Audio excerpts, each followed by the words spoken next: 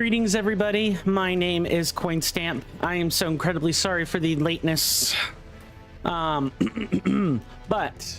welcome on in to another episode of Elden Ring Reforged DAC FSO routing. That's Deathless, all content, fire spells only. Routing, where we scout out the game before we do a real run. Before we get started, since I am late, let's go ahead and I did not mean to open DaVinci Resolve. Let's go ahead and check the wonderful chat rooms. Welcome on into both Elden and Mr. Jason. Good to see both of you. Hopefully you had a wonderful weekend. And I do hope you both enjoy your stay. Elden says, my Wi-Fi is out, my power just turned back on. I'm happy that your power turned back on. I'm sorry that your Wi-Fi is out. You know, the US electrical system needs a lot of work. It needs an incredible amount of work. Yay for crumbling infrastructure. I want the American government to pull its head out of its ass for 5 seconds, long enough to bid out on wonderful contracting companies that will work on the power grid. That's really important. Mr. Jason says, Mr. Jason had a wonderful break with family. Good sir. Awesome. I'm glad to hear that. Even though there were no Hotel Chocolat stores. Yeah, that can be a... I mean, I'm sure that was a net drag, but I'm glad you had a good time. That's the important part. You know, favorite retailers not being present notwithstanding. Before we well and truly begin, let's take just a moment to thank our wonderful contributors during this month's cycle. I want to skip this and skip this. All right, that should be good.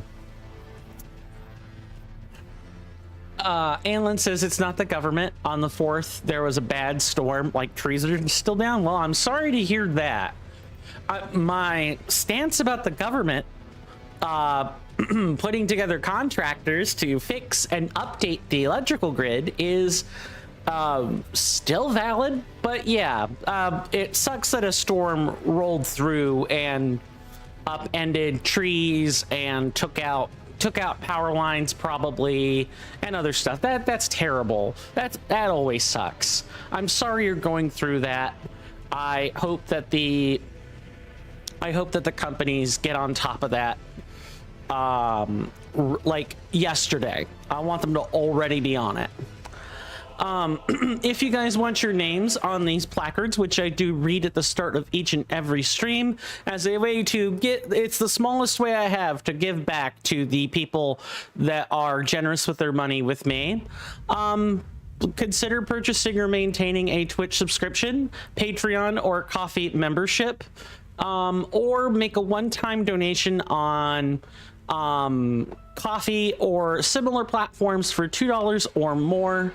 That will be enough to get your names on these placards. And in particular, if you've been doing the same thing for 6 months or more, I will highlight your name in purple and italicize the text as an even teeny tinier way of saying thanks. Let's get to the reading so we can get to the playing that much faster. Thank you to Grunge Monkey and Ballshack for their Twitch subscriptions during this month's cycle. I do hope you too enjoy the benefits and privileges of the Twitch subscriptions and all the benefits that they provide. I would like to also thank and continue to thank Mr. Rasby the player for his continued generosity in helping me keep my bank account open and my lights on. I really appreciate that. He has been quintessential in allowing me the actual room I need to save up for a gym membership, because without that, I would be fighting the bank to keep my bank account open. So I really appreciate that. And while I don't have any one-off contributors or Patreon members, I would like to thank people who have used those platforms in the past, although I am considering getting rid of the Patreon and focusing exclusively on coffee. I'm still thinking about whether I want to do that or not.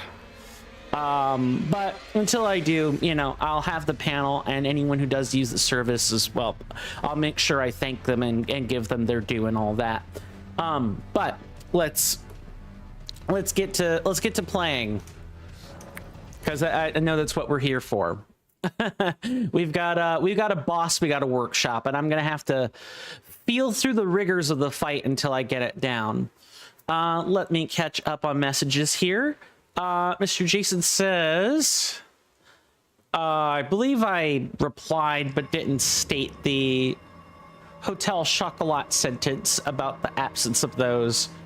Mr. Jason says, but I'm meeting my friend on Saturday, and so I could potentially visit Hotel Chocolat store, but Mr. Jason only has 130 pounds this time.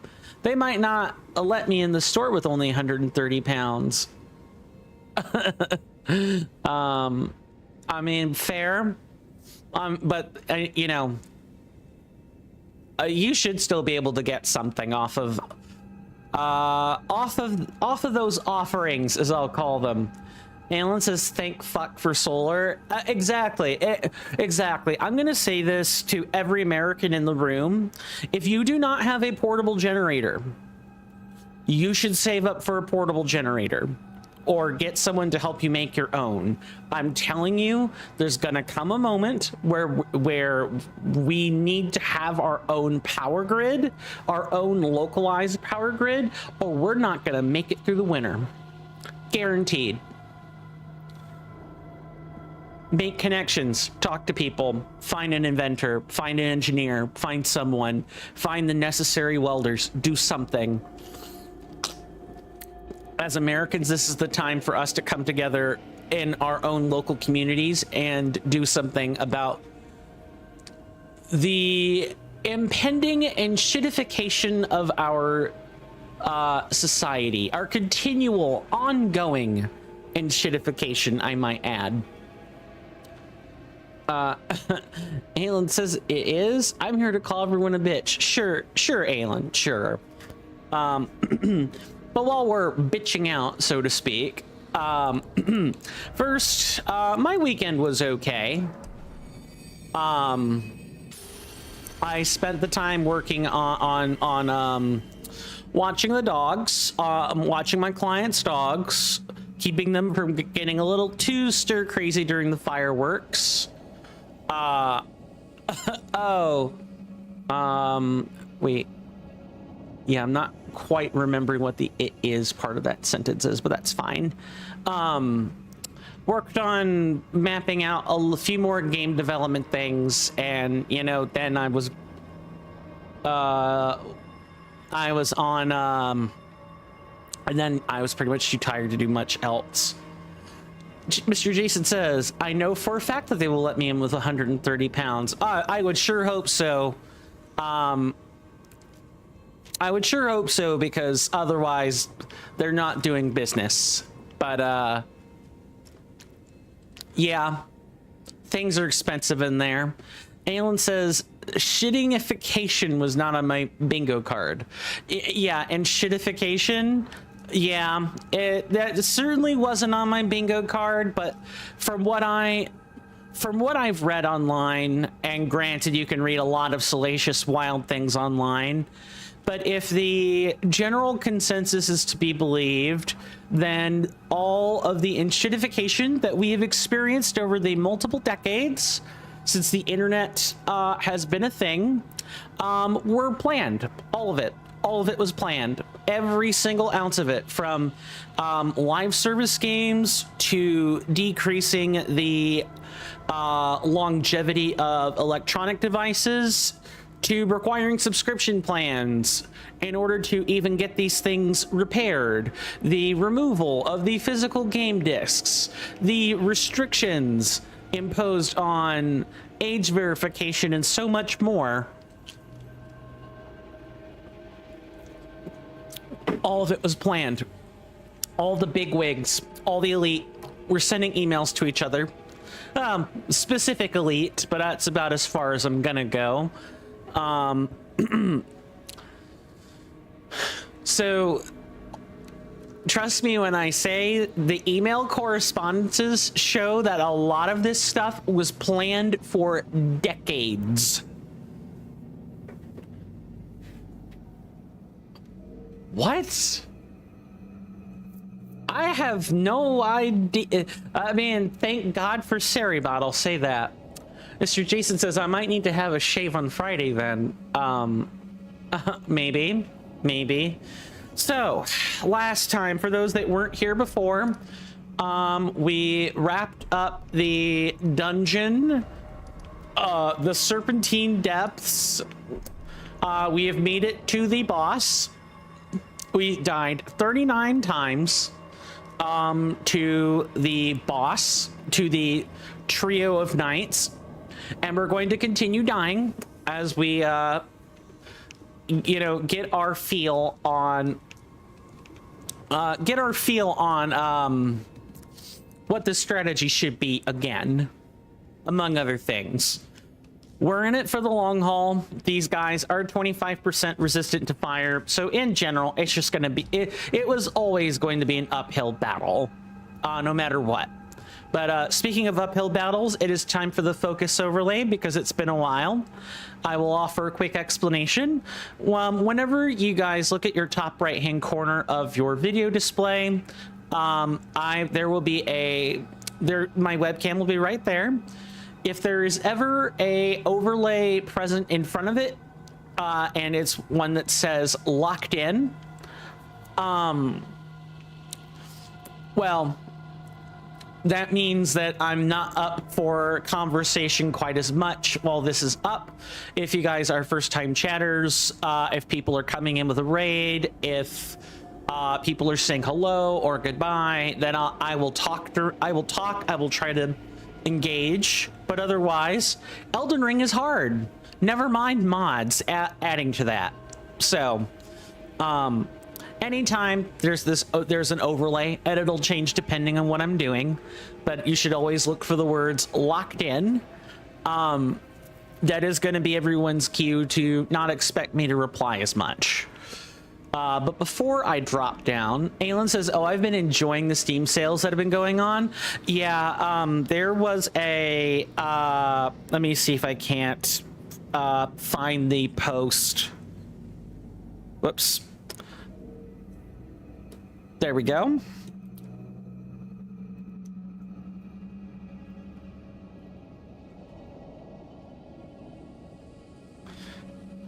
So, yeah, I managed to get Dark Messiah when it was on sale for super cheap. There have been a ton of Steam sales going on, which is great. Absolutely fantastic. Steam sales are probably about the only way I'm going to be able to do anything on the game suggestions gallery. Just about the only way I'm going to do that. People are probably eating real good with the Steam sales right now. Mr. Jason says, Mr. Jason agrees, good sir, but for certain aspects at least, Mr. Jason doesn't consider enshittification, good sir. If Sony doesn't want to produce discs, Mr. Jason doesn't want to buy discs.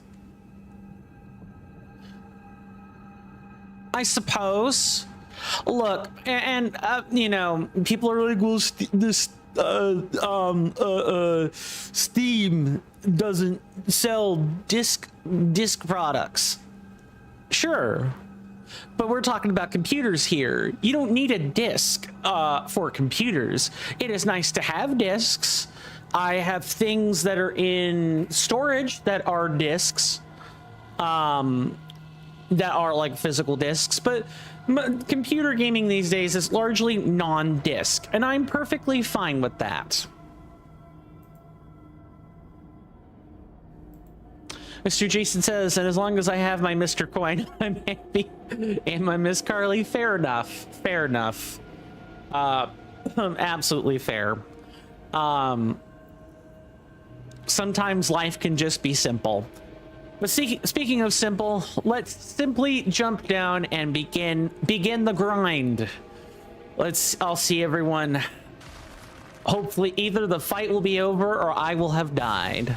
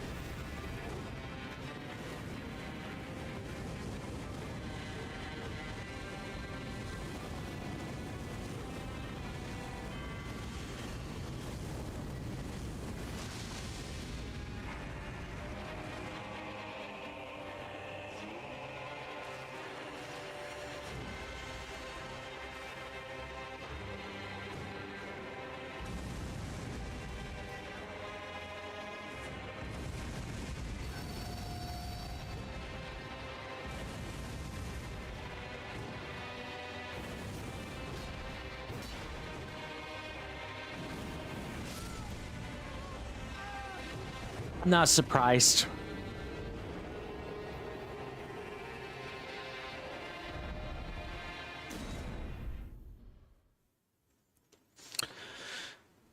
Mr. Jason says, as long as I can appreciate Aelin, I'm good. Ever the supporter as always, Mr. Jason. Aelin says, yeah, I've been playing The Forest and Sons of the Forest while my Wi-Fi is down. While we're, if you wouldn't mind, and if you don't mind doing this, Aelin, what are those? Sound like games. If you don't mind, what are those games? Are they like, are those sound like survival games, but I'm not 100% sure. I would love to know more while we are wiping face to the flame lost night.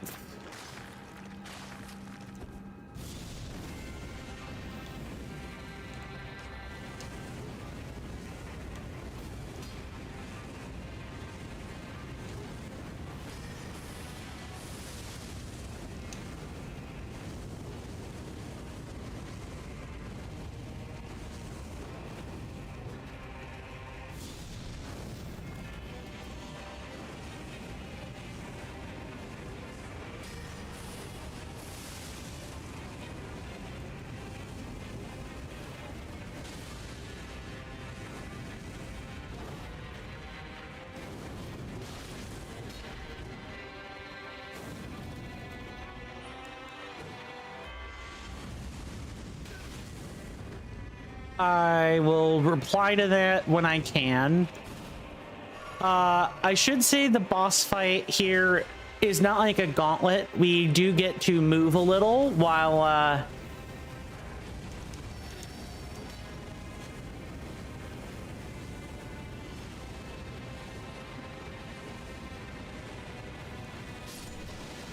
we do get to move between rooms, so I can actually catch up on chat while we're right here. Alan says, or I'm sorry, Mr. Jason says, I'll always support anyone. Awesome. Glad to hear that. Ever the man of jovial positivity. Alan says, that reminds me of that NASCAR driver that said, I'm just gonna put my foot on the floor and I'm not lifting it until I see a checkered flag or God. Oh God. Wow, that is a way to die for sure. Alan says, you ever seen Naked and Afraid? I have not, but I've heard the name before. Like that, except you're not naked, but you were very afraid. Oh, so it's a horror game, more or less. What's up, Mr. Jason? You've just ordered fish and chips, good sir, along with a peas and a chip shop curry. What the heck is a chip shop curry?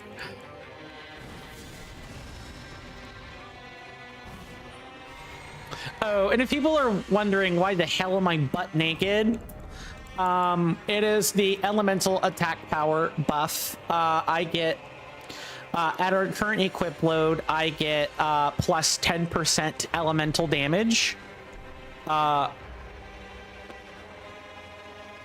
As long as my equip load is at this, as long as my equip load is exactly where it is. If I were to ever go above 35% equip load, I would get no benefit from the talisman.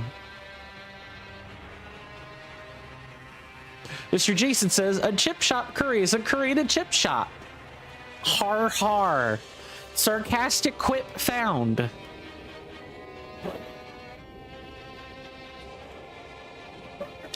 Alan says that driver didn't die. He actually went up to like 5th place. Okay, but how damaged was the car? Because if you're not like turning, you're just putting your foot on the pedal. I assume he was turning. Like it's probably not as literal as I'm thinking it is, but still, the car either got damaged or there was turning involved. Okay, let's lock in for a number 2.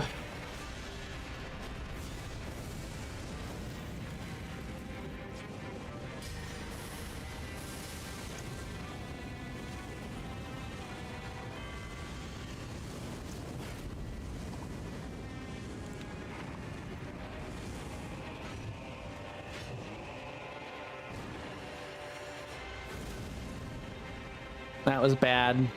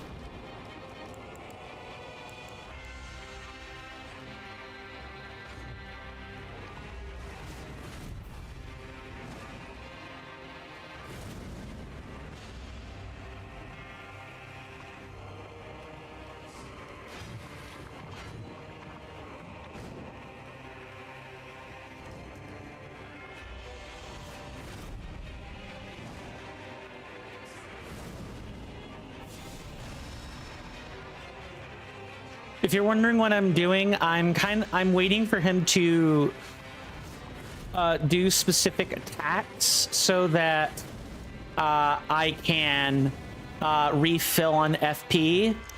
And because the attack is very easy to dodge once you've figured it out, I can kind of use this to keep my health high while also not while not spending flasks on it, if that's making any sense.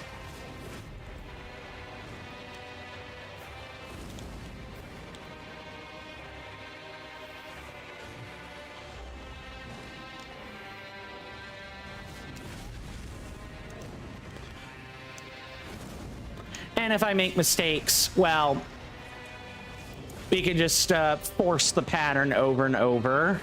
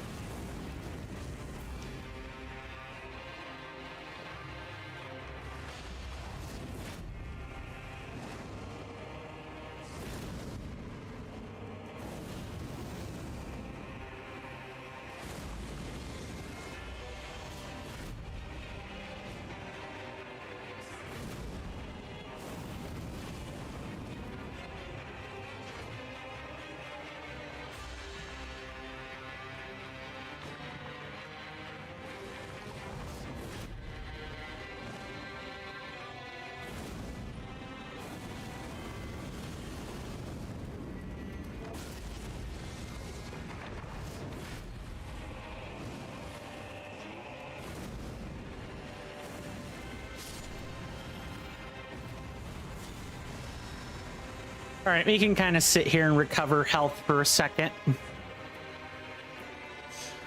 All right.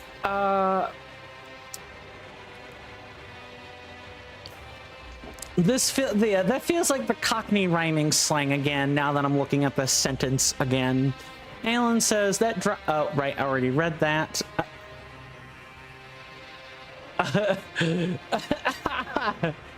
Yes, I want to know what the heck a chip shop is. That's gotta be Cockney rhyming slang for something.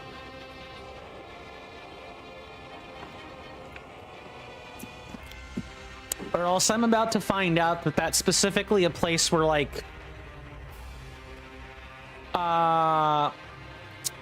crisps or something. I'm sorry, no, chips would be fries. It would be fries for us. So if I'm remembering right. If people want to know why the heck I'm standing here and just kind of allowing a slow regeneration spell to tick, it is because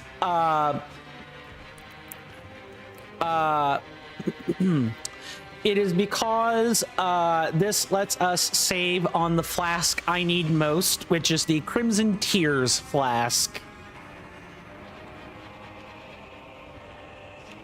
We have until my health is in a good enough position, and then I'll move again, so we can chat a while. So are there any games that have piqued your interest as of late? I see your, but I'm wondering what the general audience has been playing as of late. I know what Aylin's been doing. That would be the Forest and the Sons of Forest, but Sons of the Forest, excuse me, I get that correct. When I was watching YouTube on the client job,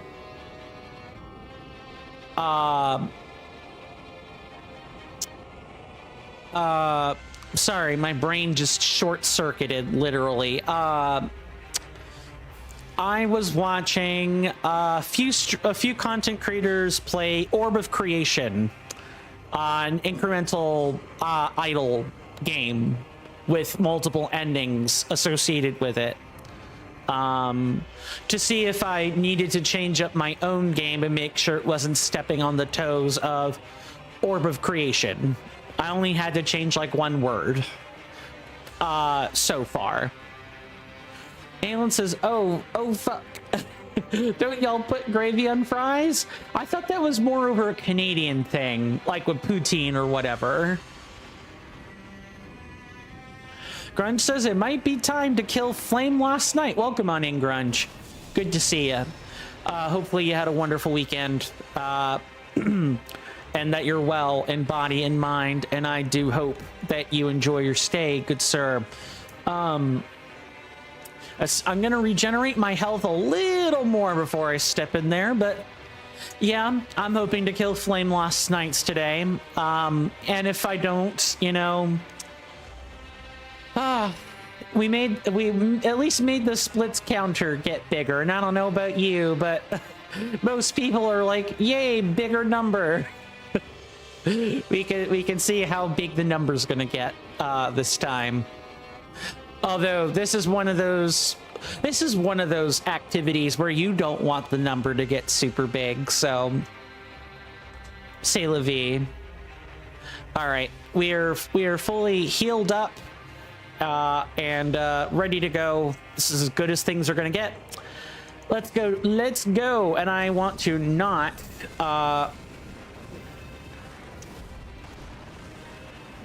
I want to very much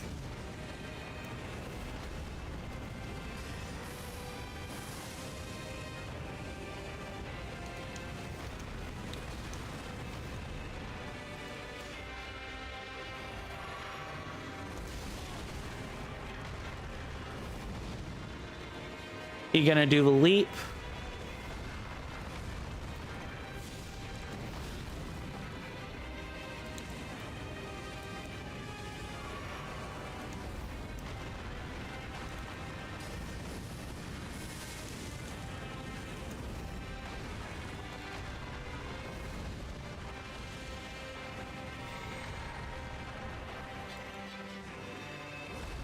And I walked down the thing again. Every damn time. Whenever I think I've got a good streak going, I just walk off the bloody platform. I've got to stop doing that. It's like this is the Godskin Noble all over again.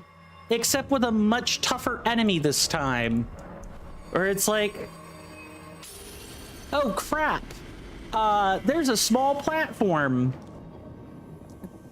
Gravity continues to be the biggest killer in these kinds of runs, period.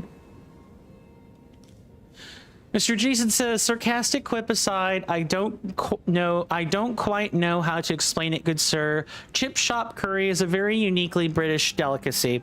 All right. Assuming that Google does not tell lies, willingly tell lies, let's see what good old Google has to say about this.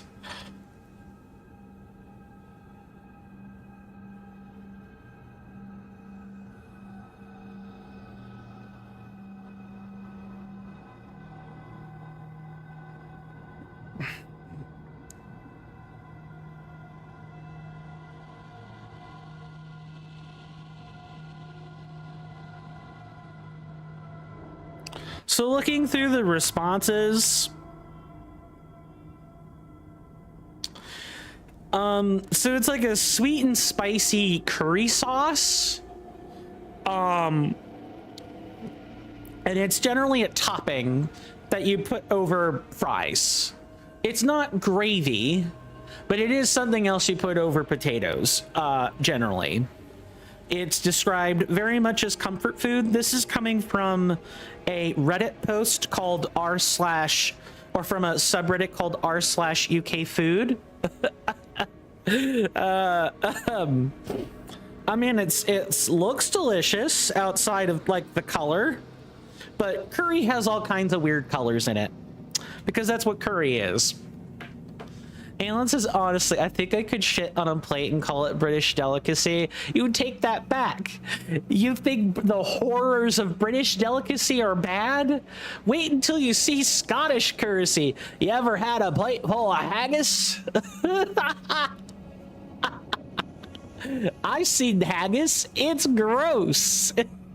Haggis is so disgusting. It's such a unique occult thing that you can literally wrap it up into a hardened intestinal skin and play football with it. I'm not kidding. You can literally play football with it.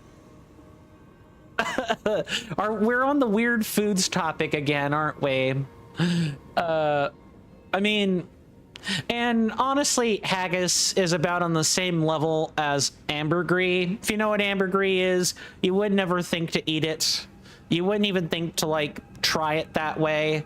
But it's amazing how much weird food boils down to, but what if we boiled or baked the feces though? Or what if we took a creature's vomit and cooked it up? Mr. Jason says, speaking of British foods, Alan just reminded me of that wonderful cake called Spotted Dick. Yep.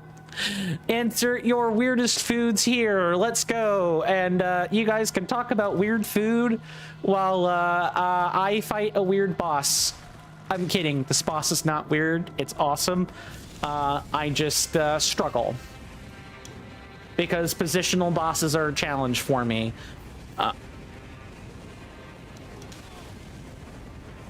And it really doesn't take much for me to like screw it up.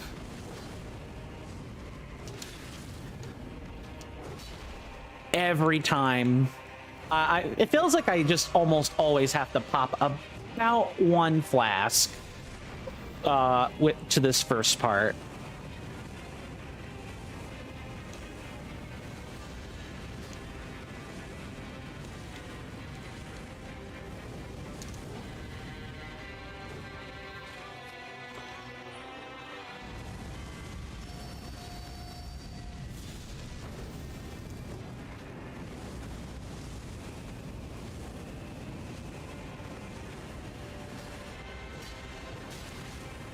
That stab comes out so fast.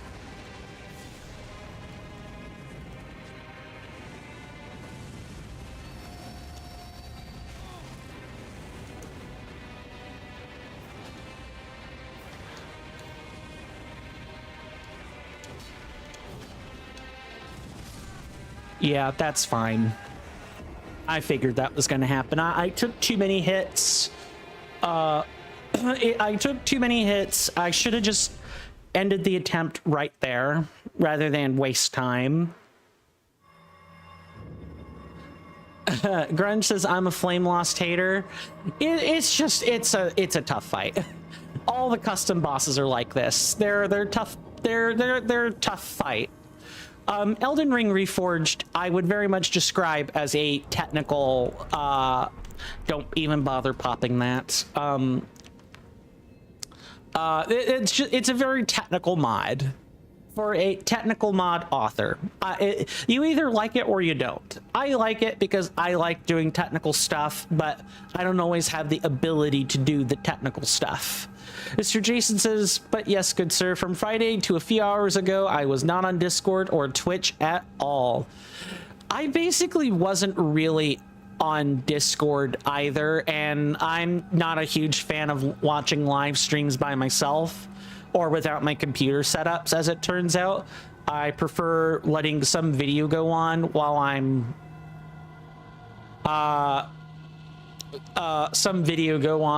working on game dev material, or I'm having to watch pets. Streams are way less conducive to that.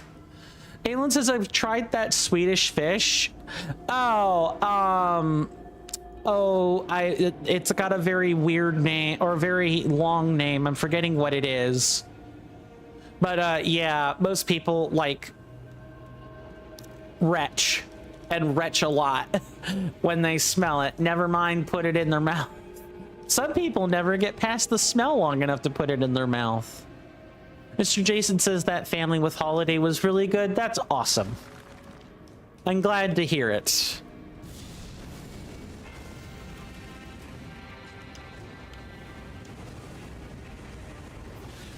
It comes out so fast.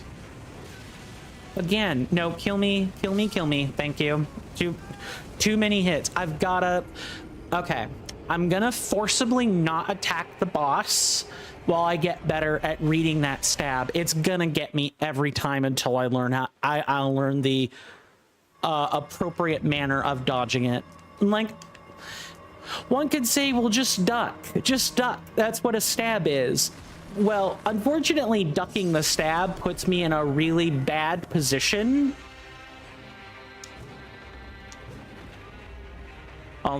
It puts me in a really bad position with this boss.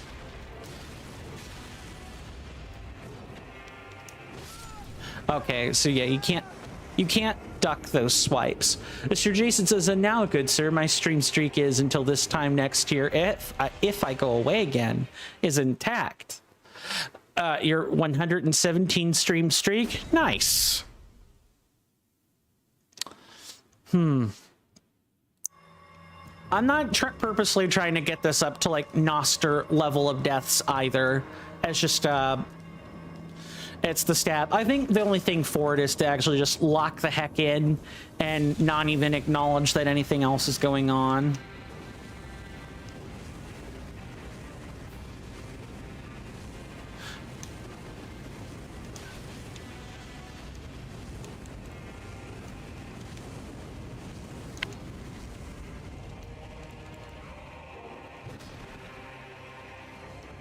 Oh, have I found a little... I think I've found a slight strat here. Just die once. And then I can see what the heck he's doing.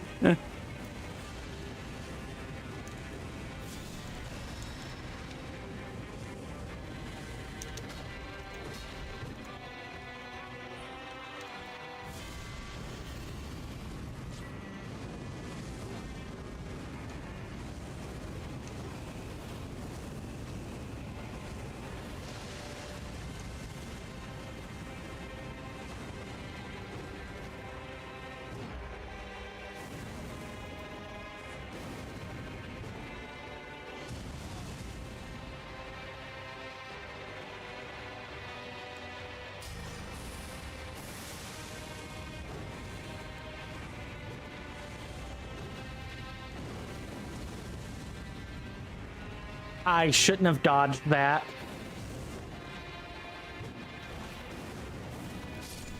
All right, got him. With all my flasks intact as well. Mr. Jason says, I suppose in a roundabout way, good sir, that chip shop curry could be likened to Japanese katsu curry. It's not a spicy curry. Yeah, that was the thing I heard about chip shop curry, was that it was kind of like Japanese curry, except it's not spicy. It's like a, although katsu curry is like naturally a sweet and spicy curry, if I remember right. I could pull up the reading again, but again, if people want to read that for themselves or read the discourse about UK food, because it is certainly a thing, go check out r/UK_food.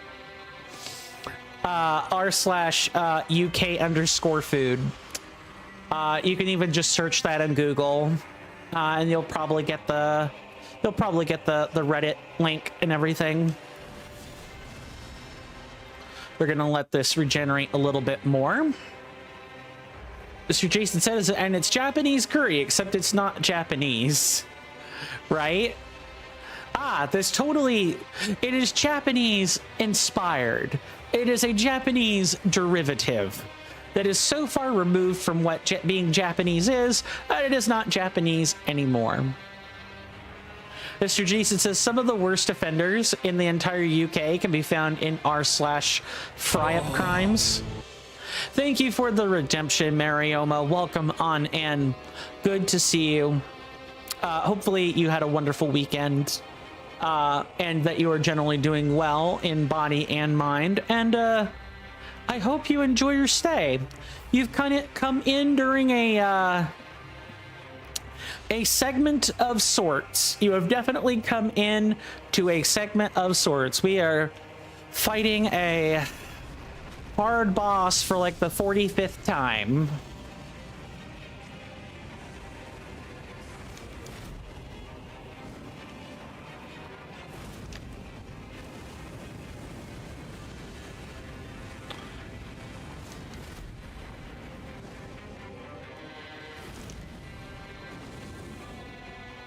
All right, yeah, I was out of stamina there.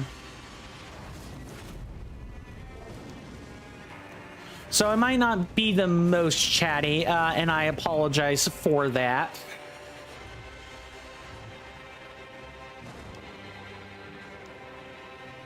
Come on, do the leap again.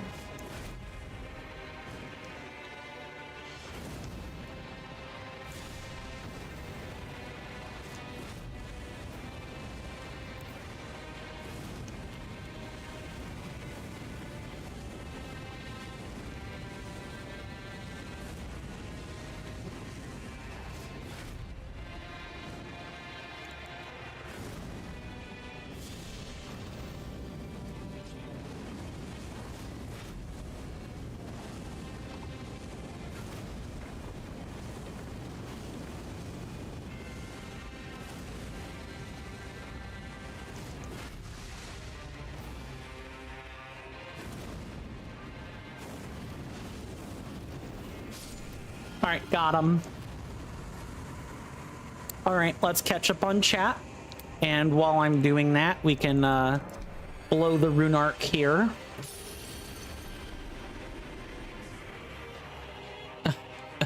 Hi to you too, with the kawaii spelling. Grunge says, chip shop curry is a nondescript curry sauce belonging to no school or tradition of curry that became popular as a dipping sauce for chips and has took on its own flavor profile. So you can buy in stores chip shop curry, or have it as like a flavoring. You do not have it as like something to plunge chunks of chicken into, like a normal curry. It's more drizzled on top or used like a dip. Yeah, it's like ketchup. It's a condiment. It has almost become a condiment in the sense of what you can do with it, and you can do a lot with condiments. Mr. Jason says, if the UK government, good sir, are sending police to people's doors, I would say to go to the doors of people in r/fry-up crimes first. I hear you. Many people would say the same thing about poutine enjoyers or weird American like slop food. Can I just talk about that a second? Like, people putting fried onion rings and like Twinkies and stuff in a sandwich or a burger. It's criminal. And it's too much fat, too many calories on a burger or sandwich. Yuck, gross. But that's just me. Grunge says it's closer to a condiment. Yeah, that's what I was thinking. Now that I'm thinking, I've been thinking through the chip shop curry a bit more. Yeah. So I guess the American version would be a fry shop curry. It actually probably wouldn't be called that if I'm being completely honest. We kind of like to name things after people or events. We do a lot of that. Speaking of doing a lot, I'm prepared to do a lot of dying, but also a lot of running. It's go time.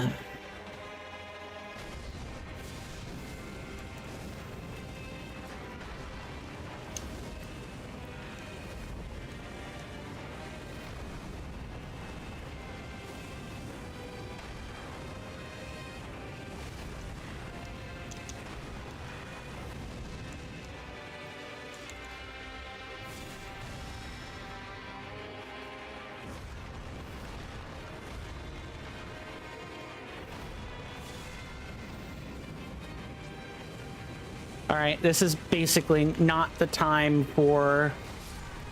What? Oh, that was a 2-hit. Of course I died. Yep, 2-hit. Nah, that is a 2-hit attack. I cannot be talking during that. Marioma says, even if I lost my memory, there is always something I'll be knowing about America. The most unhealthy fast food of all time. You damn right. You're absolutely right. It's bad. It's really bad. Grunge says the closeness it shares, I suppose, to katsu curry. I suppose is that with katsu curry, you don't plunge the chicken and rice into it. Those are left on the plate and the chicken is breaded like with fish and chips and is either left at the side of the plate or drizzled on top. So it's like katsu curry is like not quite a condiment, whereas fish and chip, or I'm sorry, chip shop curry is like fully a condiment. You hear that off in the distance, my senators and inductees? That is an ad storm. In about 5 minutes, it'll blow over us, and then we can get right back to the gaming. Thanks. That, my fine friends, was the 5-minute warning for the commercial break. We do take those at the top of every hour. When that time comes, there will be a timer to the left of where my webcam is in the upper right-hand part of your screen. That timer shows how long the break lasts. And during that time, I highly recommend that everyone get up and take a stretch, because I'm going to be doing the same thing. You know, gotta keep that DVT away, among other things. But spend that time however you wish, because once that time is over, I will have returned to my desk. The advertisements will stop playing, and we can pick right back up where we left off. There, under a minute. I generally like that. Mr. Jason says chips get condiments. Mr. Coin gets compliments. A complimentary condiment. Sorry, I had a little bit of wordplay there. Mr. Jason says that is an important distinction. It is. I don't want condiments. I kind of like my food plain. I don't like too many condiments. I don't mind ketchup on fries or whatever, but I like enjoying the parts of my food.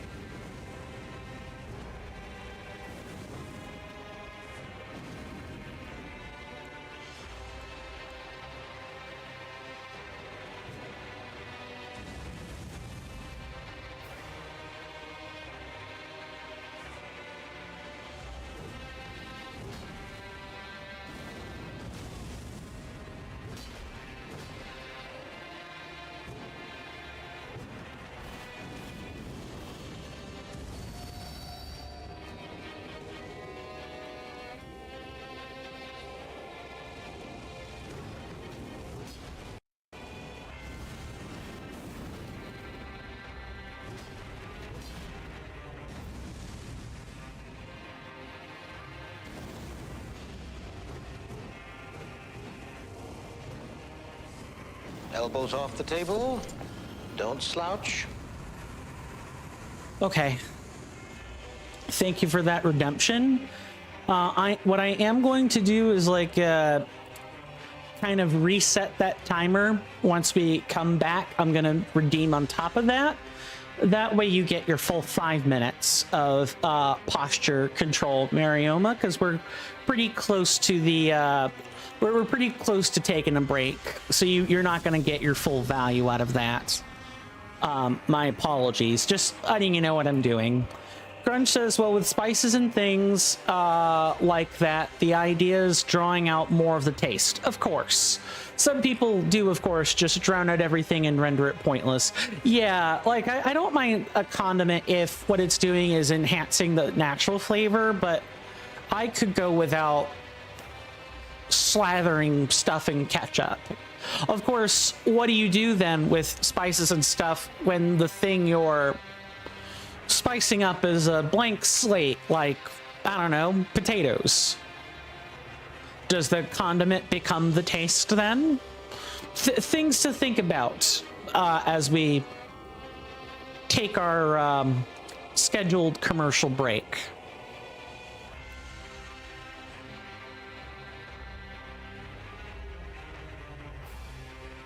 Might make a cup of coffee during the break. See you guys then.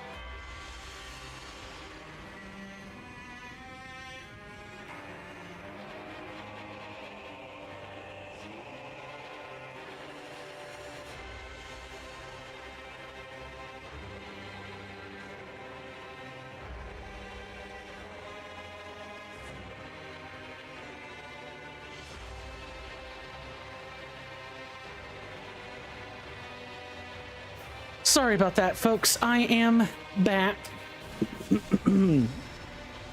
Thank you, Mr. Jason. I hope everyone had a wonderful commercial break. No, actually, these web sockets for Social Stream Ninja are really nice. I can essentially manage things right in here. I don't get to do that inside of Social Stream Ninja. Mr. Jason says, but yes, good sir, for a special celebration that I'm going to leave unsaid as it's kind of personal. I wouldn't even say it to you, good sir, but this weekend was planned around said celebration, and so on Sunday, which was the final full day that we were going to be there, I went with my parents to a really nice Italian restaurant. Oh, I like Italian. It's usually good. Yum yum. It seemed quite fancy, as most places call the meal that you have before the starter here, but in this place it was an entree. Oh, fancy, fancy. Fancy's good. I like fancy. While we're waiting for our HP to regenerate, I am going to step away again for a quick second and grab my creamer for my coffee. I will be right back. It should take me only 30 seconds.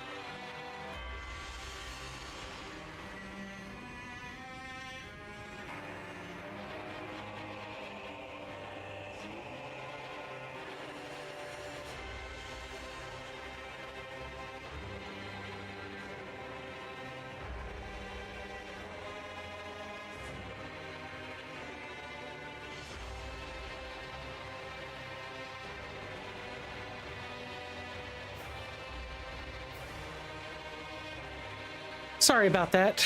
I am back. I think that might have been a touch longer than 30 seconds, but oh, coffee is going to make this so worth it.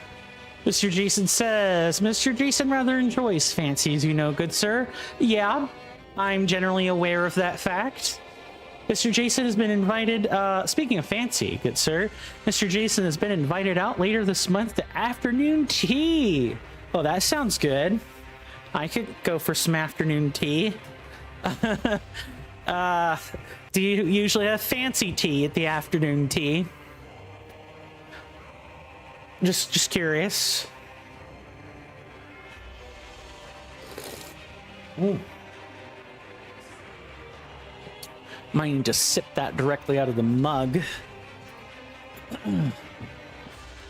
I think I got enough health to do what I need to do next. And then we just wait for this guy to do his patterns. What's up, Grunge?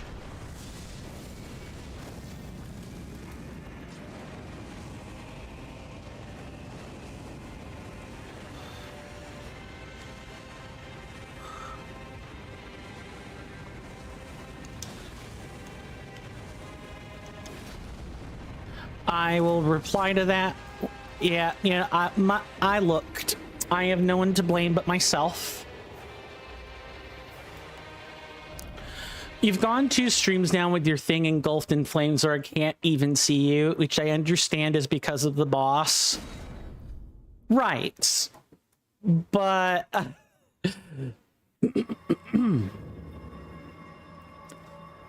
I suppose I could, like, remove it between, like, kills, right? And especially because of the nature of this boss, where I can, like, take a second to stand still and just regenerate. Yeah, you're right. People want to see me, and if they can't see me, then it's like listening to, it's like listening to someone with no webcam. Some people enjoy it, other people do not. Ugh.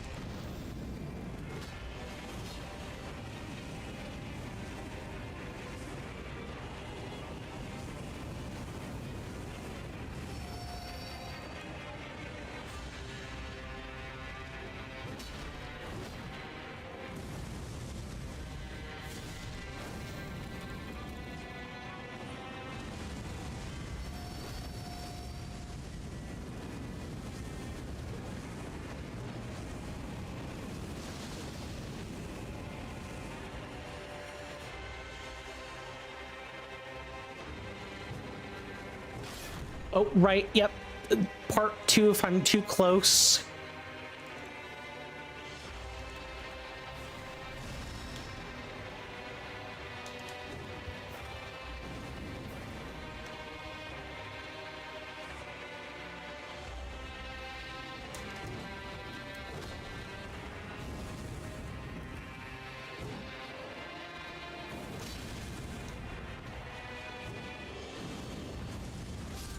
Yeah, that's my bad. Mr. Jason says the stream might get a little crunchy, good sir, but this is the afternoon tea. Oh, is it like a specific brand of tea? I guess let's find out. Yeah, I know what afternoon tea generally is. Oh, is this like a... Oh, this is a whole table. This place is dedicated to afternoon tea. That's what it is. All right. Mr. Jason says it is sandwiches and cakes. Yep. I'm familiar with what afternoon tea is. It's a... We don't have, like, an official version of that here in the States, but some people do afternoon tea, and it's either, like, finger food, or, like, sweets or that kind of thing. We do have that. Just we don't have whole places dedicated to that, to the concept of an afternoon tea. Grunge says if it's just if the locked in is on in the entire stream, it does kind of defeat the purpose. I getcha. Yeah, I'll be a bit better about toggling that then, because you're right. It would defeat the purpose of a webcam if I cover it up all the time. This is going to be one of those points of tension where I have to find a balance between indicating to people that I am not always necessarily, despite your ambitions, you are also reading chat with it on. Too true. Too true. So some part of that also has to be me being better about not reading it when the chat when it's on. Yeah, I totally agree with that. So I'll work on being more consistent with that. Mr. Jason says, after all, good sir, one cannot simply be a patron of Hotel Chocolat and decline afternoon tea. Oh, if you have Hotel Chocolat, most people hardly have room for the afternoon tea, but I get your point. Those things do go together. Nice chocolate drink to go with your afternoon tea and crumpets or something. I do agree with that. All right, let's jump into this and do it again. Do it better, faster, stronger.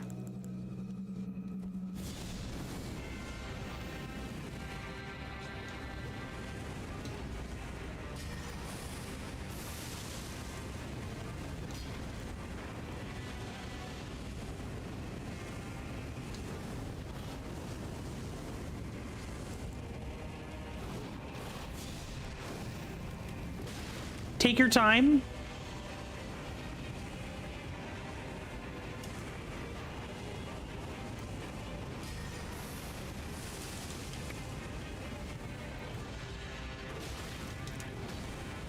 I not mean to drink this, but it's fine. We can just fix it.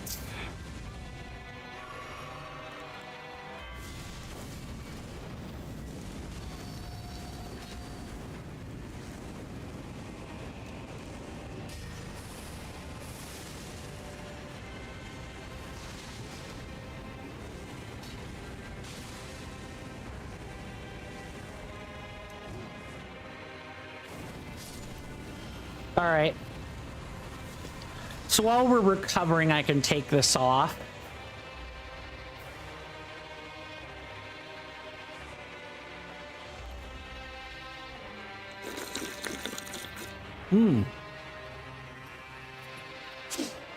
While we're sitting here and staring at hot rocks, anyone got a favorite coffee flavor? I'm usually a peppermint mocha kind of guy, but I also enjoy a good hazelnut. Those are like my top two. Anything minty, really. I like anything minty, but I'm a person who is surrounded by people that don't like it all that much. Mr. Jason says, I'm sure that we could have a heated discussion about the rocks in this area, good sir. Yes, I do in fact notice this.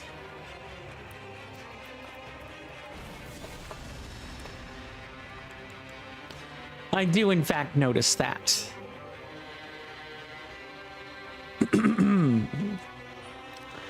Yeah, one could even say the conversations might be boiling hot. Yeah, right, Coin. That was moldy. Sure, Jan. Grunge says never really been a hot drink fan. That's fair. I know you will tell me that's fair, but I think I'm very unfair about it. What do you mean? As in, when you say unfair, is that a are you quipping that would be my common response, or is that a well, this is why I think I'm unfair about it? I mean, such is how preferences are. Preferences are unfair just based on what they are. But Mr. Jason says, Mr. Jason wasn't always this kind of person to step into places like that, good sir. Thank you for redeeming the scream board, Marioma. Whenever you need a good scream, you just need an ah. Feel free to use that redeem. Thank you so very much. All that changed for Mr. Jason in November 2024, good sir. In November 2024, good sir, Mr. Jason placed this first Hotel Chocolat order. Ah, so you didn't always used to be placed his first order. Yeah, so you didn't always consume Hotel Chocolat beverages. Grunge says, well, I think it's unfair to dismiss an entire genre of drink. I mean, don't knock it until you try it, but it's like telling, I get it from the sense of, as an autistic person, without much in terms of texture aversions, but I totally get texture, temperature, or like taste aversions. I totally get that. You don't like what you don't like, and although you should at least experience the thing you don't like every so often, at least to confirm you still don't like it. I mean, without knowing the explicit reason why you don't like hot drinks, and you don't need to say why that is, you know, if it is something like, I don't like this specific temperature for whatever reason, that's fine. That's totally fine. People don't mind hot food, but don't like hot drinks. My dad is picky about hot drinks. I totally get that.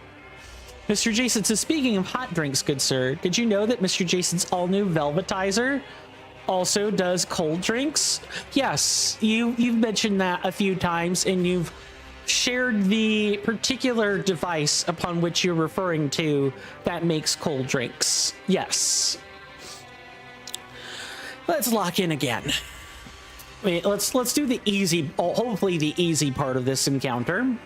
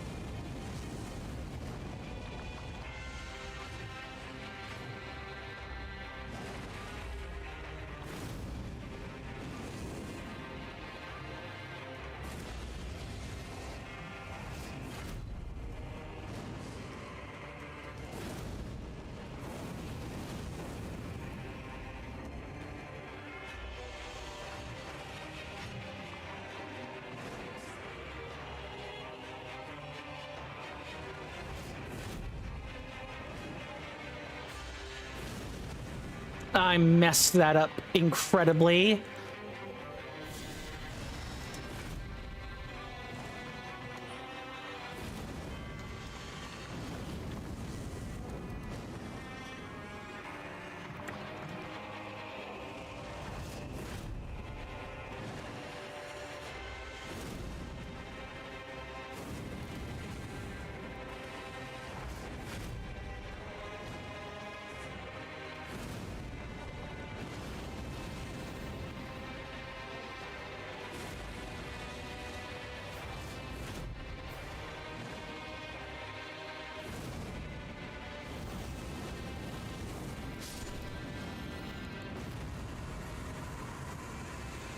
Mr. Jason says, Mr. Jason does like to keep you informed, good sir. Too true, that you do. Speaking of information, I'm glad you said that the way that you did, Mr. Jason. I do want to apologize for not putting out the Let's Try proposal until today. That said, I did put that out today for the general public. There has not been any discourse among the people that, among our higher up senators, and so I will now open up the proposal for discussion among our general population. And it more or less, it just essentially confirms the stuff we've talked about so far. You know, what my limitations and stipulations for a Let's Try stream day might be. I want my health fully topped off for this.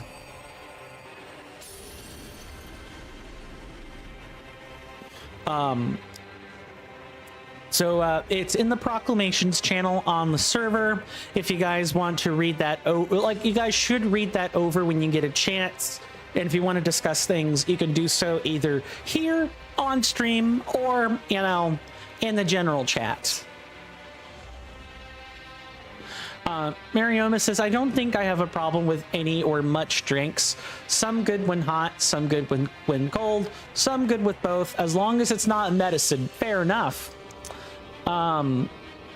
But I think I lean to sweeter drinks mostly, or fresh juice, but I don't lean much to soda. Fair, fair. Yeah, I'm generally a sweet beverages person too. I don't like warm and salty too much. Think of that in a hot drink, what you will.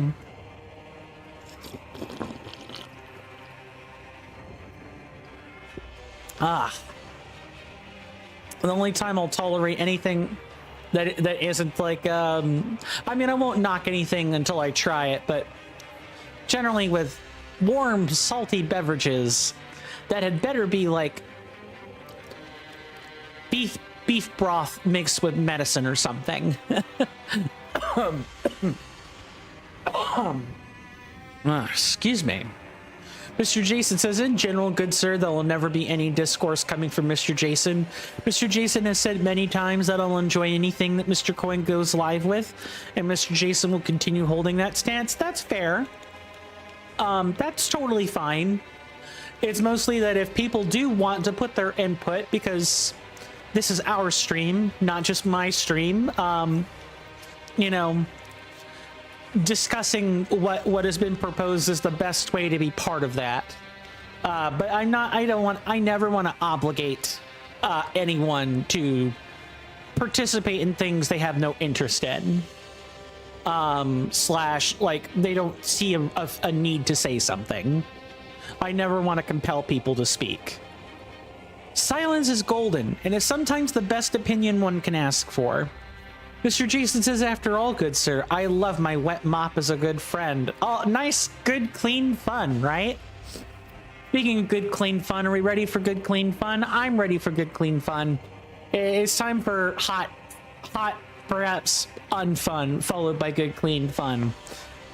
Let's lock in, now that we've regenerated ourselves.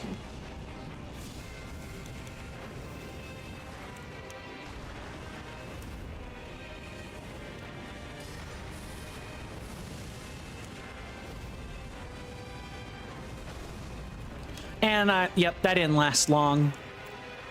And there's no blocking that. There's really no blocking that. And the reason there's no blocking that is, number one, if I block, I have enough hit stun.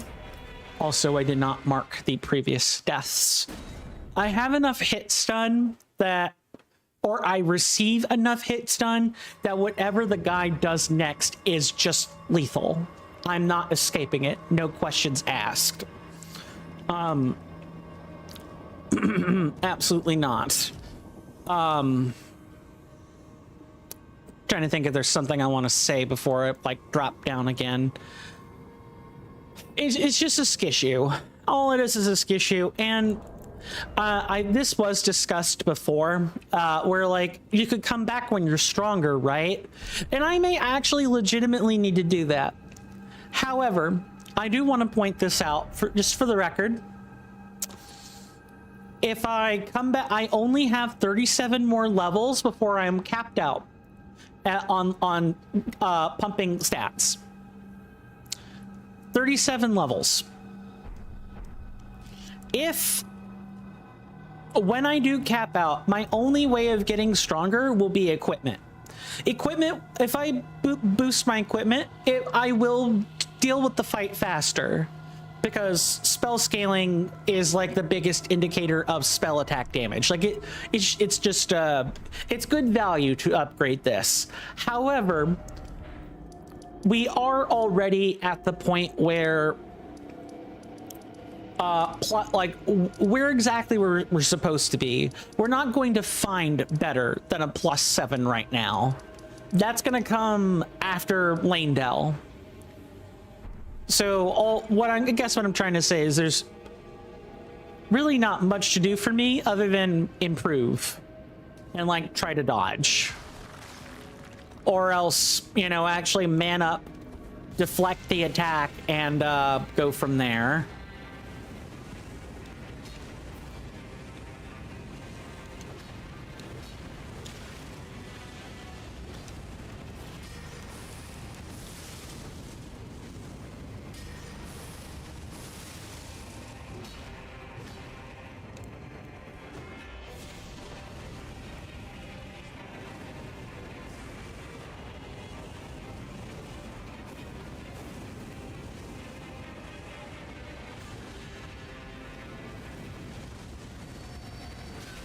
He pivoted? He pivoted. I didn't know he could do that. I figured that was like a free dodge.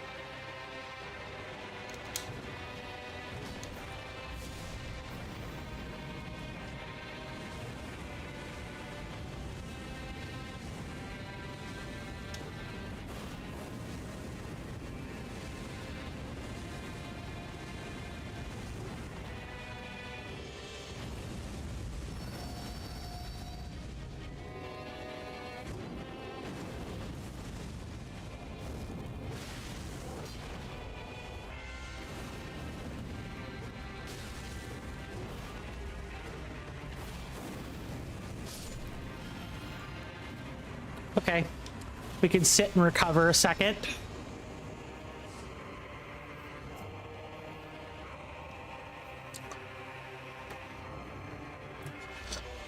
Oh, that hurt.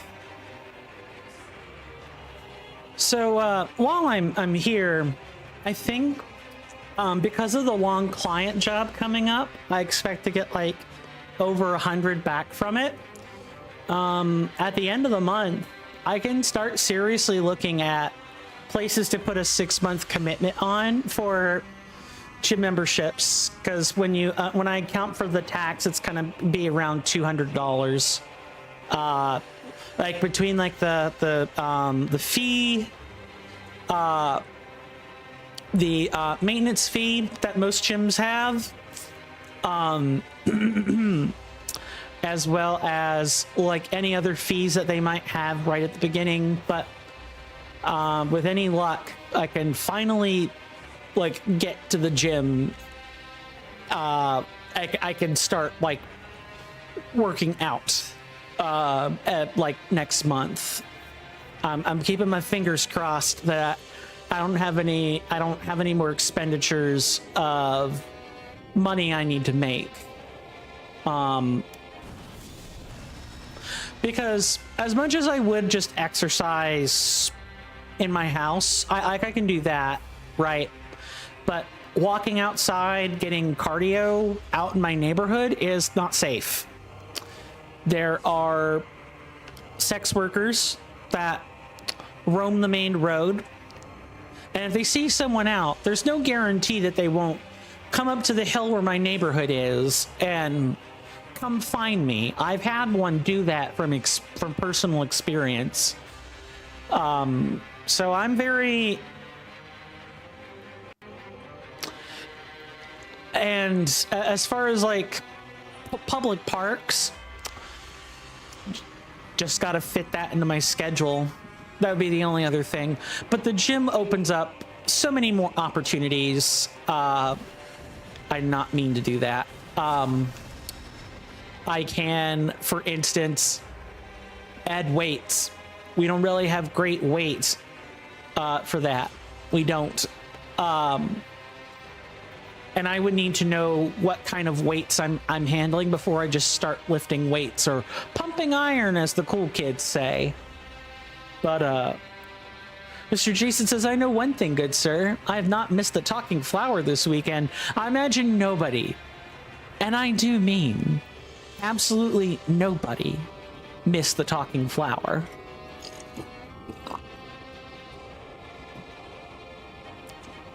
Absolutely nobody. And were you having like random conversations about this with your family on the car ride or trips or walking? Mr. Jason says, I asked one of my nieces if I should take the talking flower. Oh yeah? And what did they have to say about it? Feel free to expound upon this if you want to while we're fighting bosses. Fighting the boss. She said no. Great. All right. Do me a solid favor and jump.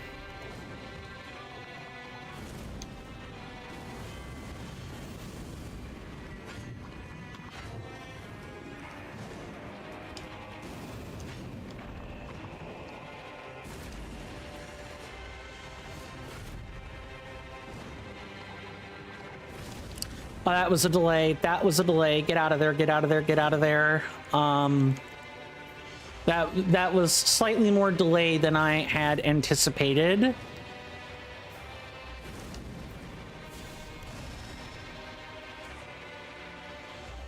I am dead if I take another hit like this.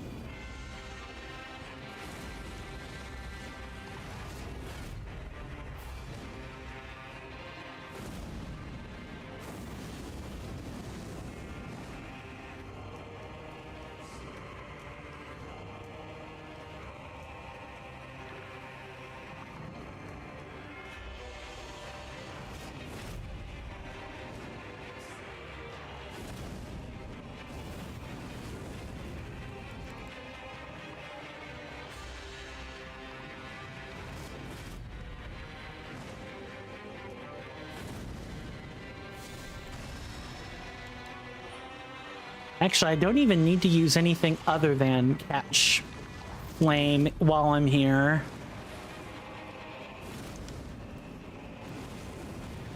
I'm making that discovery right now.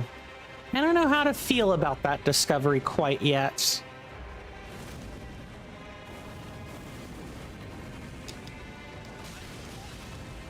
I should have kept my mouth shut. Yep.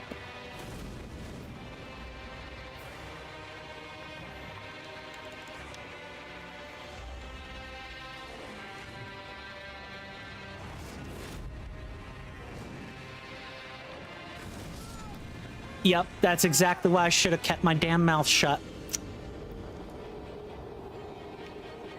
Because I knew if I said, like, talking breaks my concentration, I think is what I'm discovering. Which is really not a good place to be as a streamer. You gotta be talking. If you're not talking, you're not making content. It's just people watching a gameplay on the screen, so... I don't know. Is this where I'm determining that challenge runs don't make great stream content? It might be. How did Gino Machino and others do it then?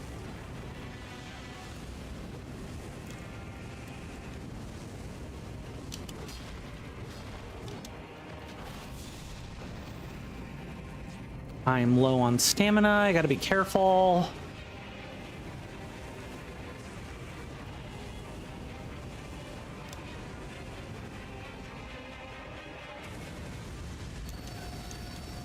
Yeah, there's no outrunning that. There's no outrunning that.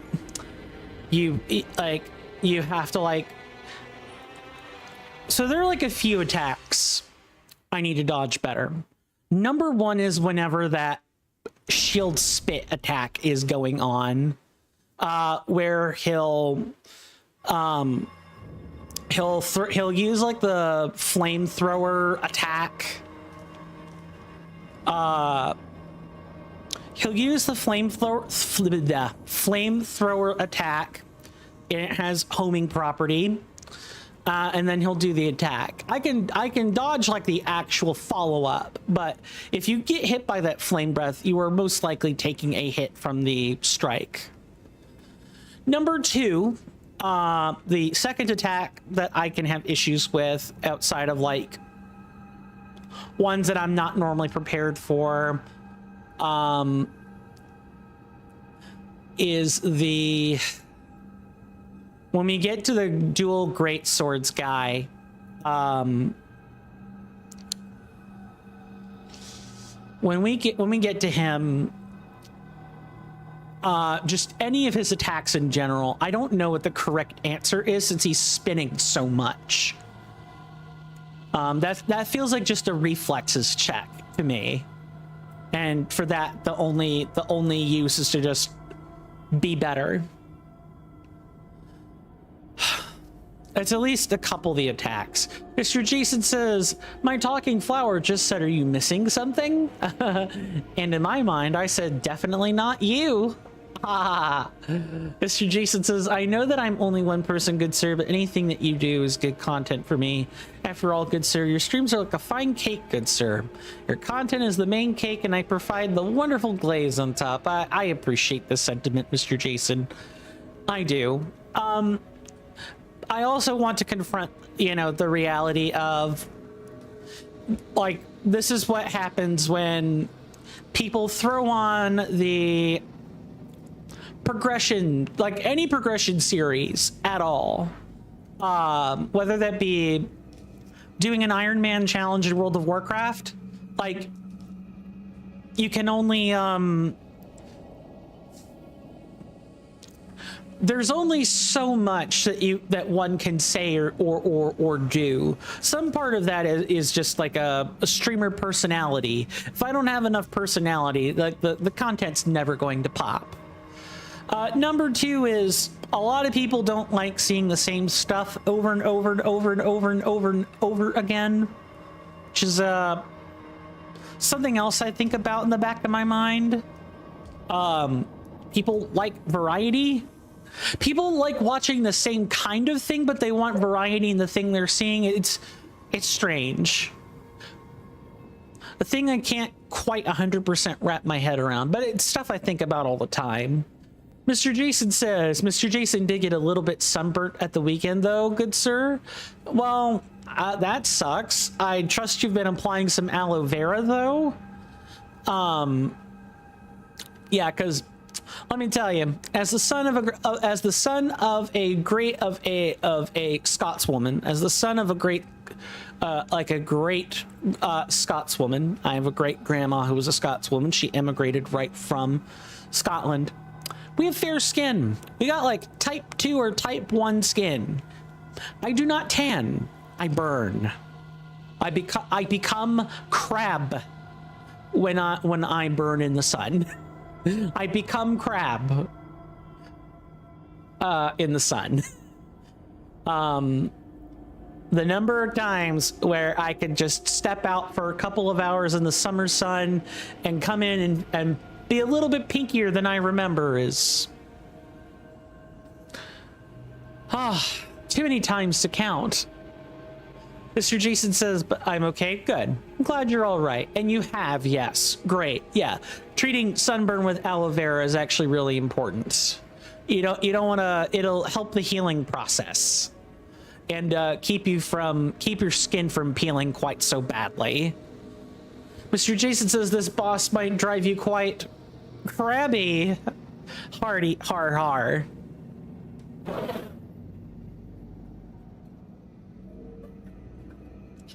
It actually is driving me a little bit bonkers, yes. I'm going to give this like a few more attempts, but then I might actually take up on the advice and just go somewhere else.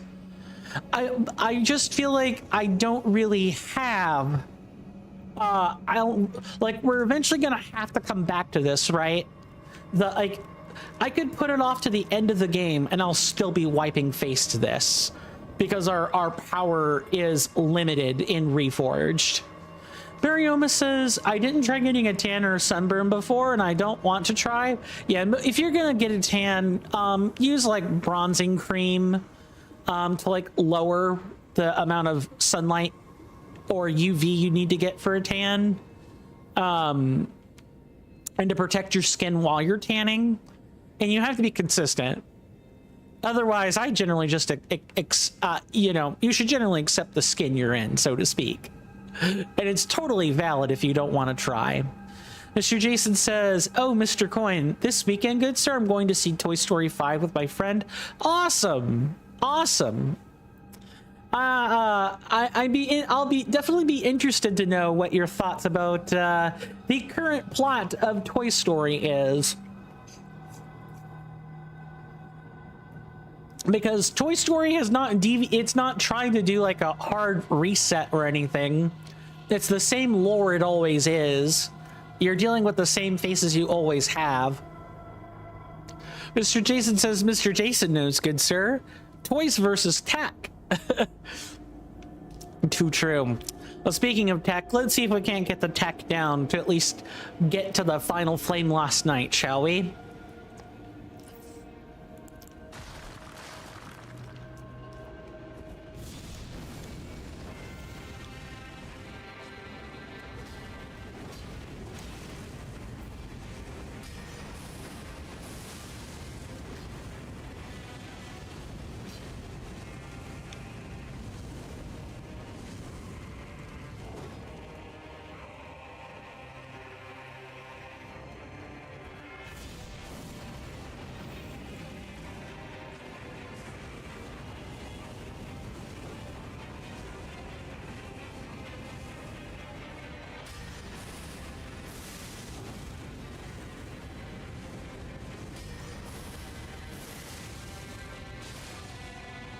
Oh, I poise broke him.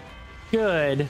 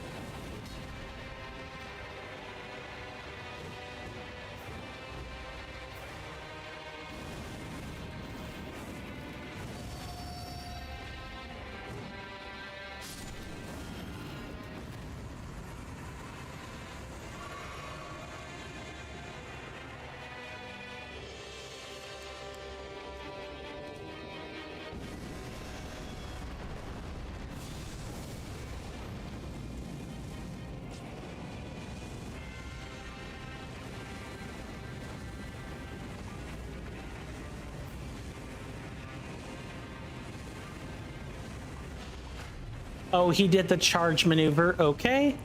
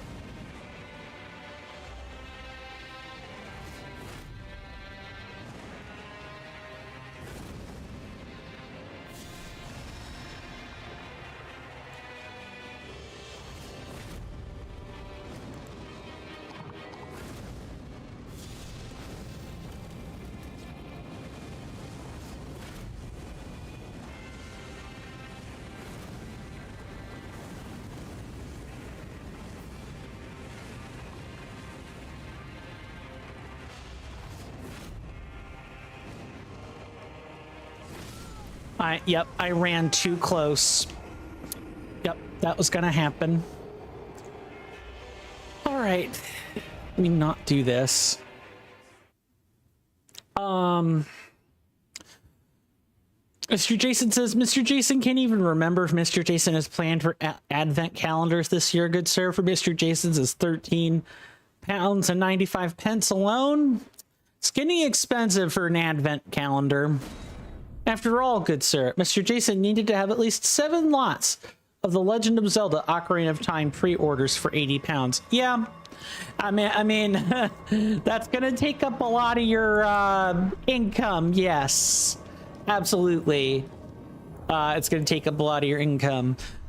All right, I'm gonna give this like 2 more attempts, and if I don't get there, I'll just come back with hopefully better spell, like better weapon, a better catalyst, because that's going to make this go by that a little bit, not significantly. It's an incremental ARPG after all, but it will make it go a little bit faster. Yep, that's fine. All right. I'm regressing. Let's just give it up. Give up the ghost. Give up the ghost. Just last sight of grace. Get out of here. All right. I will move this split to after Rykard, because if I don't have what I need to do this by the time we deal with Rykard, it's just never happening, and I should give up the run right now and stop doing it like altogether. And it'll make room for what my audience probably actually really wants to see, but that's me. Welcome on in. Barbara Bruce, good to see you. Hopefully you're doing well in body and mind, and I hope you enjoy your stay. I am doing just fine. Thank you for asking. And thank you for very much for the follow. I do keep them sound free and anonymous, and they have to be alert free since I'm streaming on other platforms, but I do hope that, once again, that you enjoy your stay. And out of curiosity, how about you? How are you doing, Barbara Bruce? And how familiar with Elden Ring or Elden Ring Reforged are you, if and you don't mind my asking? I always try to ask my audience this so that I can like get a good feel on I can get a good feel on like experience and stuff. Mr. Jason says, Mr. Coin, good sir, if you blurred out the entire screen except for the face cam, Mr. Jason will get what Mr. Jason came to see. I am thankful for that. Barbara says, where are you from? I'm I'm enjoying losses. Let's say the southeastern United States. I'll get you that close. But no further than that. Been a Southeastern American my whole life. Where do I? Yeah, I'm gonna put this to after Rykard, and if we don't get it then I guess we can fit it in after Kiernan. Kiernan's gonna be another like. Basically a DPS check. For the time being, trying to remember if there was anything else we needed to do. How long have I been streaming? On Kick, not too terribly long. On Twitch, I'm going on a decade now. More or less. Okay, so now that we're here, now that I've made that move, let's go find Demi-Human Queen Maggie, and she should be like she'll be over in this area. I already know where she is. I just need to find the path for that. Do I like anime? Not generally. I like some of the older anime, but not I'm not big on like current anime. My sibling would be the one to talk to for that. Mr. Jason says, wow, good sir. Mr. Jason just checked Mr. Jason's accounting, good sir. And Mr. Jason does, between now and the end of the year, have 1,040 pounds. Nice. Nice. That's great. All right. Now that we've got that settled, well, I'll try again later. If people, I don't know. I just don't think they're as far as like people saying why later as opposed to now, or you should do this later as opposed to right now, what I'm gonna say is at some point we just hit a wall. I hit a wall, and we're eventually going to be wiping face to something. And people thought that the Flame Lost Knights or Noster is bad. Wait till we get to Praetor Rykard, where he's 50% resistant to fire, or the Fire Giant. We're gonna be wiping face to that all day and night long. That's Elden Ring. Elden Ring Reforged. In Elden Ring, you can meet bosses that just fully wall you off. That is an ad storm. In about 5 minutes, it'll blow over us, and then we can get right back to the gaming. Thanks. I'll speak in a second. Welcome to Point Stand. Have you been enjoying the live and or long-form content? How about the community? If you have, consider becoming an inductee of my hallowed halls. Do this by following my Twitch or my Kick channels, or by subscribing to my YouTube channel. These are free and easy methods of helping me out, and I'm very thankful to anyone who chooses to do those things. They only take but a few moments. Please also join my Discord server, because that's where most of your perks are banked right in. There's plenty of conversation for everyone. Don't miss out by skipping out on the server. If you want to become a senator instead amidst our hallowed halls, do that by subscribing on Twitch or Kick, or by purchasing a membership option on Patreon, Coffee, or YouTube itself when it becomes available. If you're not sure where the finger-tingling bargains are, just ask me, and I will tell you where you can find the best deals. No matter which platform we're talking about, you'd make this man's heart leap out from its Faraday cage if you check those options out. But otherwise, you guys being here is enough for me. Thanks again for listening to that stuffy sales pitch. But now, let's return to the quality content.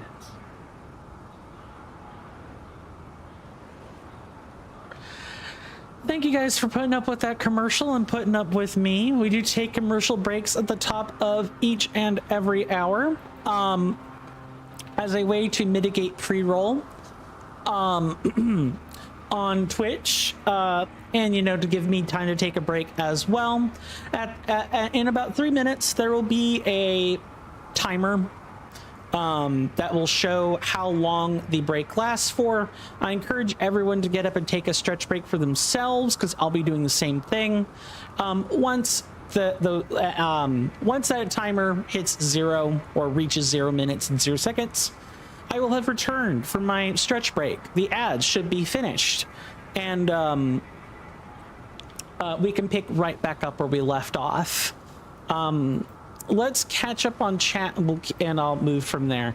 Mr. Jason says, but you know what is just as good sir? Coin streams between now and the end of the year. I'm flattered you think that. Thanks. Mr. Jason says, don't hit a wall, good sir. You may hurt yourself. Yeah, it's Elden Ring can be a frustrating game. Never mind Reforged. Sometimes all you can do is just wipe face until you get it. That's the name of the game sometimes. Mr. Jason says, I love that advertisement, good sir, but if only there was a company that allows us to create a website to list all the fantastic offers in one convenient place. But without experience with coding a website, oh, you mean the rhomboid room? Yeah, that's totally it right there. Barbara asks, where am I from? I'm just enjoying the losses. Hold on. No, that's not correct. I need to scroll that down. So do I like Elden Ring or anything else? Of course I like Elden Ring, but I also like, I've played all kinds of games. The Legend of Zelda Breath of the Wild. I'm playing Super Mario Odyssey on Fridays. I've played Lies of P, Steel Rising, and other stuff. I've played all kinds of stuff. I'm mainly an action RPG enthusiast. Can I write link of my Discord server? Sure, I can do that real quick. Or Mr. Jason, my wonderful moderator, can beat me right to it. There you go. If you and Mr. Jason, in the future, if you type Shift-6 and that, Discord, you can get the same command on Kick that you do here on Twitch. I thought that might be the case. I thought that might be where those questions were going. Barbara, I'm going to save you some time. I am a graphic design artist myself. I make my own logos and everything of the sort. Mr. Jason, you know what to do, good sir, and I'll see everyone after the ad break. See you then.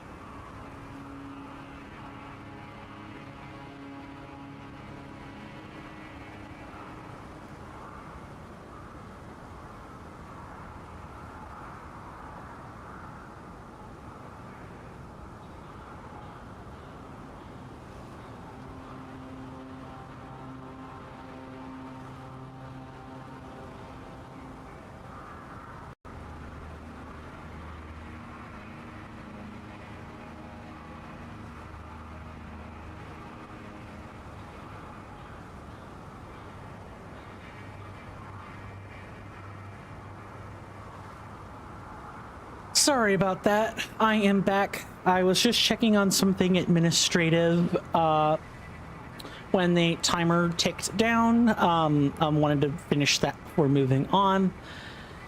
Thank you once again to Mr. Jason for reading that particular question as I had asked it. Thank you very much, Mr. Jason. I trust we all have enjoyed our commercial break, with or without the unprompted advertisements of a graphic design artist scammer. Anyway, one thing that it is time for, regardless of all that, is to see some different sights. We've not left the volcano. We're not gonna leave it for a little while, but at the very least we can work our way toward the volcano proper.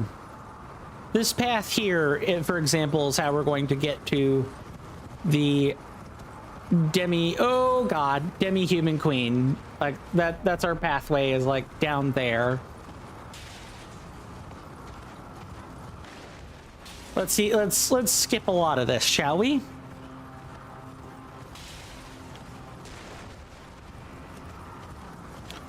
Well, I say skip, but we already defeated the boss that was here technically, so we're good.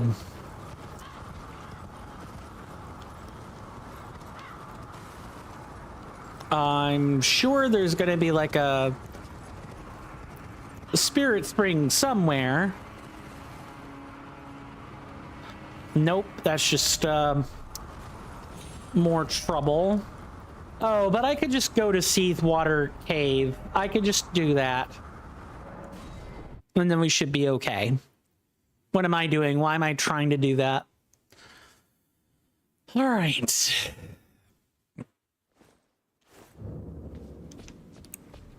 Yeah, the Flame Water, or the Flame Lost Nights, were starting to get a little bit on my nerves too. I think they were starting to get on everyone's nerves. I totally get that. Nope, that is incorrect. Right here.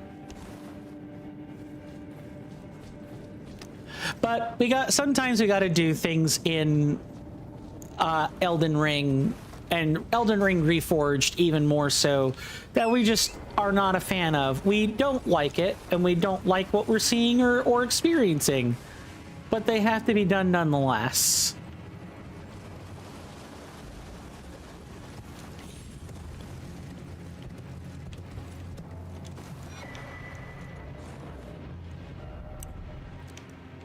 Okay, we went through over here. So yeah, if we go this way, we should start getting some more goodies. I like goodies. I like Elden Ring. I even like it during the times where we wipe face. I just don't like wiping face over and over and over and over and over and over and again and again and again and again. You can only enjoy having your face beaten in so much. Mr. Jason says, I don't know if it applies in all cases, but I always think if you're getting the bots, you're doing something right. I mean, that is certainly a way to think about it. I think it's a way to like keep your mental stress low, if you think about it that way.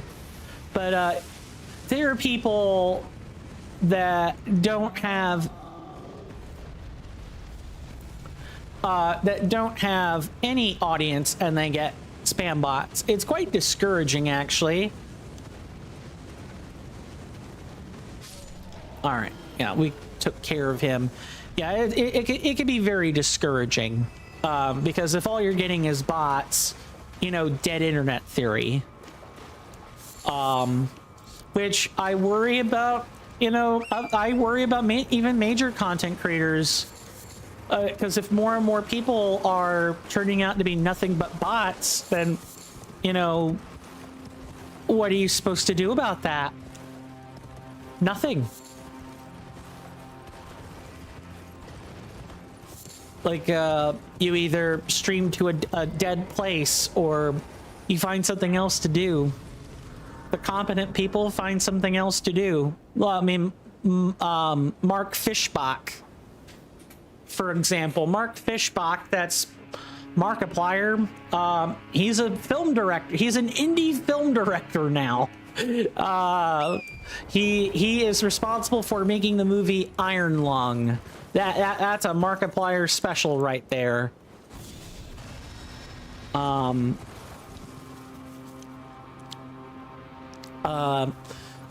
Which I've not seen. I should see it to support an indie film dev, but who knows? Holly, I may eventually convince the folks to check it out, and maybe they'll think it's good, or maybe they won't. Mr. Jason says, speaking of doing the best things, good sir, I made a wonderful decision 11 months ago. God, it's getting closer to a year, good sir. Yeah, I appreciate the decision you made during that time as well. Mr. Jason says, at least Mr. Jason isn't a bot. Boop, boop, beep, boop, beep. Right? We can put on some regular old blasty spells again, which is always fun for everyone. We can do something like this.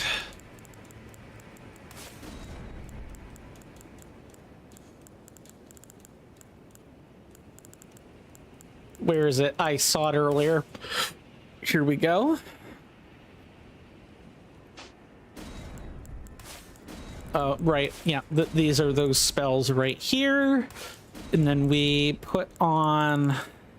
I don't think where we're going has that, so we could use like a flame grant me strength there, and that should work. Mr. Jason says, but yes, good sir, Mr. Jason is definitely not a bot or an AI. Until AI improves even further, Mr. Jason has something that AI lacks. A sense of humor. Yeah, the AI sense of humor is autocomplete, everybody. It knows what the jokes are. It knows their punchline. It doesn't know when it should say them, however. So it might say them at the most, or type them at the most inopportune times. Okay, so what we're doing right here is we are skipping the fort. We will come back to it, but this is not where the demi-human queen is. That's gonna be...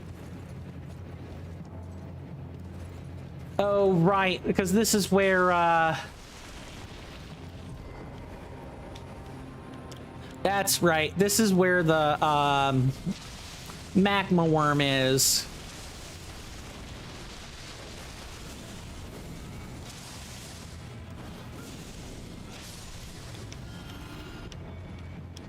And then I think I can step down to play with you.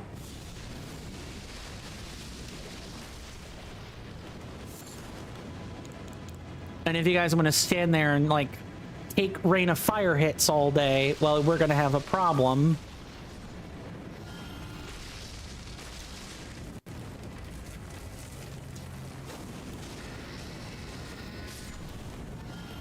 There we go.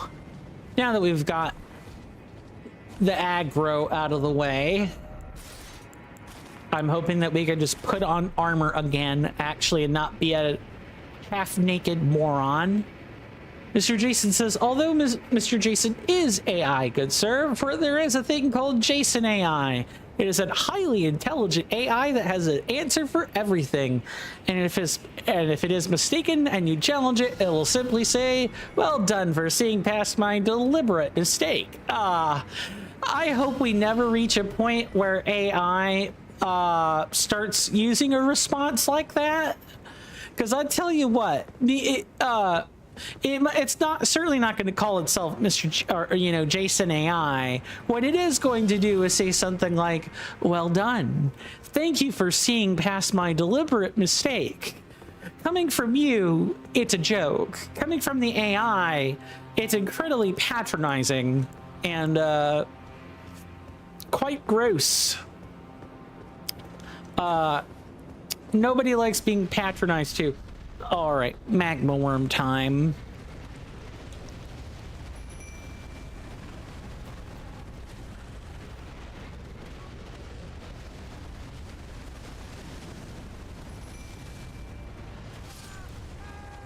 Oh, that was a magma patch on the ground. First off, because this is a magma worm, we can do this. No, I did not want to do that.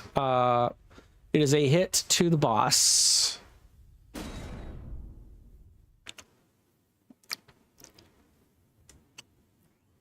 We're not getting to the point where the AI is like joking to lie with us. When we hit that point of like general sapience, that is when I think AI is going to be more problematic than ever before. That's like that is approaching artificial general intelligence. And artificial general intelligence is very scary.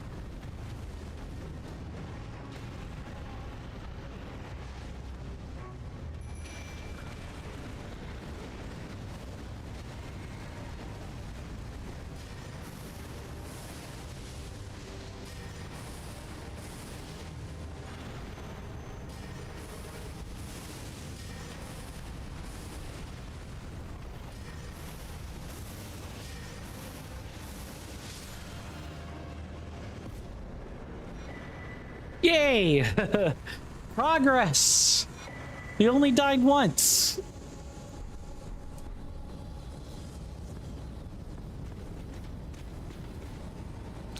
Mr. Jason says at least one thing, good sir. Oh, and what's that? Now, does our power...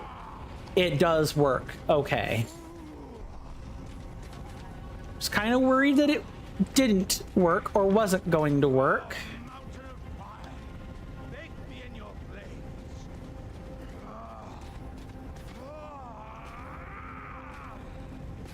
Okay. You do you, Alexander. You do you. Mr. Jason says it will take years and years for AI to get your wet mop personality. It's a very exclusively you thing. I'm basically a college student. I have the personality of a college student, mixed with an with a somewhat educated autistic person. I think my personality is fairly easily achievable too.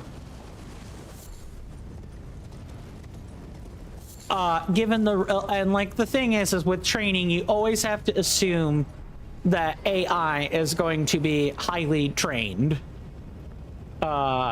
You can't just say, oh well, it'll never come that way out of, or yeah, of course it won't be that way out of the box. The point is that it doesn't stay in the box.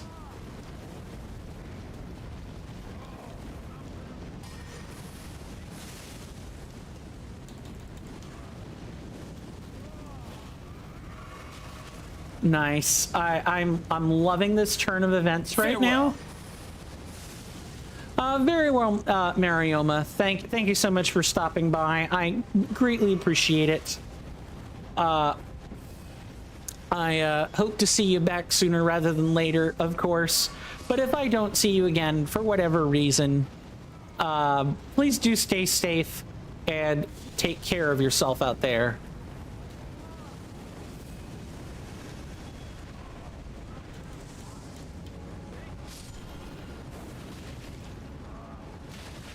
All right, I'm backing off.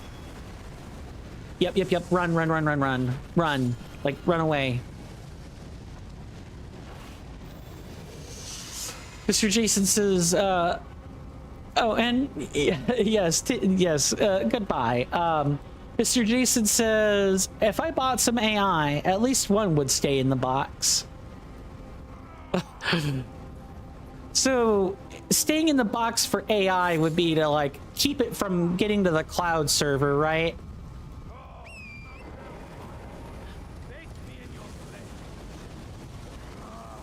Actually, I could give our buddy Torrent some help through here.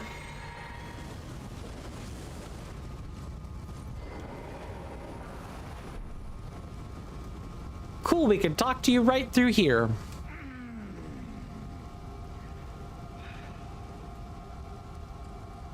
Ah, good sir. What business might you have in such a place as this?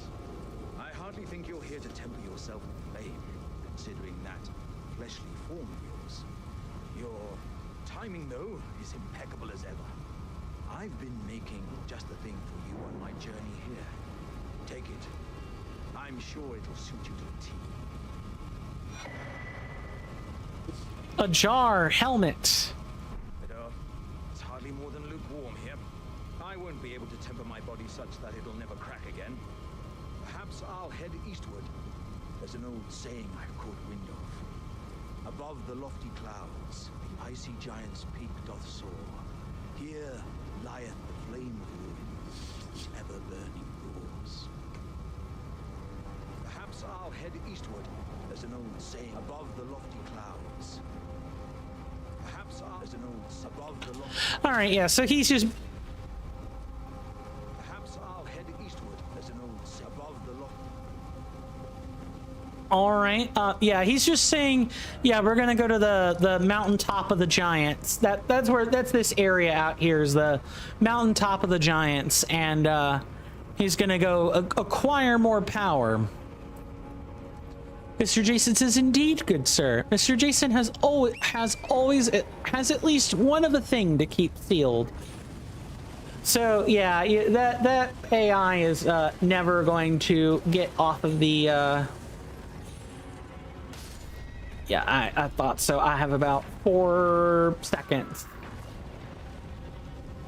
Get up there, Alexander. You're gonna kill yourself, buddy, if you don't stop.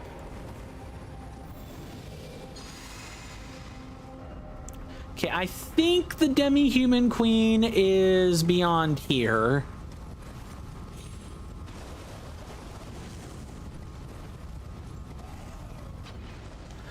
Get off Torrent. What are these controls doing sometimes? I swear to the Lord above.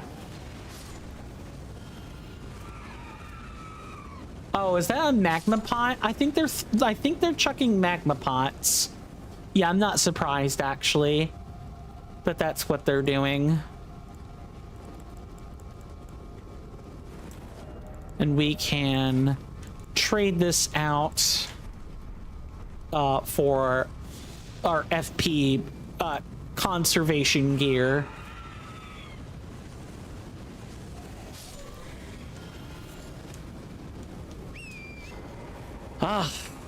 It's nice to see the outside world again. Truly. Here's to hoping that at some point in the near future we can go back and make more attempts at the Flame Lost Knights. I think we can do it. I think it's a skill issue and not a gear issue. I was dealing decent damage to them.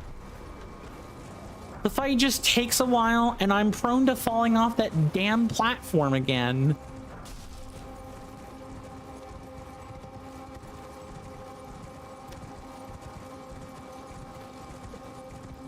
Okay, so this here is where the demi-human queen ought to be.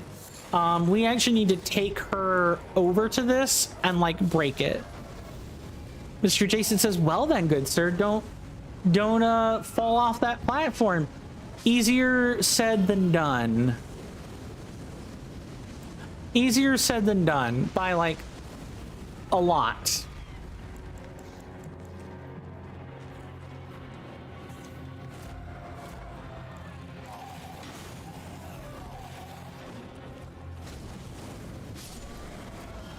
All right.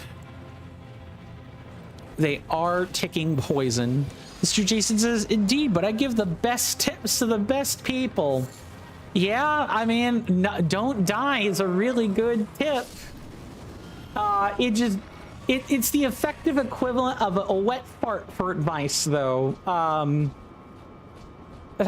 Which I guess sometimes all you get in life is a wet fart. Sometimes that's what you get, but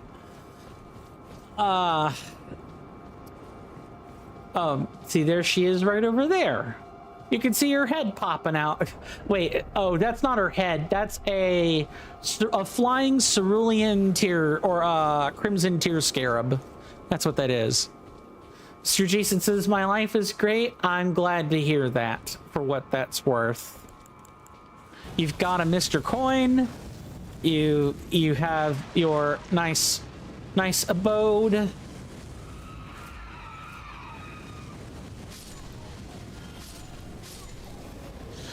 You've got a velvetizer. You've got a collection that people could only dream of in some circumstances, and the ability to like not just one but two velvetizers, and the ability to spend your time however you wish, more or less. You know, barring like obligations and things. Not too many people can say that. So, if anything, make sure, and this is not specifically directed at you, this next part, but if you know other people are having it way worse than you, don't take your life for granted. Like, you shouldn't take your life for granted, period. That's just generally great life advice. But don't ever take anything for granted. You never know when real life will come up, tap you on the shoulder and say, hey, I see that you're enjoying those benefits. I need to take them from you now. Because the real life has a real way of reducing people to little more than the rock bottom versions of themselves.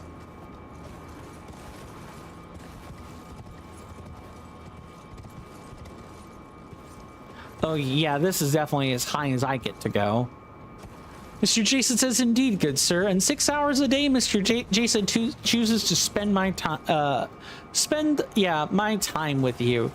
I'll forever be grateful for that, of course. Rune Bear. I forgot that's here.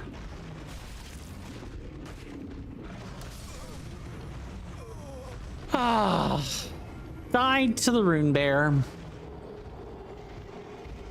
Don't ever say Mount Gelmir is not a brutal place. It is.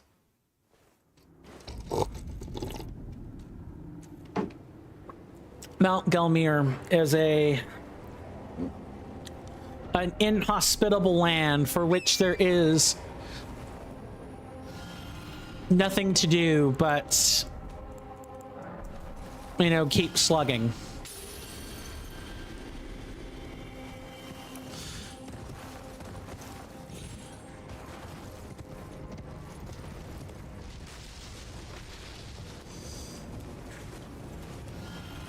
Nope, get away from that. And then we should just be able to go around. Yeah, we should just be able to go around and not have to wade in lava again.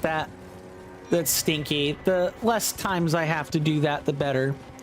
Well, at least most of the time, good sir. Of course. You have plenty of streamer friends, Mr. Jason. I totally get splitting your time with all of them. I never want to be known as a jealous person ever. I'm surrounded by people who live that way, who are jealous and demanding of their time and demand some form of exclusivity or another. I never want to compel people to stay here when they don't want to. Mr. Jason says, sometimes I do end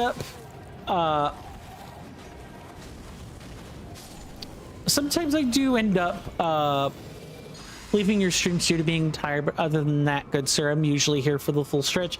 Yeah, I'm appreciative of any time that anyone can spend here,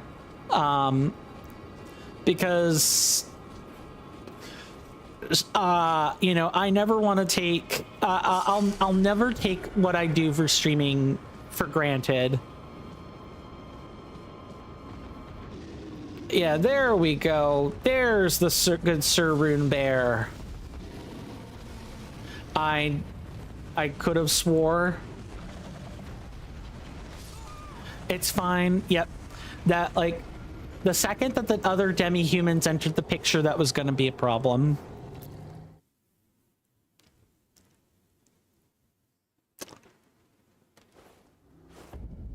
Again, Mr. Jason says, if you're not careful, that creature can ruin your day. Can ruin your day. Har har.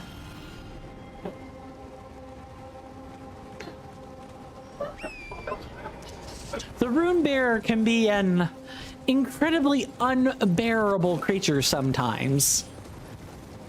It'll bare its claws and gnash its teeth at you. And it will make your life hell. Absolutely miserable.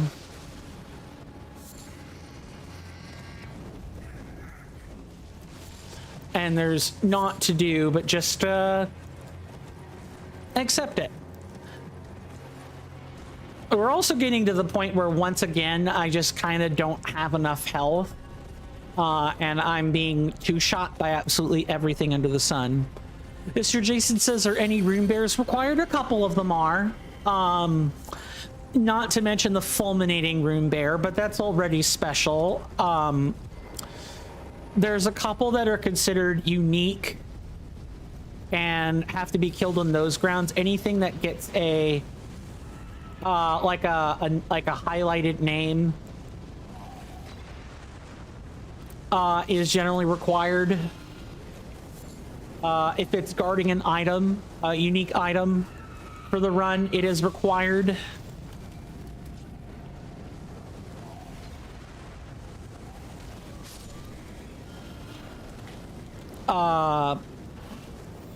But in general, you can skip a lot of rune bears. In general, I think you can skip a good majority of them. I do not know if they are present in the DLC. If they are present in the DLC, then I'll have to answer that question again then. I think the rune bear gets replaced by a different creature that behaves more like a mini boss. The rune bear only on occasion behaves that way. I think in the DLC, if I remember my reading right, there is a winged divine beast that behaves that way.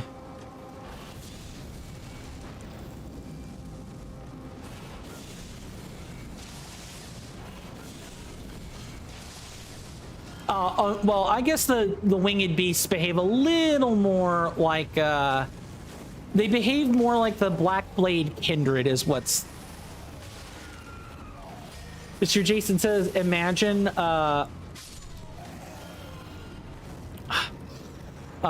imagine a winged rune bear.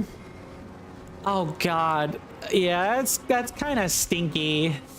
That's also the rune bear is how we break this. Not Queen Maggie. Queen Maggie is going to be somewhere else.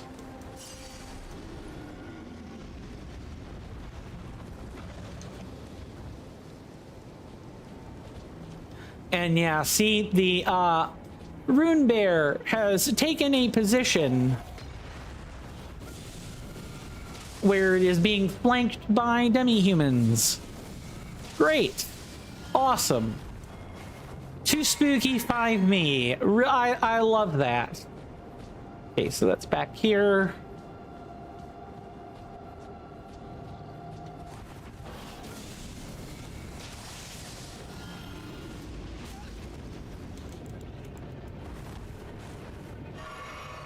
We got this one over. I could see him prowling in the back, so I want to be extra careful.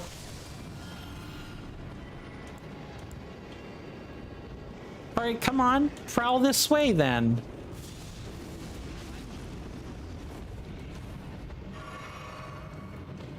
Okay, it's broken, and what we got was not at all worth it.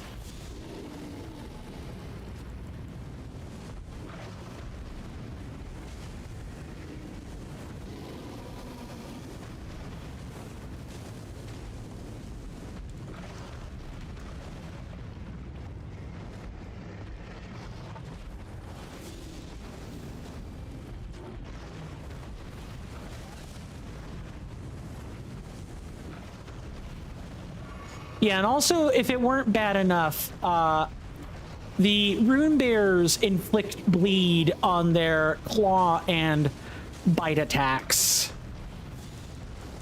And they are especially known for doing that on a backswing. You almost want to be hit by the head ram or the body slam attack, because at least then they don't bleed you out. Then a hit that you would normally get 2 shot by fighting the rune bear is almost an automatic 1 shot in Reforged. Rune bears are crazy powerful creatures that, for some strange reason, sometimes they are not considered a proper field boss. It's very disconcerting when, but an understood part of development of a game's development in difficulty when you move from a game's bosses being a boss to being just a regular old enemy. This happens a lot in Shin Megami Tensei, for example. A lot of the bosses you fight later can become just average field enemies down the line. It's a scary experience. Mr. Jason says, rune bears are the Lionels of Elden Ring. Yeah, kind of. They're powerful creatures. Although, of note, I think I would prefer if that were amended to Reforged, because guess what? In at least in Breath of the Wild, Tears of the Kingdom, right?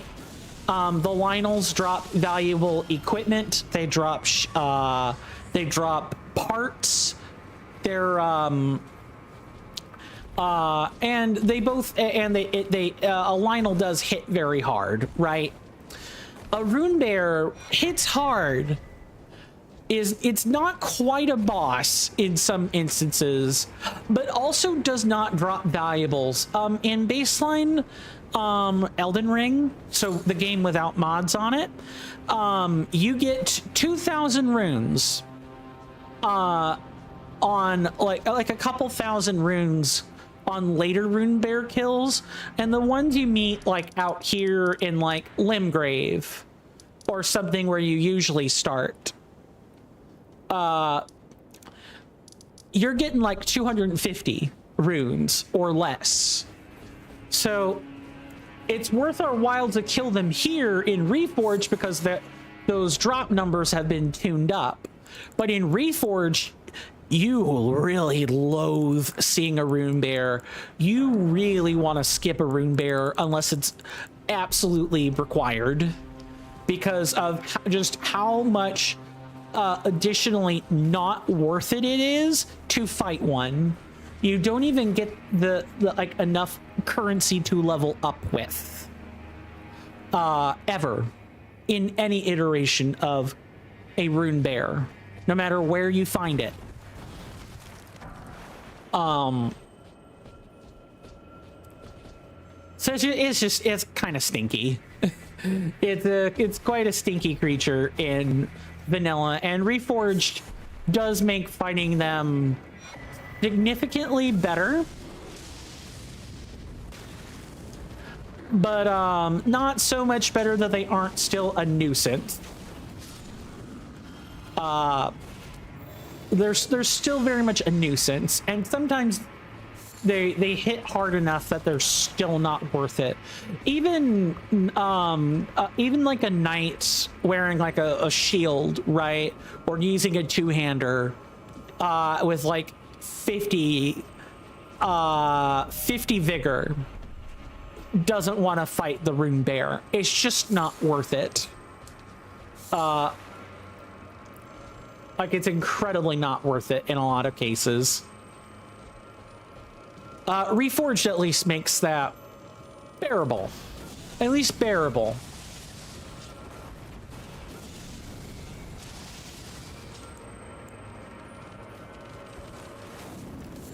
Gotta be careful, because chasing random scarabs can get you killed. Mr. Coin made an unintentional pun. It's so unintentional that I didn't even know I was making one. What pun did I make? Reforged at least makes it bearable. Oh, hardy har har. Yes, bearable. Rune bearable even. That one's a little stinky. That's like rotten cheese stinky. Don't worry, just past this clearing where the house is where the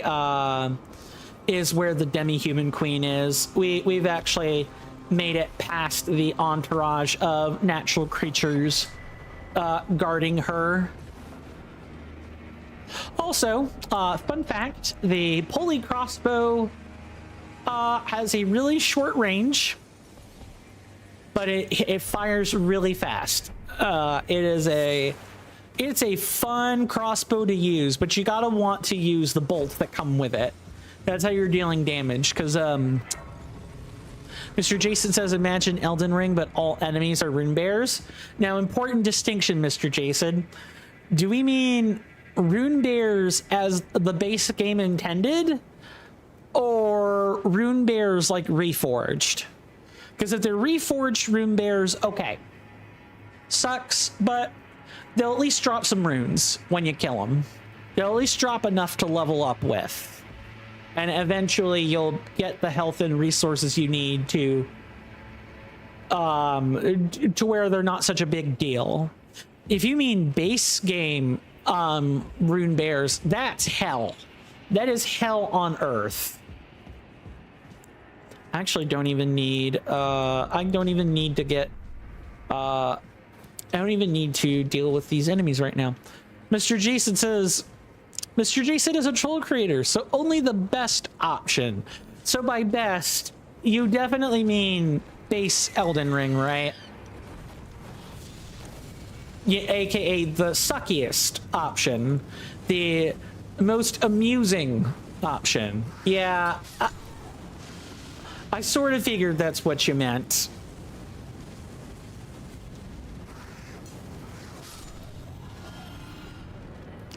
But it is important to ask the clarifying question, because if you don't ask the clarifying question, if you don't force someone to define the fine print you will end up with a mad villain instead of a suffering hero, so to speak.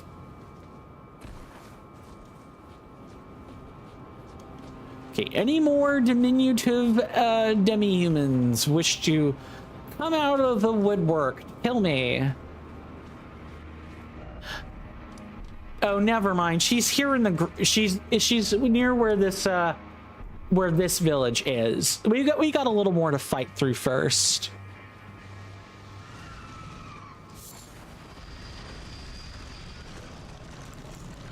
Including but not limited to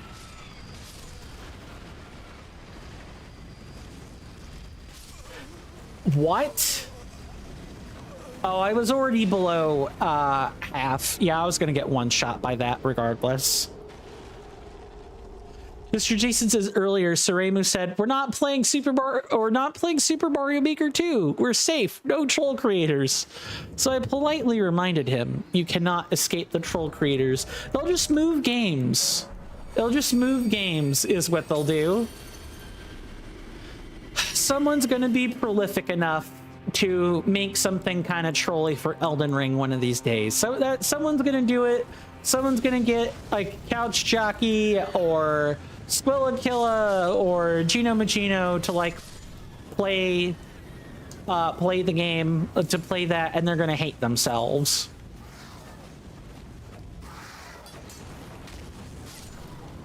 Okay, so these guys have like a 5-hit combo. Very well. I mean, you can escape them by going to a game where they aren't present. I mean, just think about it. You don't see mods of Xenoblade Chronicles 2 or 3, right?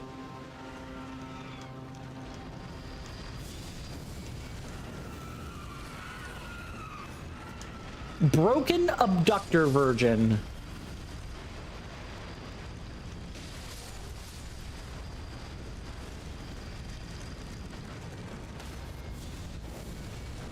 Oh yeah, the broken ones. These ones are just gonna speed around. They don't have heads on them.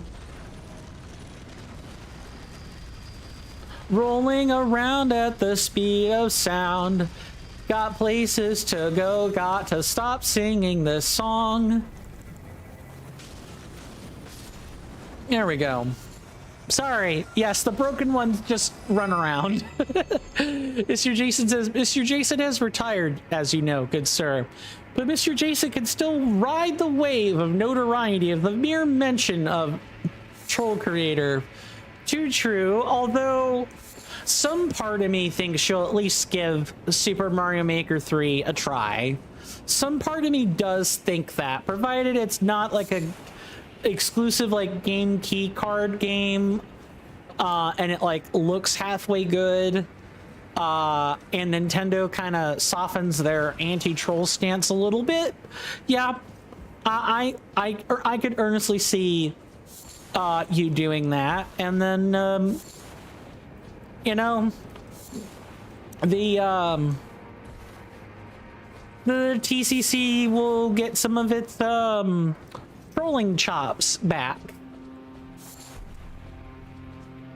Not that I necessarily think it needs them, but Mr. Jason says, also good sir, just to amend the record. In games where troll creators are not present, we've just placed the enemies there. I hear ya. So you're there even when you're not there. I get ya. Right, I forgot. Oof and a half. This one's the big chunky one.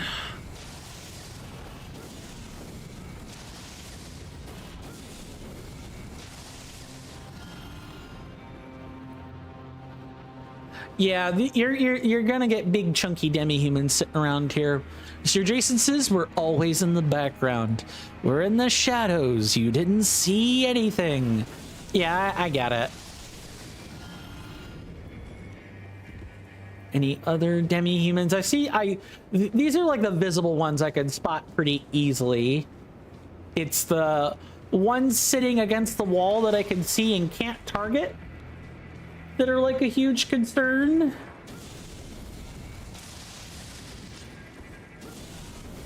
Let me target them, game. Stop it.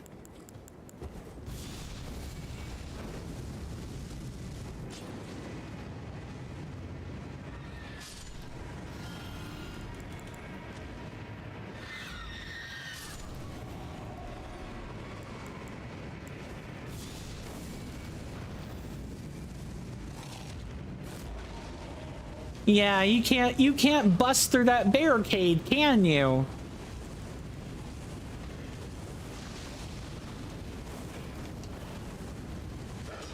Cheating, legitimate cheating.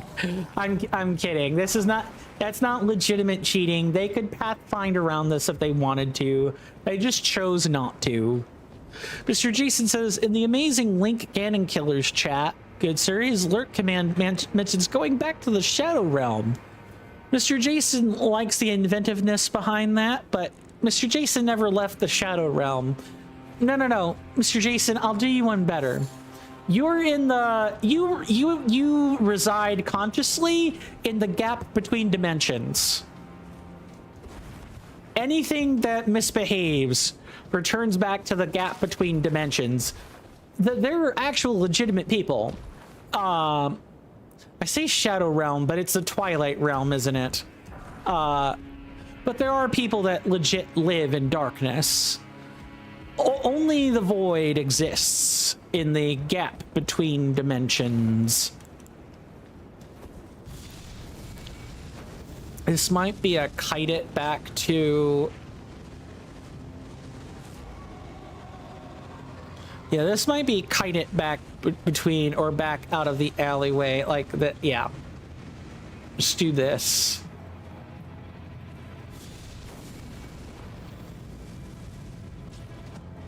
Yep. Man, you guys are really silly. Mr. Jason, talking flower. Did you know that the planet is spinning? Mr. Jason, the talking flower. Did you know that you were annoying? Yeah, but that doesn't change the fact that it is the talking flower just... Here's an honest question. Is the talking flower just secretly the annoying orange? Is that what the talking flower is? I guess it's missing the human eyes and human lips, right? It's not quite a... it isn't quite... you know, an annoying orange type character, but you could easily skin one to look like that. Okay, I heard footsteps. Take your time, Mr. Jason. I will be right here, you know,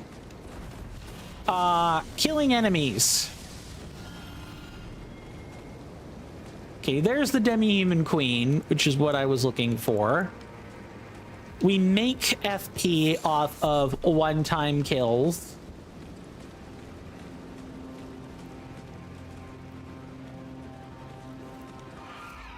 I was about to say, I heard one.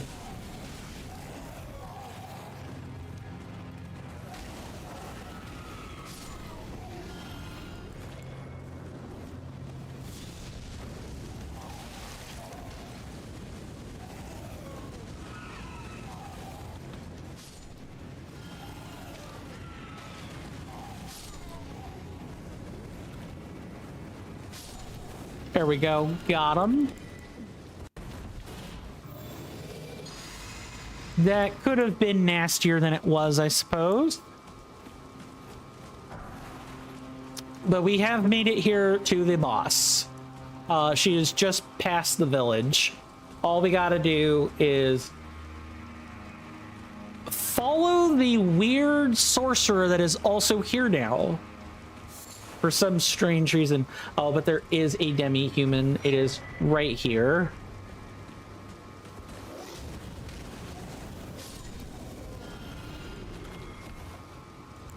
I know you're here, Sir Sorcerer. Go somewhere else.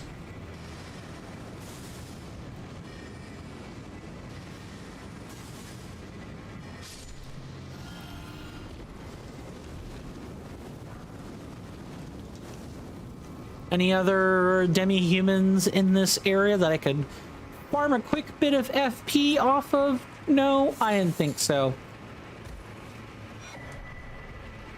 All right.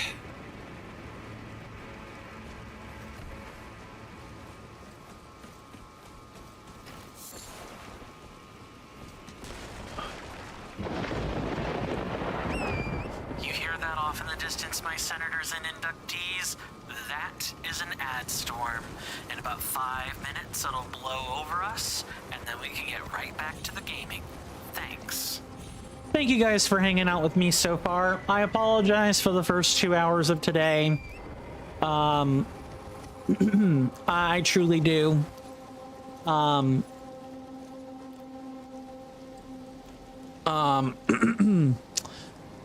realize they were not my finest hour. We do take commercial breaks around here at the top of each and every hour, and about 4.5-ish minutes when that time comes. There will be a timer up on the screen to indicate how long the break lasts. I highly recommend to folks to get a stretch break in while they can during that time. I'm going to be doing the same thing. I encourage us to take a break together. But I'm not your boss. You know, spend your time however you see fit. Because once that time has come and gone, we will be, you know, the break will be well and truly over. I will have returned. I think if I kill these, I shouldn't trigger the boss, but we're gonna find out. Yeah, but I'll return to my seat. The ad should have finished, and we will be, you know, back to our usual antics. I think killing the... Yeah, I was about to say...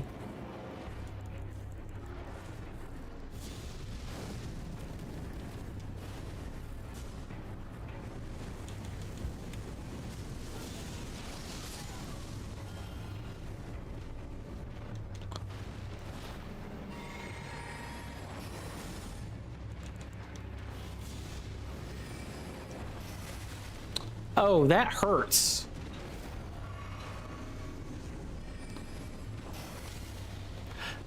Oh, right. Her big model can just completely sidestep the obstruction.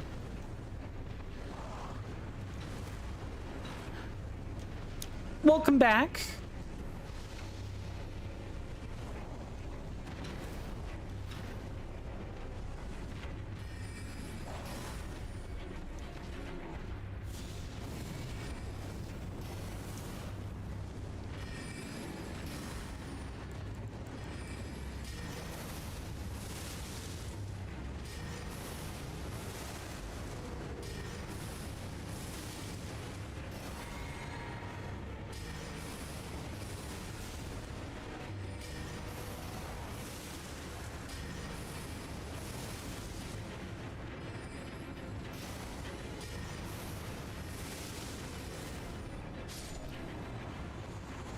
Good. That didn't take too long. See, the demi-human queen is not that hard. It's the run up to her that's difficult. Mr. Jason says, to answer your question, Mr. Jason has never heard of that orange. Oh, annoying orange is like, he is the poster child for annoying people or for things you're supposed to dislike. Things that are, it's okay to hate them. You love to hate them, and they're funny. They're even better when you're hate watching, that kind of thing. I recommend looking into the phenomena, because then you'll understand a little bit more about how the burnt peanut became popular. People like burnt peanut. Not everyone, and his stream is not for everyone, but he's not, he's only morally questionable sometimes. He's not an outright, you know, piece of human detritus like some of his copycats have been. There was a scumbag who was a Christian pastor who turned to streaming and became he became known as like the peanut sheriff or something, and he copied the burnt peanut, and it did not pay off for him. He has fully destructoed himself, like out of the picture. It's just a matter of time before his personal life got in the way. We'll pick up on this after the commercial break. See everyone then.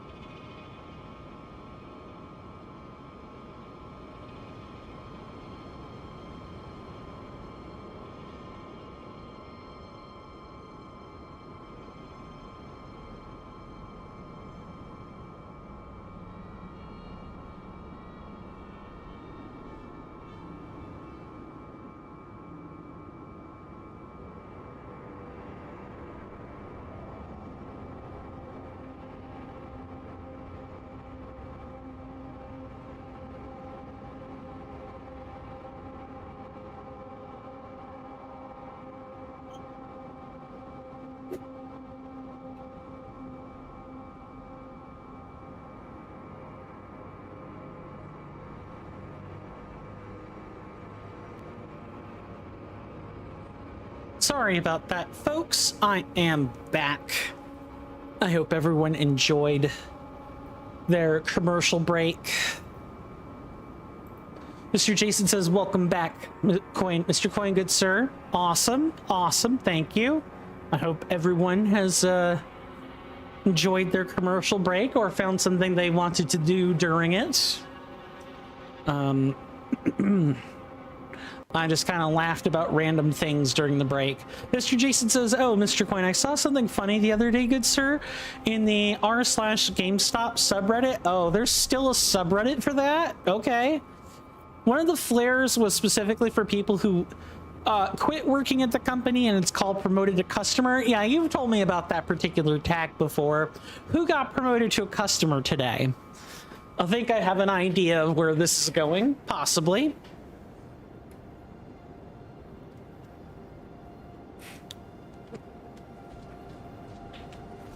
You don't know, good sir? Oh, so that was just an explanation of the tag. So I take it you found the tag funny then, right? Mr. Jason just remembers it. That's fair. That's totally fair.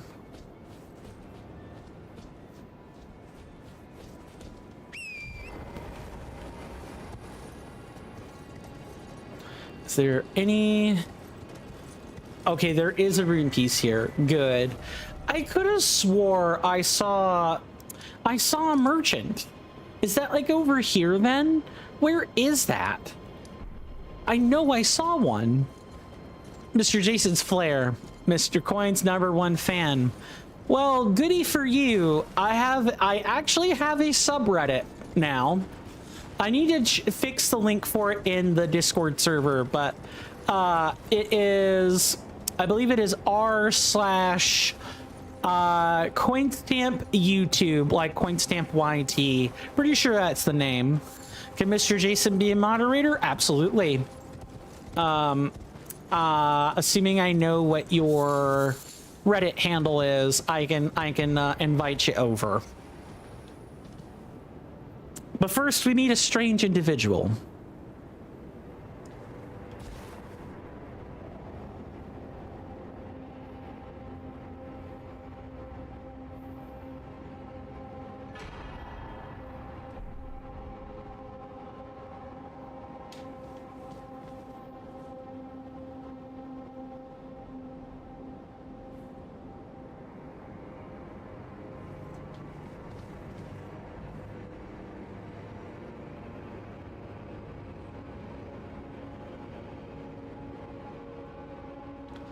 So, for those that were confused, like what the hell just happened, that was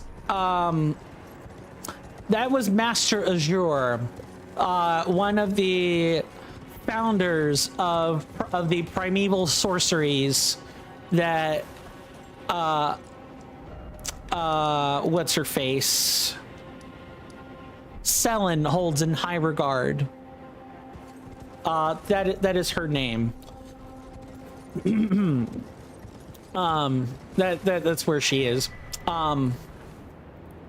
Yep, and we just started that other quest line. Mr. Jason says, Mr. Jason kept it the same as Mr. Jason on Discord, good sir. Okay, I know what to look for then. But what's up? You saying although. Like there should be an addendum to that. Grunge asks, did I beat the boss? Nope. I was a coward. I turned tail and ran. I have moved the boss to... Is that even visible? Yeah, it sure is. I have put the Flame Lost Knights after Rykard, who's like over here somewhere. He's like in here. This is his like audience chamber. These knights are pretty darn frustrating, and so we will be tackling them at a slightly different point. But I do want to beat the Flame Lost Knights no later than finishing up Mount Gelmir, because there is no reason for us to return to Mount Gelmir apart from quests. Mr. Jason says, I might not be able to access it, good sir. Mr. Jason didn't verify Mr. Jason's Reddit because knowing the UK will require an ID. It said, you're unable to view this content. And it booted me back to the home page. When you say it, you're talking about like the old one, right? Or like something on Reddit in general, right? Yeah, I'm not surprised. Yeah, there is like age verification. Although, speaking of age verification, let's talk to Selen while I'm here. When you went to the aforementioned subreddit, good sir? Oh, you're talking about, I think I have it set for 18 plus, which is why it asks for age verification. I'm pretty sure that's why. Let me after the stream I will fix the link and send you like an updated version of that, Mr. Jason. But yeah, we need to talk to Selin now that we have the spell. Okay, no rush is always good, sir. Very well, Mr. Jason.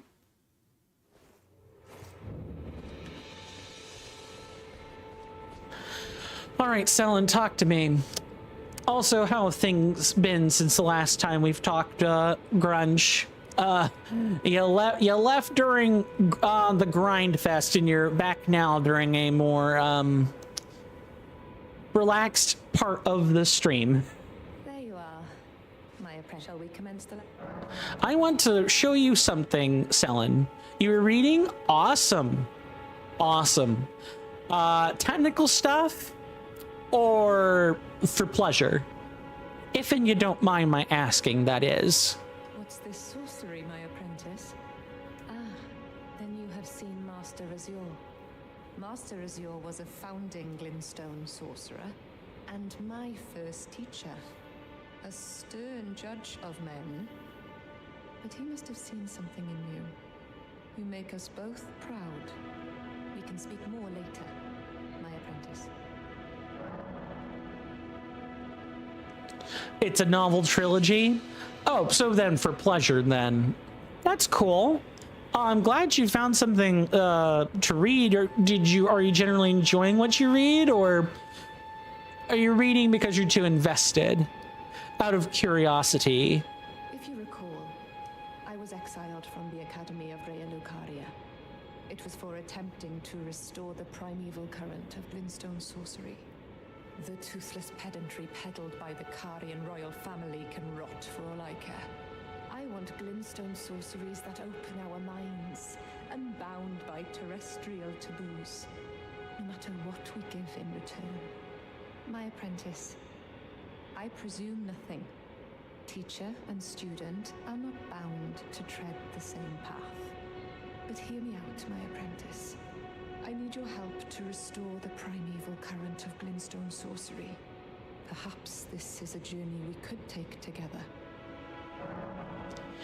Okay. Well, first let me do this. Reword that. Oh, I was saying, are you reading? Is it something you enjoy reading, or you hate reading it? Like hate watching something. A lot of people hate watched the Velma series on like HBO and Netflix as like an example of what I mean when I say hate watch. People watched it enough and gave it really bad reviews, but they kept going for 2 seasons. At least 2 seasons, because people were hate watching it instead of doing the responsible capitalistic thing of taking their money somewhere else. People tried to make content out of Velma, and they were somewhat successful, as I'd say. Mr. Jason says, you could say, good sir, that it was a truly novel trilogy. Ha ha. Hardy har har.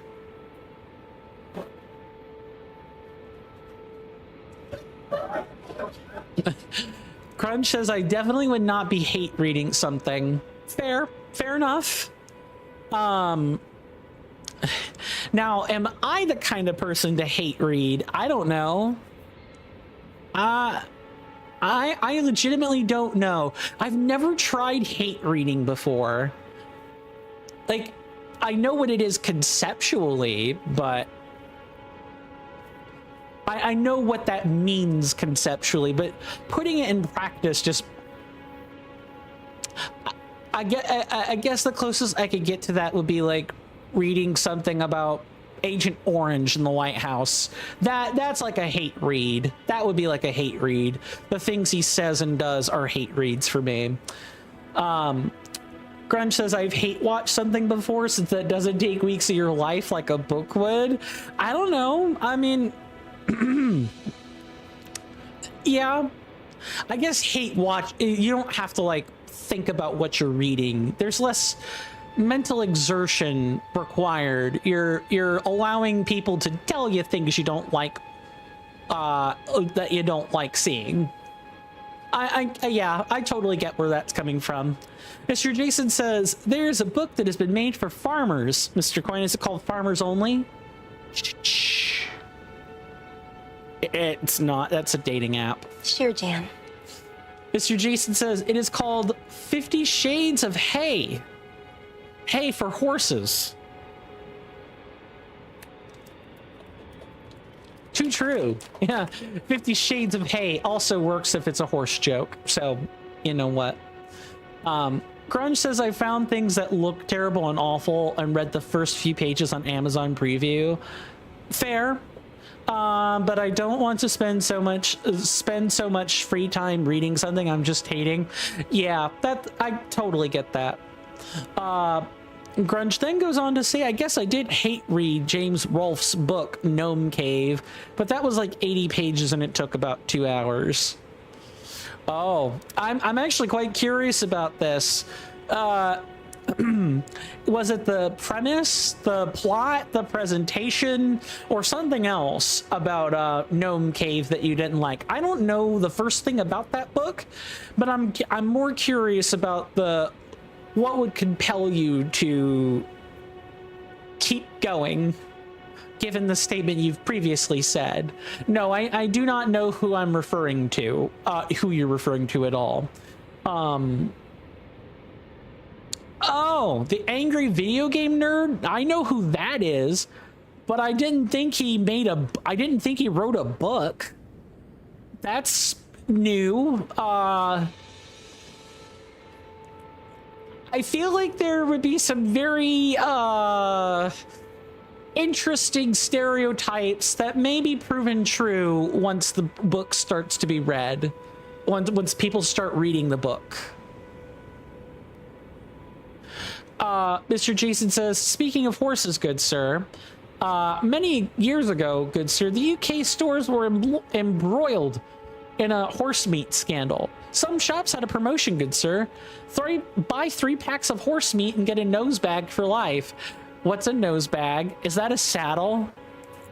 I don't know. I can tell you're joking, so I'm gonna give you an applause, but I legit do not know what we're talking about here. Crunch says, yeah, he wanted to make a movie and just wrote the screenplay as a book. What? Okay, that a screenplay as a book is not inherently bad, or anything. There are lots of screenplays in books that are like, they're okay. Grunge says the introduction is him explaining what a book is. Insert weird face emoji here. Insert child giving the side eye with a raised eyebrow meme here. Why would anyone need that explained to them? That's so silly. Grunge says I read it because I followed what he's been doing for a while now, and the book is like a window into his psychology. Yes, see, here's who James Rolfe really is, or James Rolfe's really is as a person. When you step outside the angry video game nerd persona. But I get the feeling like some of his personality has very much carried over into the book. Some people are caricatures, but I should probably watch a few angry video game nerd things the whole way through before I make real judgments. Grunge says famously he has tons of anxiety about time. Okay, I could see that. And getting old. So the whole book is about that and some other weird things he's talked about for a while. Yep. Projection of the self into the things you're doing. Kind of like how Velma was a projection of the main actor for Velma, like the main voice actor for Velma. That whole thing was turning Velma into a self-insert. And people knew who the VA was and what she stood for, not only due to her social media presence, but just the way they treated like the IP they were borrowing for their show, basically. Mr. Jason says a nose bag is the bag you tie around the horse's mouth so they can eat foods without wastage of the food being stolen by other animals. Oh, okay. Also, we have a thing here called a bag for life, which is a reusable carrier bag for shopping. Yeah, like recyclable bags. Yep. I understand the joke now. Sorry for ruining it by making you explain the joke. I have a bad habit of asking people to explain the joke rather than looking it up on my phone. Mr. Jason says in one store, I found my mom's perfect bag. Oh, I only came in for one thing. Let's journey together. Splendid. I thank you. This pleases me. It's been far too long since I found a fellow kindred spirit. You must have a fabulous teacher.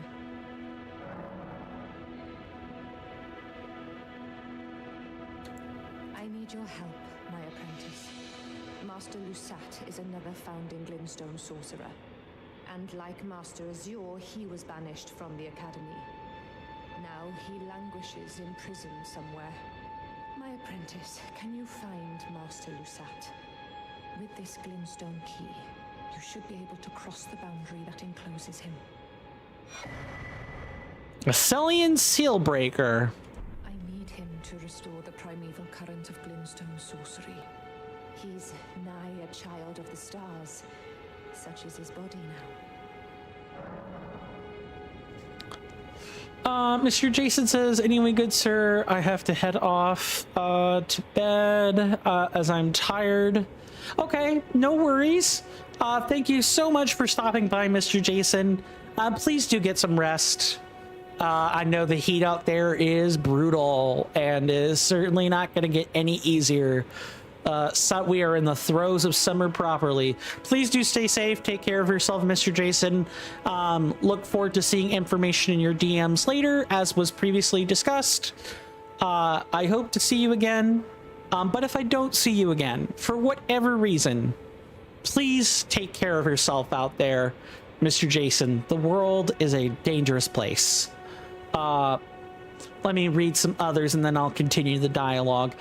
Grunge says, I don't hate AVGN or anything. Sure, yeah, I'm certainly not saying I don't have a real opinion on him.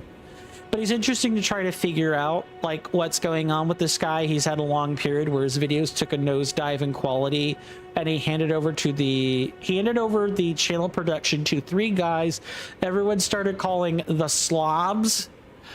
That sounds like code for sweaty gamer nerds that reek of misogyny or other isms and phobias.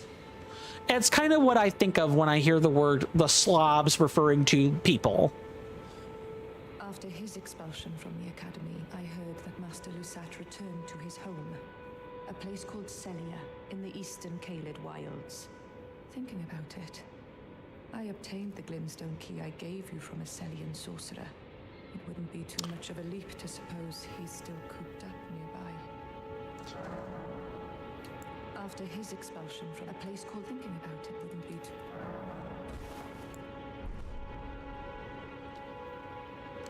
Grunge says they were just very, very fat and boring and bad at running the channel. Oh, okay, so some stereotypes, but not everything. James would sit there next to them and look spaced out. I believe you, but you'd think that he wouldn't sit there and look spaced out because he hired them, right? So if someone's spaced out with like multiple people there, oh, that was so close. It was super close. That was an accidental shoulder press. I almost knocked Selin on the head. That would have been awful. Needless to say, we gotta go get Lusat. I know where Lusat is. We just need to do it. Lusat is here in the... He's here in the hideaway. this is where he be, and he's gonna be at the bottom if I remember right. And if not, we'll know it soon enough.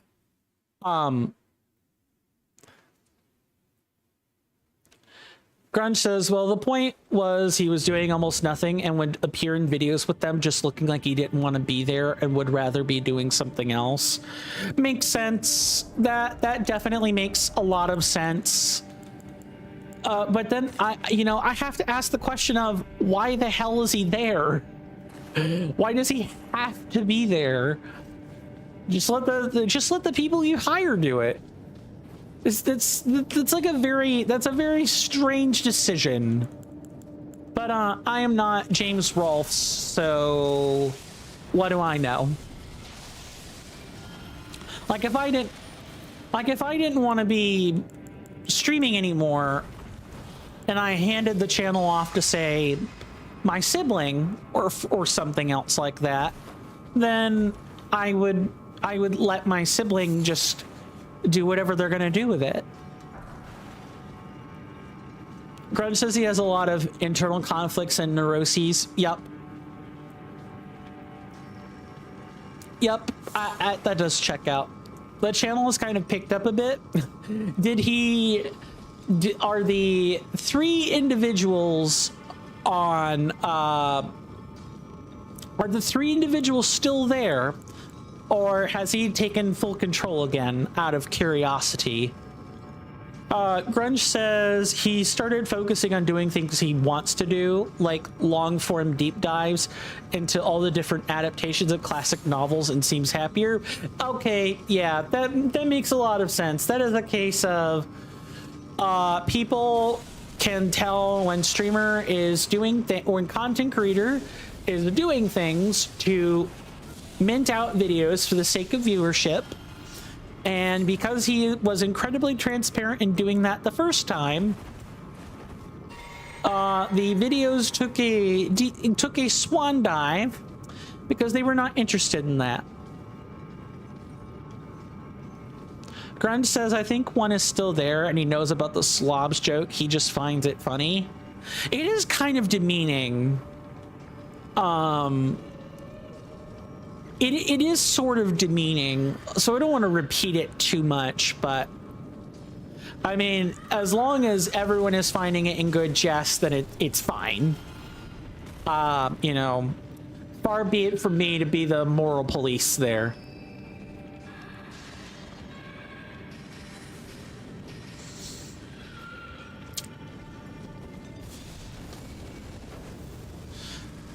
So if people are wondering why the heck I'm back here in a previously cleared dungeon, it is because we have to make our way over to a NPC for a quest.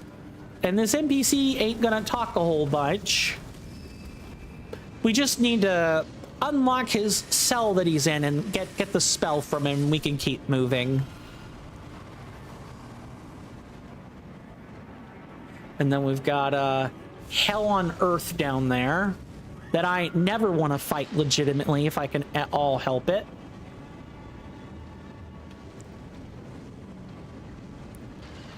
Please let this single solitary flame spell be enough. Grunge says, did you watch any of those old YouTubers back in the day, like Nostalgia Critic? Sometimes. Mainly it was like, oh, what's his face? No, I guess Nostalgia Critic would be it. He's kind of he's been doing the same thing for so long, it's not even funny trope, right? Has a goatee, is balding. I think that's like that's got to be the Nostalgia Critic. I watched some of his stuff earlier on. I was more of the watch Peanut Butter Gamer and like Pro Jared types when their careers were at their peak. I was more over a games critic watcher than anything, but not AVGN. Strangely enough, it was never him. It was someone else. And I guess I could also include JonTron before JonTron went off the rails.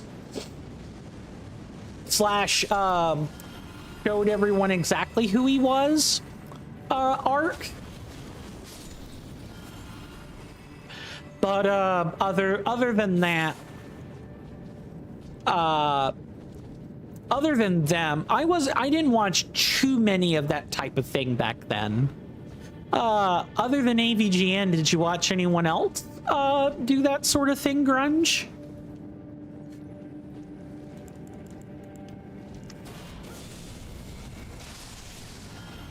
Nice. We definitely want to be heading down because his cell is at the bottom. That is unfortunate.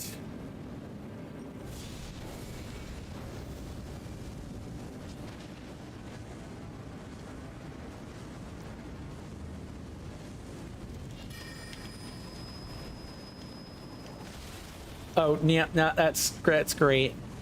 Yeah, let's...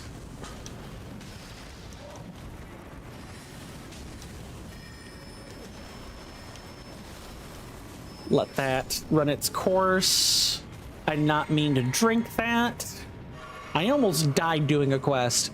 Grunge says, I sort of follow a lot of these guys more for the ongoing career lore than the content itself. Oh, yeah, I totally get that.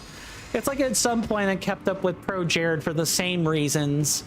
Not because of what he made necessarily, but because of the fact that the people around him were very toxic, or people were very willing to take someone who was just making poor decisions and turn them into a complete scapegoat. It's like watching someone's downfall, but not their downfall. It's the creator lore or career lore, as you were saying. It's akin to people watching, as I would call it. Grunge says, like Nostalgia Critic, I did watch, but I always thought it was pretty terrible actual criticism. But I enjoyed hearing about what all these guys associated with that guy with the glasses were doing. That guy with the glasses, is that a... I wonder if that's a reference to something else I don't get. Grunge says it's sometimes a downfall, like with Spoonie, or, you know, Shadiversity, before Shadiversity went crazy and was proven to be quite the liar. Oh, it was the website all these people would upload on before YouTube became the site. Ah, okay, yeah, like a separate hub. Yeah, this would, the equivalent for me would be like Normal Boots. Normal Boots was where a bunch of these, like, critics would upload their own videos. JonTron, Peanut Butter Gamer, Pro Jared, quite a few others that I was less familiar with would also upload there. Yeah, exactly like that. Okay, yeah, so it's similar. It used to be more decentralized. Like people would upload a trailer for the reviews onto YouTube and then link to the site. Yep. That is certainly a time period. I never understood it quite that way, but thinking on it now, no, that's absolutely correct.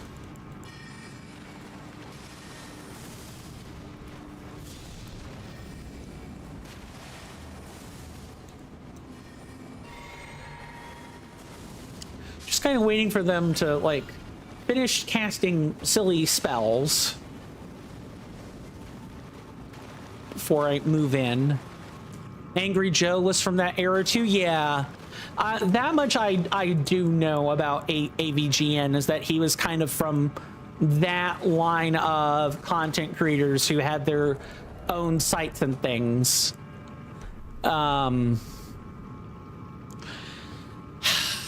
I feel old. I feel 34 today. Like I became aware of how old I am. How middle-aged I am, excuse me. I know, not old, but I can't help but make the joke. All right, we've got the key. Use the seal breaker.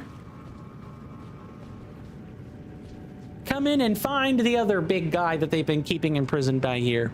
Grunge says there was no real formula and everyone just ended up doing angry personas with skits. Yeah, Ant Dude was like that in the beginning. Another content creator that's in the same vein as Pro Jared or Peanut Butter Gamer. He was known for being the kind of the angry guy at first, and then he ended up moving to like a tongue-in-cheek comedian reviewer, and it worked a lot better for him in the long run when he was less serious. Speaking of like content creators, I have to ask, I feel compelled to ask this. Do you guys generally like when people take themselves seriously, or when it's all kind of like it's tongue-in-cheek humor all the time, or things are just a joke all the time, said for comedic effect or a bit? I don't mind when things are said for a bit. I mean, humor is a thing that sells on YouTube a lot, but I do like it when they peel back the curtain and express their real personality. Because it reminds me that they're human. Not that I needed that reminder, but it's the idea that, yeah, people are hamming up a bit, but at the end of the day, you know, we're all still human, and at some point the bit subsides and what you're left with is the real person underneath.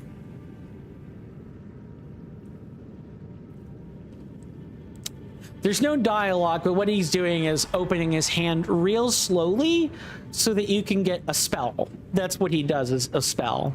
Note that the hand closes back up. It's kind of subtle, but that's sort of the point. These are old... these are dying sorcerers, so to speak. Speaking of dying sorcerers, we should check and see if do I have to really ride through that again? I guess so, don't I? Yeah, we're gonna go back to the Seathwater Terminus and see if Azur has dropped his gear, because I know after you get the spell, get the spells from these two, you can get their gear or garb later.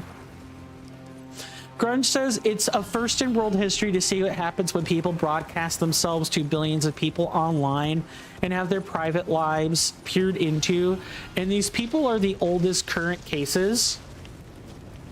I think they were there first, and you can see how varied that went. Some of them just totally fried their brain with it, like Spoonie. Yeah, they became unable to handle that many people peering into the soul, or a fraction of a soul, so to speak, or they let the fame get to their head, because being an internet celebrity is like being a real one, except the red carpet is your house, and the theater is your house, and the red carpet is, you know, the worldwide internet, that kind of thing.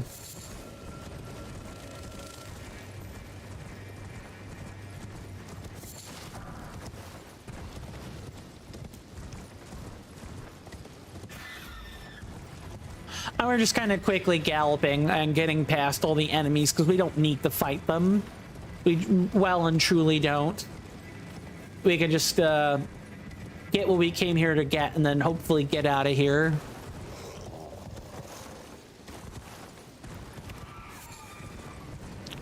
Grunge says, yeah, they're just normal people too. They're not like actors where they have ways of adjusting to this new life. Okay, Azur has not yet left it off the mortal coil. I'm a little bit too early with this one. That's fine. To adjusting to this new life. These guys will have millions of fans while still being utterly normal, including the fact most people have dark things going on that then get discovered and shown to everyone. Right. The whole Pro Jared incident comes to mind when I think of that in my spheres of like critic creators or critic content creators, where, you know, Pro Jared's, let's call it, brushes with potentially underage fans where nothing bad actually happened, but it looked so bad that he was almost completely destroyed. And then it turned out a lot of what was going on actually had nothing to do with what he was talking about with fans in private, but instead it's some or a lot of the details were setups by his wife, his former wife, and another content creator that he maybe might possibly have been seeing at the same exact time, where a lot of it turned out to be lies. Didn't matter, however. The damage was already done. And even then, Pro Jared, I'm not sure, ever really fully bounced back from that. Not only did he fully not bounce back from that, but he too terribly has not learned that much from the experience, because he's got OF content now. Yeah, I'm not kidding. OnlyFans content, to be more specific. And he almost does that more now than make content. He still makes content, but he's definitely doing like the after dark stuff a lot more. It's sad. And that was over mostly what ended up to be mostly false things perpetuated by his ex, who was cheating on him, and another content creator who teamed up together to try to unmake him.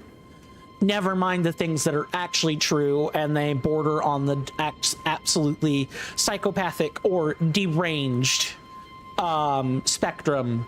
That's what it's a type of stuff you go see Royalty Is Here, like Turkey Tom to cover. That's where you watch the depraved stuff from.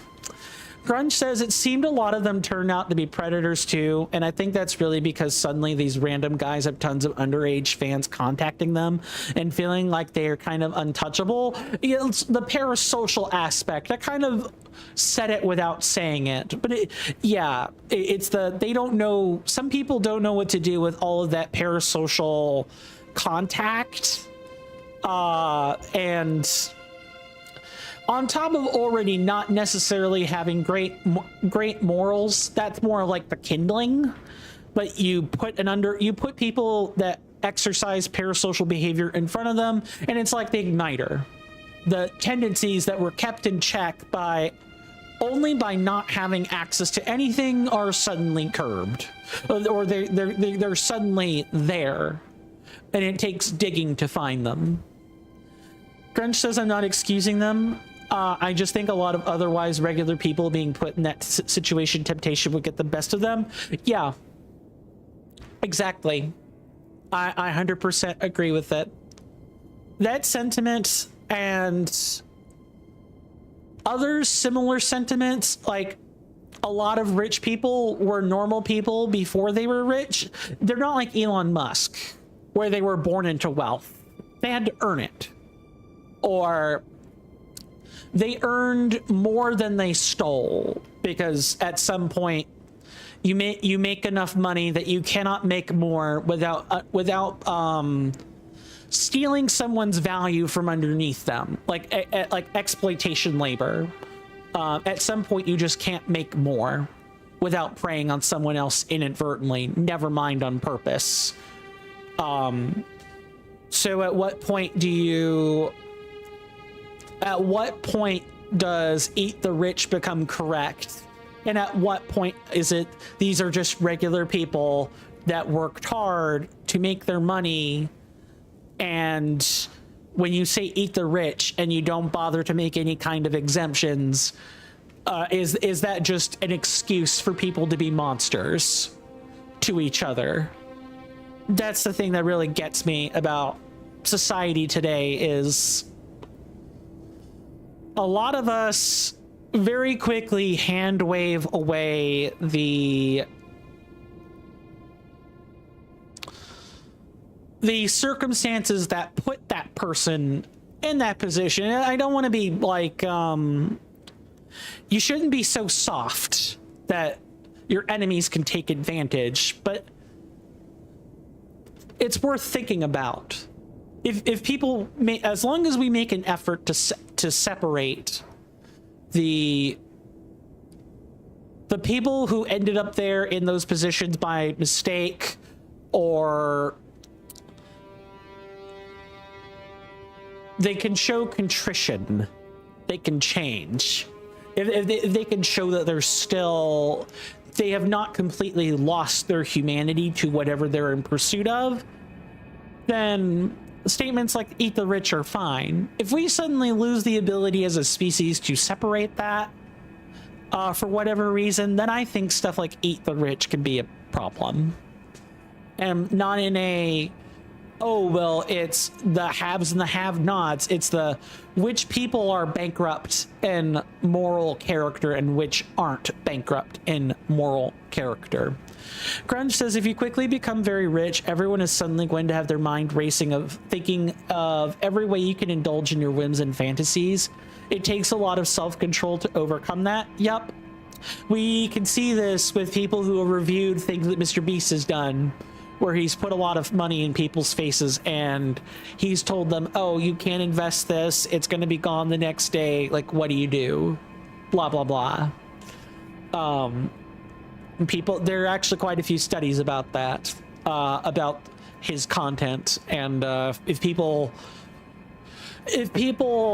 truly read or watched the documentaries about this type of thing, they would conclude that whatever respect Mr. Beast may still have there is gone. Grunge says, and we have a system where people can suddenly become very rich with little work. Yep, that's true. That's very true. I don't know if Notch is an example of this or not, because he like made a game, sold it off to Microsoft for the tune of 10 billion, and then kind of like drank himself silly and kind of spent a large chunk of it. It's similar but not the same. Grunge says, it's quite infamous with people who win the lottery. They end up with worse lives than before and blow it all and end up in worse debt. Yep. I tell myself all the time, if I were to ever win the lottery, I would invest it immediately. I would clear whatever debts I had, just clear my debt, all of them, all gone, right away. Pay what I need to pay in taxes on the lottery, because in the United States, the earnings from such things, from giveaways or lotteries, are taxed, and then whatever is left as discretionary spending is being invested. It is being invested in real estate holdings or something else that is morally conscionable to do with money for the average person. My apprentice, give me a moment later. I have a favor to ask. The form you see before you is merely a projection. My body lies elsewhere, but the Academy's shackles prevent it being moved.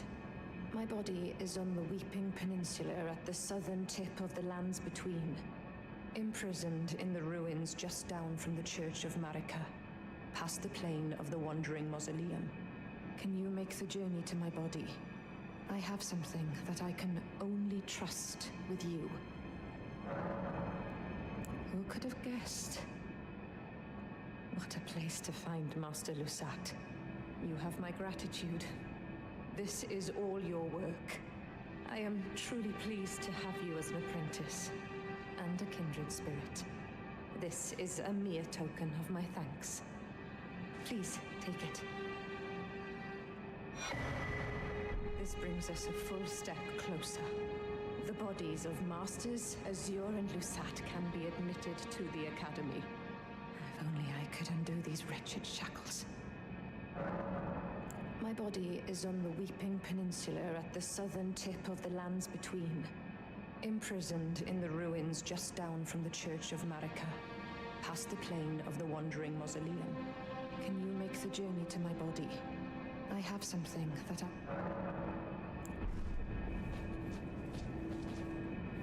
Okay. So this is like we're gonna be seeing the conclusion of a few more quest lines. Maybe not the direct conclusion of the quest lines, but we're gonna get close to concluding some of them today. Grunge says, well, that is how people actually get very rich but aren't like public figures, is investing in physical assets that gain value over time. They don't just have a Scrooge McDuck money pile. As hilarious as that would be, yeah, no, that's absolutely right. It's invested in holdings and stuff.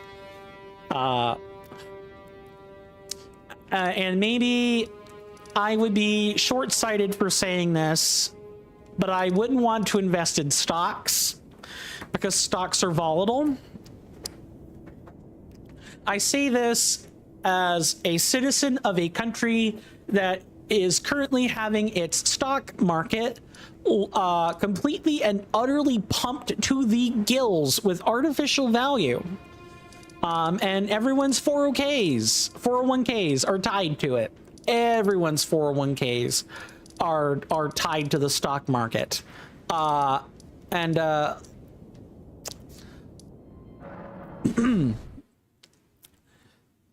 Eventually the stock market's kind of come crashing down because of how much it's been pumped into with fake artificial value. And when that happens, everyone's 401ks are going to disappear. And the stock market might even crash with no return. I think it's going to be that bad. So investing it in stock is a mistake. Investing that sort of money in stock, I think, is a mistake. You want like treasuries or bonds. That's what I would say as a normal, rational person. Is you either invest it in real estate or you invest it in like treasury bonds and stocks, or I'm sorry, not stocks, treasury bonds, things that appreciate in value over time. Grunge says, I just have a bias toward physical real life things in general too. Yeah, of course, as is to be expected. I would prop the most surefire thing, and I say sure like it's free from risk. It's not. The most sure thing you can invest in is real estate, and even then, you still have to do the research, or you're gonna end up having your investments go belly up due to like changes in like real estate volatility, especially since the real estate bubble has already since been popped multiple times, like an incredible amount. Never mind the AI bubble when it pops. Grunge says there is a bit of sorcery when it comes down to stocks and things like that. It's very common for the famous investors to use words like alchemy when talking about it. Yeah, that sounds like a bad investment strategy. If you have to use the words like alchemy and magic to describe something, maybe we don't invest our freaking money into that. That's bad. That's bad. It sounds like the stock market should be forbidden in cases like that, but I'm gonna wait for the the combo shill to be done before I deal with Sellen's body there. But sorry. Even though this is the place where we can talk politics, I feel like I should not talk too many geopolitical things today. Because my mood I am an incredibly hate-filled ball of energy right now. I'm trying to siphon some of that for the stream today. You hear that off in the distance, my senators and inductees? That is an ad storm. In about 5 minutes, it'll blow over us, and then we can get right back to the gaming. Thanks. Welcome to CoinStamp. Have you been enjoying the live and or long-form content? How about the community? If you have, consider becoming an inductee of my hallowed halls. Do this by following my Twitch or my Kick channels, or by subscribing to my YouTube channel. These are free and easy methods of helping me out, and I'm very thankful to anyone who chooses to do those things. They only take but a few moments. Please also join my Discord server, because that's where most of your perks are banked right in. There's plenty of conversation for everyone. Don't miss out by skipping out on the server. If you want to become a senator instead amidst our hallowed halls, do that by subscribing on Twitch or Kick, or by purchasing a membership option on Patreon, Coffee, or YouTube itself when it becomes available. If you're not sure where the finger-tingling bargains are, just ask me, and I will tell you where you can find the best deals. No matter which platform we're talking about, you'd make this man's heart leap out from its Faraday cage if you checked those options out. But otherwise, you guys being here is enough for me. Thanks again for listening to that stuffy sales pitch. But now, let's return to the quality content. Thank you guys for putting up with that and putting up with me. At the top of every hour, we do take commercial breaks that I try to get the shills done and out of the way before the commercial break arrives.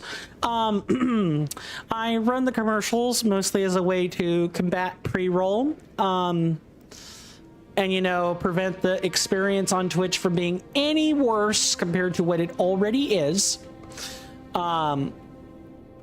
So it sucks. I wish I didn't have to run them, and I guess I don't, but it's worse. It'll be worse overall if I don't. That said, you know, I try to structure the breaks in such a way that you guys are more than welcome to get up and take stretches during those. I stretch during those as well. I encourage us to take a break together so we don't have to look at shitty ads for 3 minutes.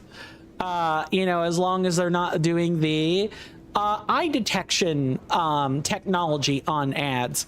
If we ever reach a point where there are quick eye detection things like some extensions on Twitch can do, there's one that lets you detect quick or rapid eye movements, REMs. If advertisements start doing that, I think people are going to nope out of the internet, even more than normal. But I digress. There'll be a timer on the screen when the commercial break happens. Again, I encourage everyone to take a break during that. It'll just make the time pass by faster, but everyone do what they feel is comfortable. I'm no one's boss. Once the timer reaches 0 minutes and 0 seconds, and you know, or when that timer reaches that value, I will have returned. The advertisements will be done, and we will pick right back up where we left off. Yeah, I've been pulling a number where I have been sticking out middle fingers to every American commercial, every American display random podcasters. I am a huge ball of hate right now. It takes a lot of mental willpower to suppress it, but I am trying to convert that energy into something useful, aka the stream. Normally, after a client job, I typically have some period where I'm struggling. I have some period where I can't quite seem to get my footing right. I have not had this struggle yet. I hope I never do, all things considered. So I'm trying to make that angry little ball of energy turn into gold, liquid gold. If I could do that, I wish we could all farm our emotions. I'll see you guys after the break.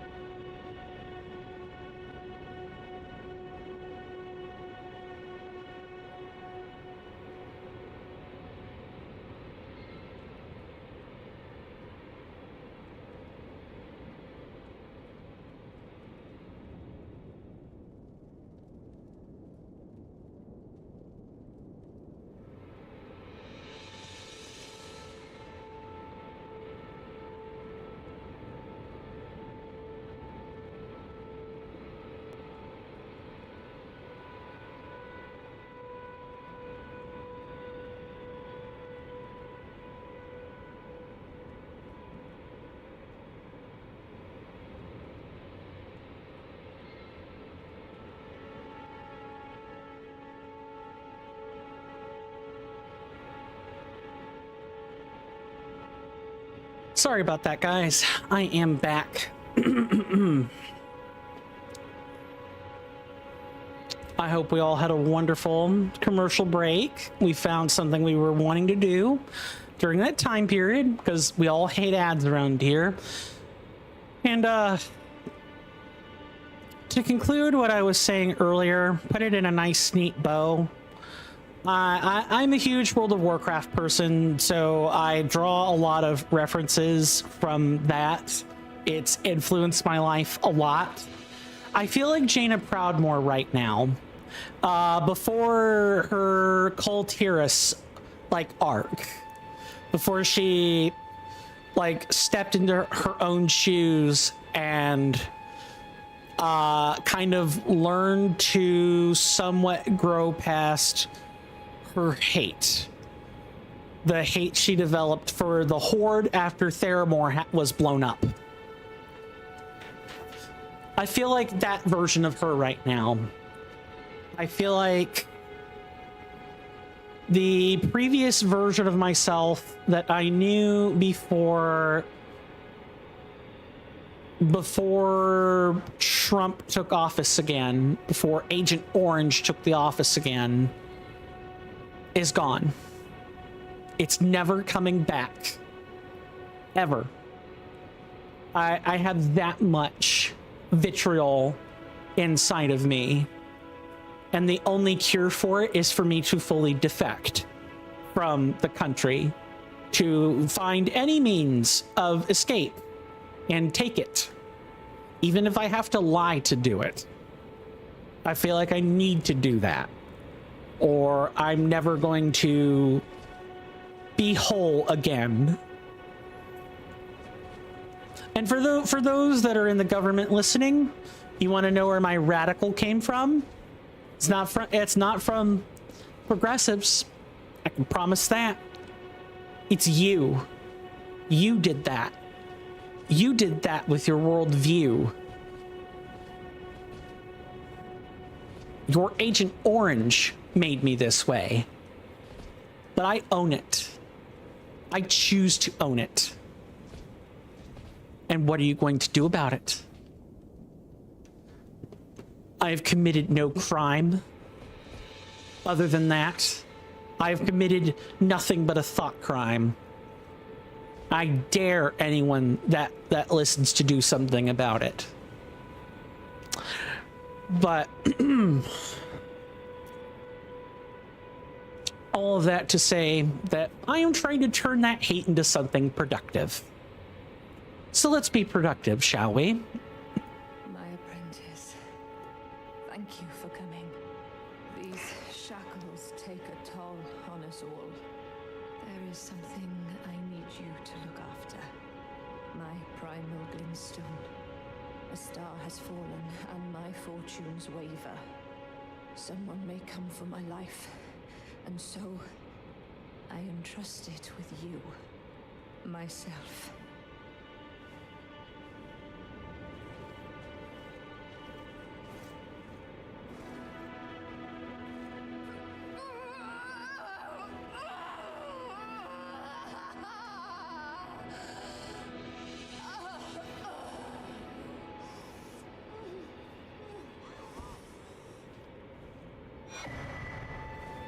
Yup, she's Iron Woman, everybody. We took her crystal heart. It's ours now.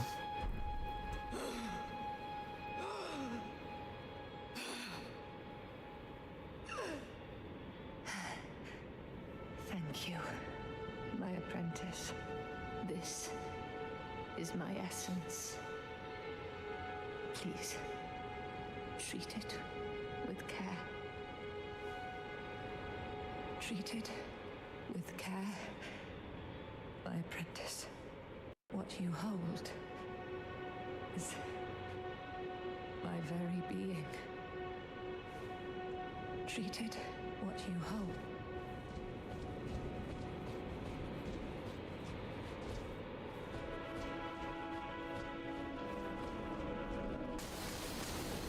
All right, so I left her out of view.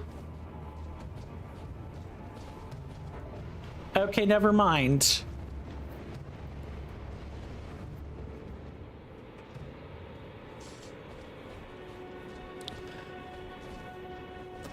I'll put it this way.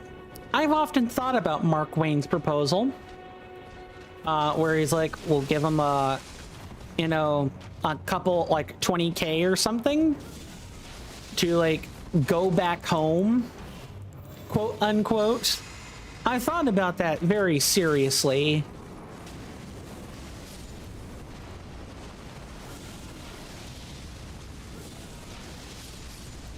I'm not sure would work on me, however. If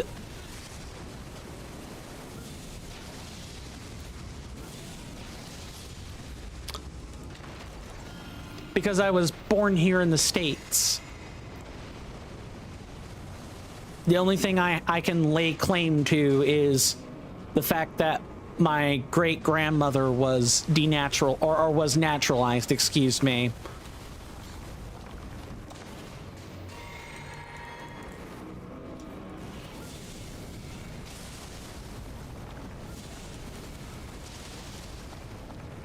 Oh, yeah, I can just use Rain of Fire and not have to deal with this. I should have just,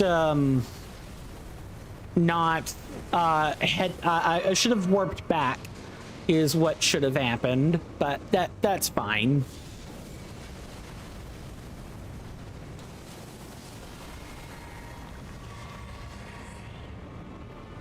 We can just kind of sit here and let the bad times pass.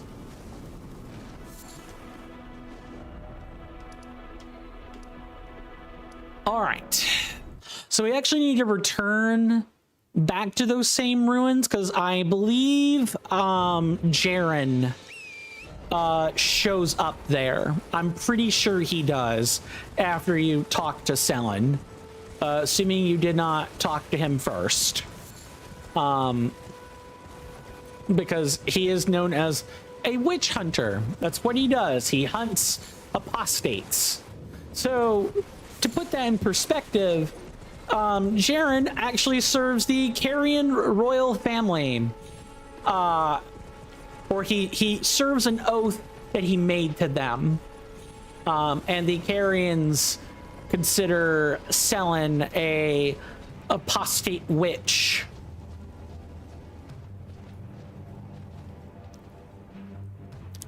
Who violates the sanctity of the Academy's rules about magic. That's why she was expelled. But if you go too far, well, then the school will try to kill you. And they do it through witch hunters. Oh, I'm dead. I'm dead. Yep. What I have learned is that you need to fight the things. That's a death doing a quest and not even to something else. Although what I should probably do is I should remove that and add the split that I know this is, because it turns I'll just come out and say it. There is actually a you actually get to pick between Jaren and Selen as to who you're supporting in the end. And it's like not the hunter, but like I'm trying to think of what else this corresponds to. It corresponds to something, and I'm forgetting what it is. But there's, oh no, you can do it for, like, Millicent. Millicent's another individual where you can, like, either invade her world, or you can, go into her world and help her. You can do one of those two things.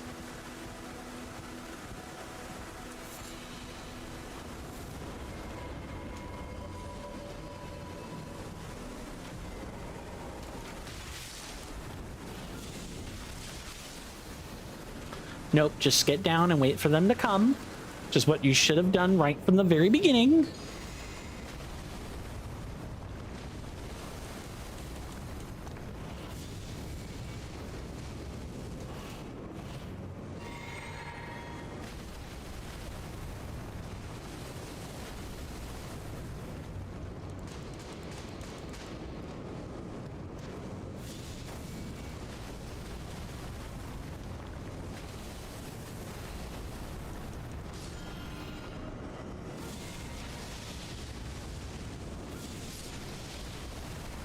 All right, cool.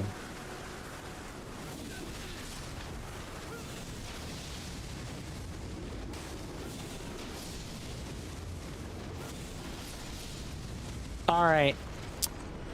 That only took entirely too much time and energy to correct. Ah, well met. I hardly expected to see the champion of the festival here, of all places. You didn't know Selen, did you? Well, whatever the case, she's dead now. Just put it behind you. She was known as the Graven Witch. Obsessed by the primeval current, countless sorcerers fell to her hand. The most dangerous mage in the entire history of Realicaria's academy. It is strange, though. The woman, she was like a husk. Her soul already fled. I suspect Selen lives on elsewhere. I'm sure she'll turn up eventually in another body. A sickening thought, but one that won't stop gnawing at me. I suspect Selen, I'm sure she'll sink. Yeah, so what we don't know is who Selen killed, possibly killed, to make her such a feared witch. Because certainly, just expelling people would have been enough. Certainly for her to be as reviled and hated as she is, she would have needed to do more than that. Maybe she even sacrificed people in the name of her pursuit of the primeval current of stars. Maybe she even did that. I don't know. That seems more like a blood magic thing, but it's like blood magic in Dragon Age. It's no matter what your intentions with blood magic are, it is always dangerous. One foul slip in judgment and you can kill someone pretty easily. Or like bloodbending in Avatar: The Last Airbender. Bloodbending is a super dangerous practice. One that feels very, very filthy to the average practitioner. This has got to be it right here. No, it's like a... Oh, it's here. This is where it is. Sylvis's little hideout for dolls.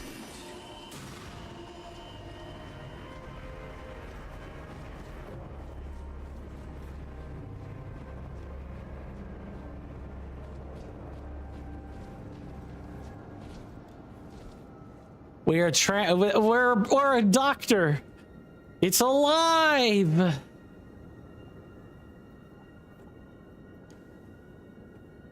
My apprentice. Just how long has it been? Thank you.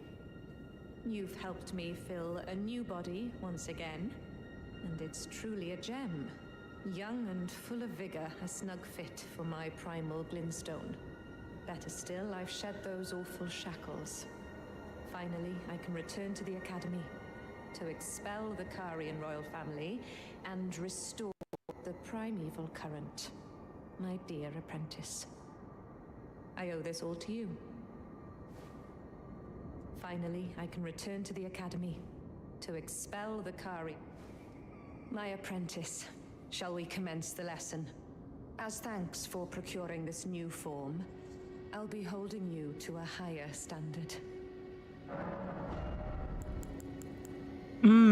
Star shower. Yeah, that's... And glintstone comet shard is kind of what you get as your thanks for doing this. You do get some pretty powerful magic. As a sorcerer, it is very worth your time to do this. We're just doing this for the bit.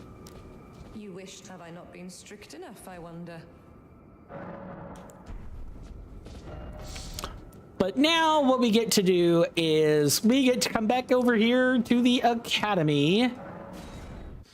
And we get to, I know what the name of the split is. I should just type it.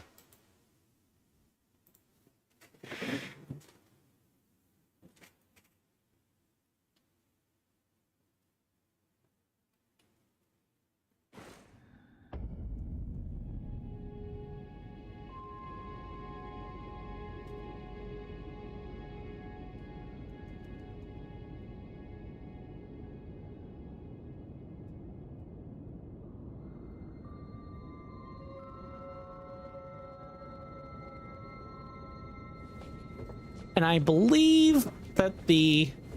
Oh, there's a rune piece back there that I didn't see before. No, that's a candle. Why did I think that was a rune piece? I guess because the glint did not feel particularly strong enough.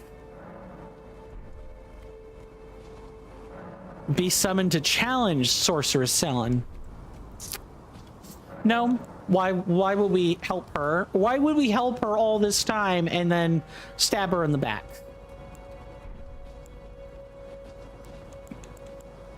Let's get this off the bar and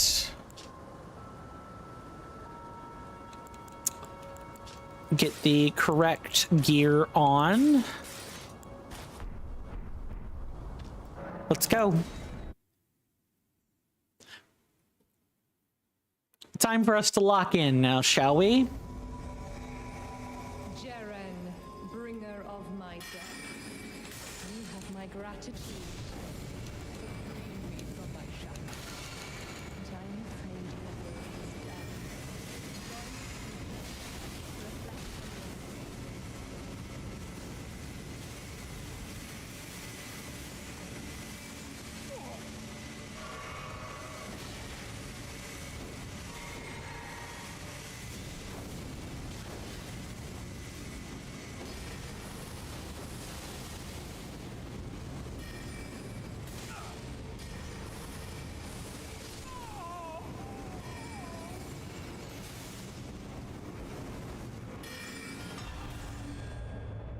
Witch Hunter Jaren, okay, and that's a hyphen.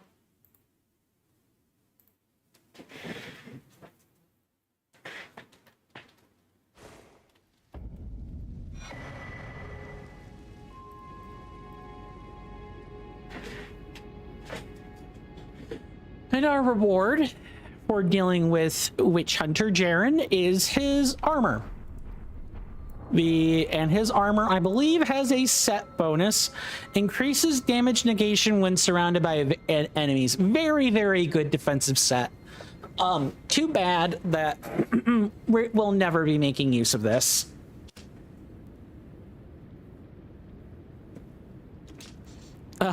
Cool that Jaren's face is kind of also a... like the beard is a feature of the thing instead of anything else.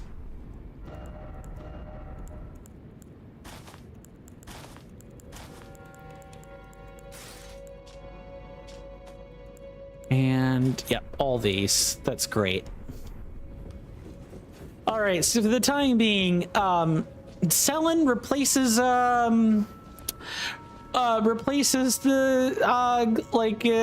replaces Renala. Fine, fitting end. You're like, where's the respect, though? Ah, my apprentice. You've saved my skin once again. Do you see this? The Queen of Caria is no more. With the bodies of Masters Azure and Lusat returned, the Academy can hone the primeval current, so that we, fallen children of the stars, shall beam with brilliance once again. My apprentice, will you stay with us here at the Academy? Oh, I know it's not possible. You have your own calling, to be the next Elden Lord. But do think of me, of your teacher. On the eve of your crowning, you will always be my darling pupil. Rest assured that no, the entire Academy will swear allegiance to the new monarch, my apprentice. Become Elden Lord. Perhaps I'm jumping ahead, but Here is a symbol of my allegiance and the Academy's. Do you recall what once I told you? That glintstone is the amber of the cosmos, and sorcery is the study of the stars and the life therein. When you become Elden Lord, please illuminate me. Lay bare the secrets of life which course the Elden Ring. Next time, I will be your student. Oh, one last thing. If you fail to claim your throne, you can always pay me a visit. Oh, don't fret. Even my dullest pupils will always have a place here. And we get Shard Spiral, which is honestly, it's supposed to be like a multi-hit version of Glintstone Comet Shard, but in truth, you almost always want to be casting Glintstone Comet Shard instead. But this thing can pack a wallop, and it's better at staggering if I remember correctly. All right, so who do you want to? Do you guys want to take bets on whether or not she stays the course and is the permanent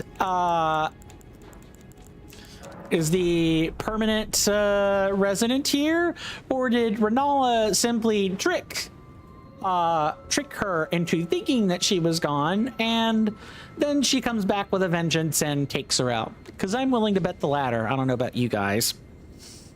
You don't get to be where Renala is without, having a dalliance with the demigods. Yeah, look, see, she's already back. She is already back. Hello, Renala. Nice of you to claim your seat again.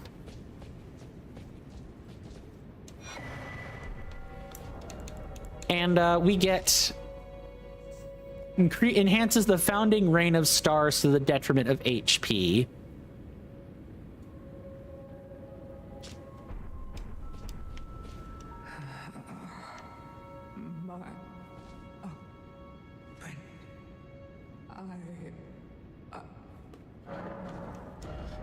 Oh yeah, she's gone. Renala made her a Graven School. Wow.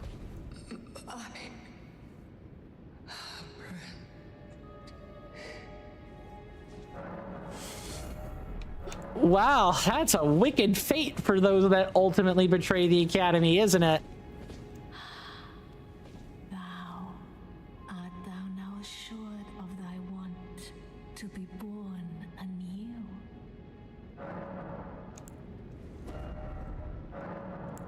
Discard changes. Yep, we don't need that. Be not alarmed, nor afeared. I would birth thee as a sweeting, fair and fine. Her eyes have no soul. Her eyes have no pupils. No soul. And this one also no longer has a soul. The shell of herself.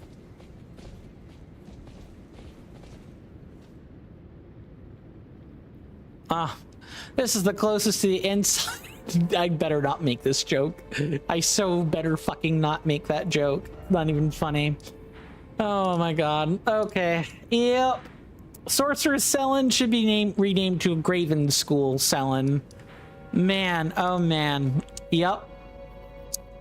Now we actually get to go to the castle at the terminus. We get to do that.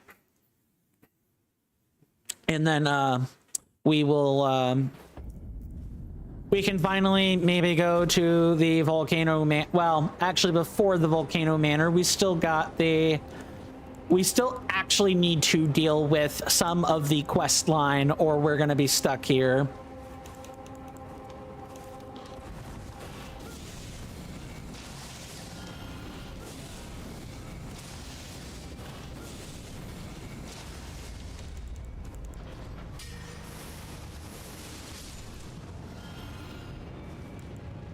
Okay, you were going to like use Rain of Fire on and kind of just sit back.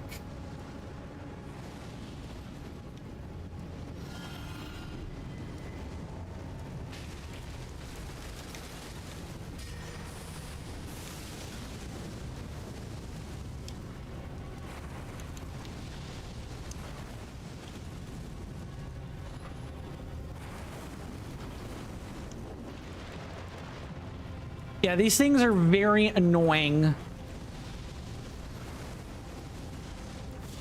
to try to deal with in their form, especially in Mount Gelmir, where it's nothing but a bunch of rocks.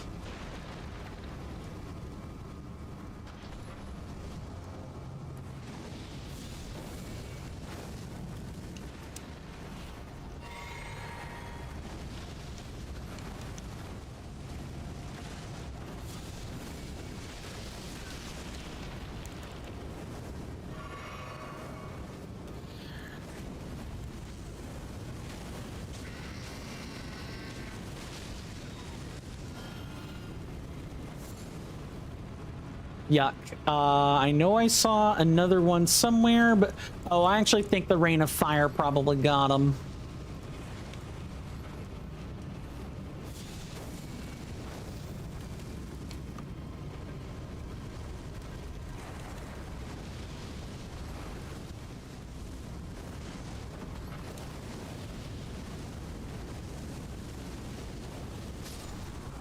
All right. And we got to do the same thing again for this other one. Lots of enemies here inside the Lithe Battleground are, which is what this is. The Lithe Battleground are really sticky and awful to deal with. There's just nothing but combat everywhere as far as the eye can see here at Fort Lithe.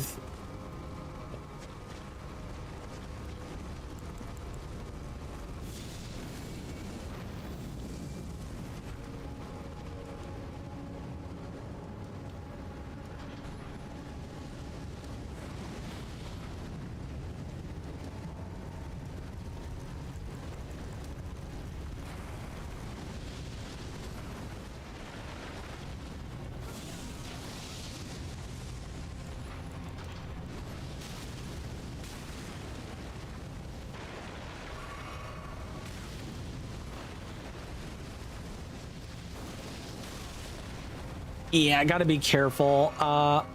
If you get like guilty chasing after you, you need to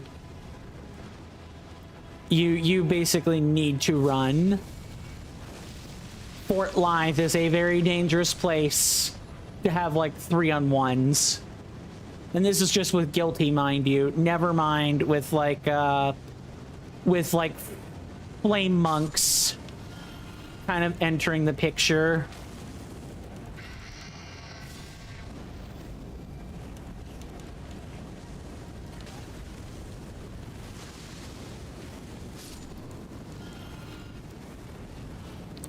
I am running low on normal flasks, and I really don't want to do that.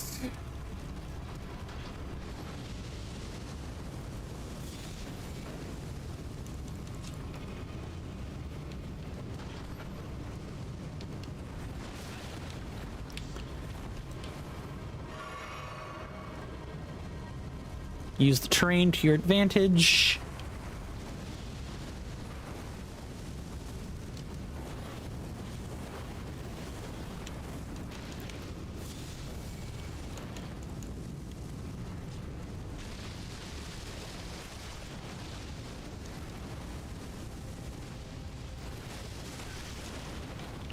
Nice. Love that for me.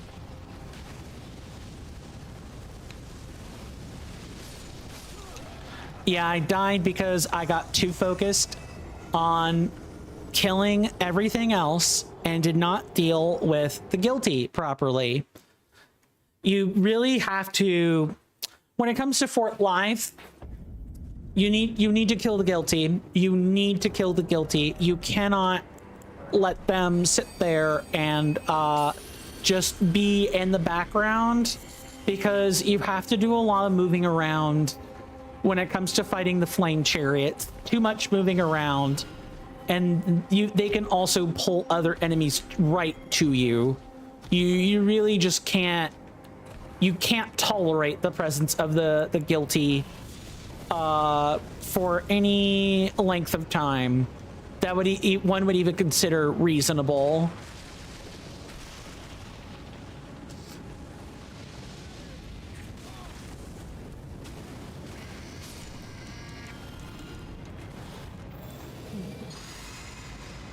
You kind of have to, you have to find what the back side of the encampment is, and then you need to sweep from back to front while also still staying outside Fort Lythe.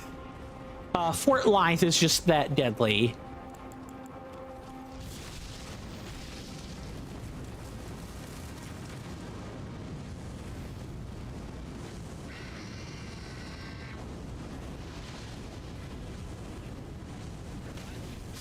Oh yeah, oops, that's super terrible.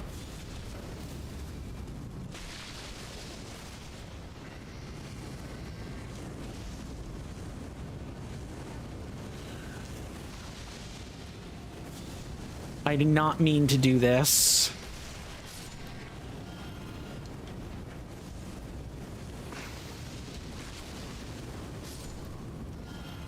But it's fine, we worked through it.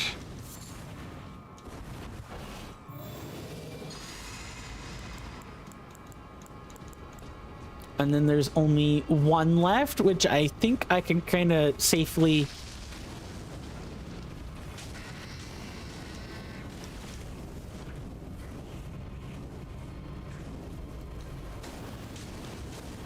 There.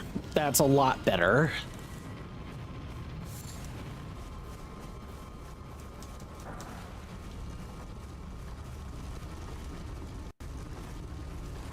Drink.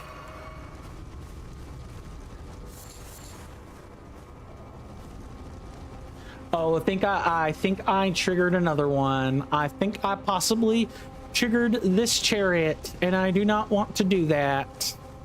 That was a bad move. Yep, I triggered two of them. It might even be a mission abort if I'm being honest. Or they're actually damaging each other, so I might even be able to use the...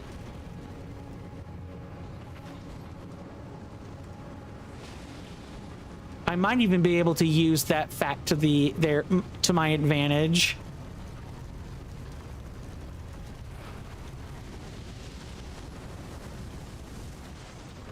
Or just lure them to some spot where I only have to worry about fighting one of them.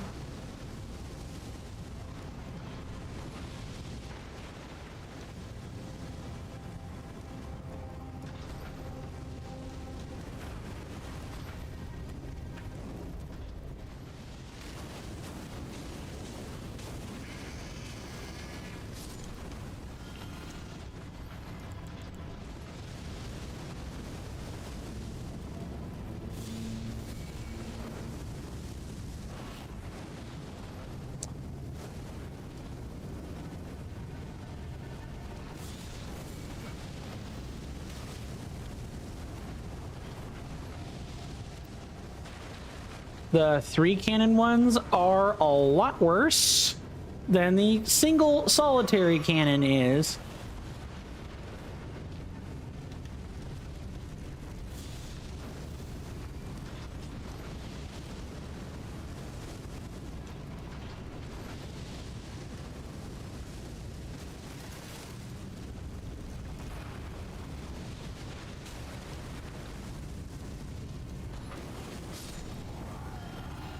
Okay. And then we've got Screwball over there that's like watching me.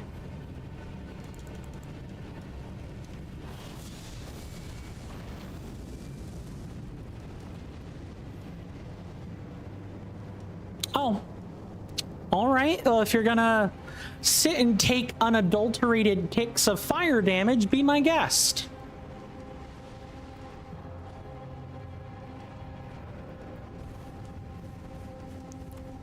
I definitely won't say no to that.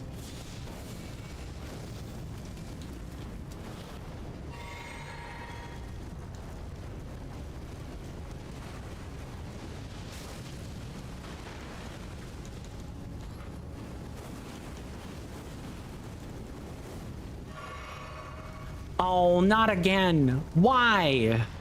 Why is there another one of these?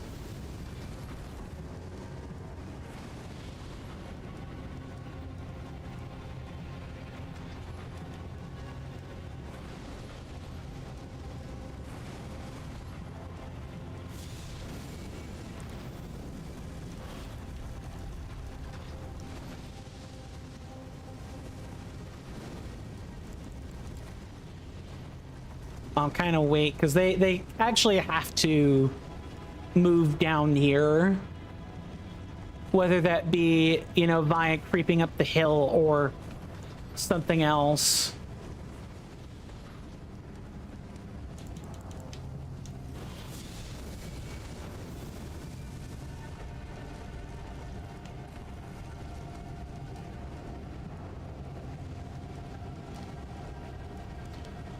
Rain of Fire's awesome. Kernifer cooked with all the alterations to this. Team Kernifer and company absolutely cooked with all the alterations to this. It is a much better spell than before.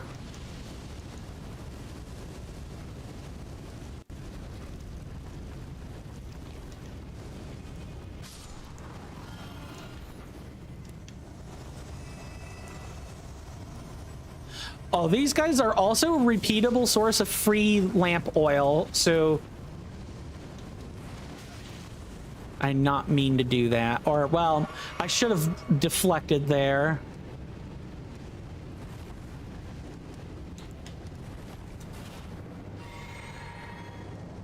Okay, this one's going to do that. But Rain of Fire is a great way to harass these. Other builds would have like a huge problem. Maybe lightning would fare, maybe like a lightning damage build would fare okay because Honed Bolt kind of gets around the chariot, doing chariot things, but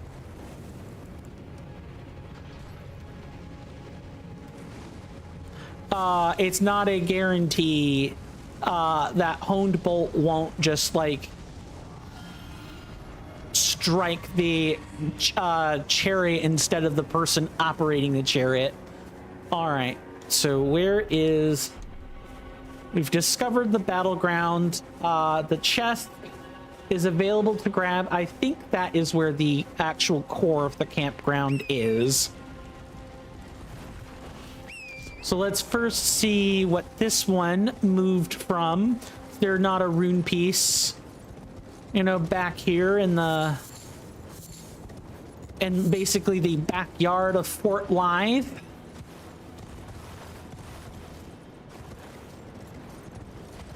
There better be. Or why have ground back here?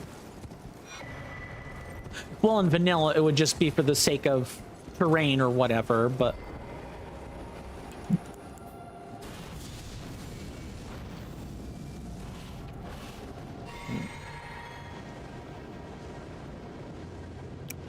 You gonna come up here, big boy, or not?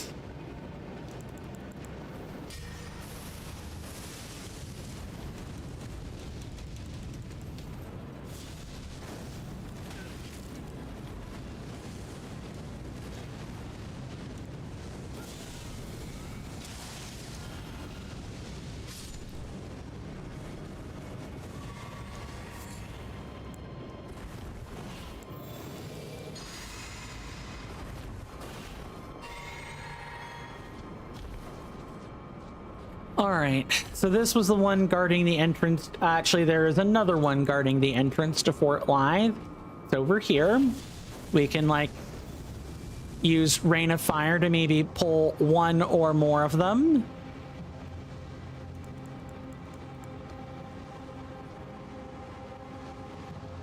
If they're just gonna sit there and do that, then that is not going to work, buddy. I'm gonna get you with ranged combat if you're doing that.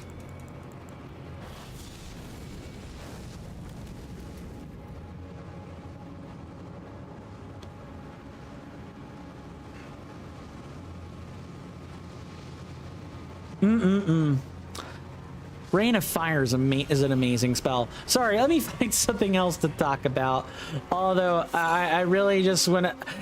It is an absolutely heavenly experience to be able to go from having to be very, very active in the game to taking somewhat of a more passive approach. Rain of Fire lets me behave a little bit more how I would like for this playthrough to go. Or I say playthrough, I mean routing run. I would like to behave in a little more of a passive fashion, and Rain of Fire lets me do just that.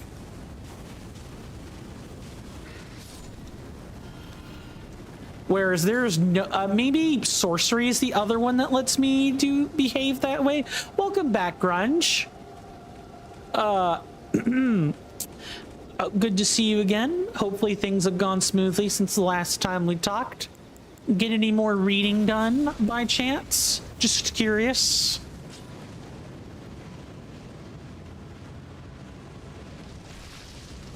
Okay, that one's gonna stand still. You were eating dinner. Yum. Very well.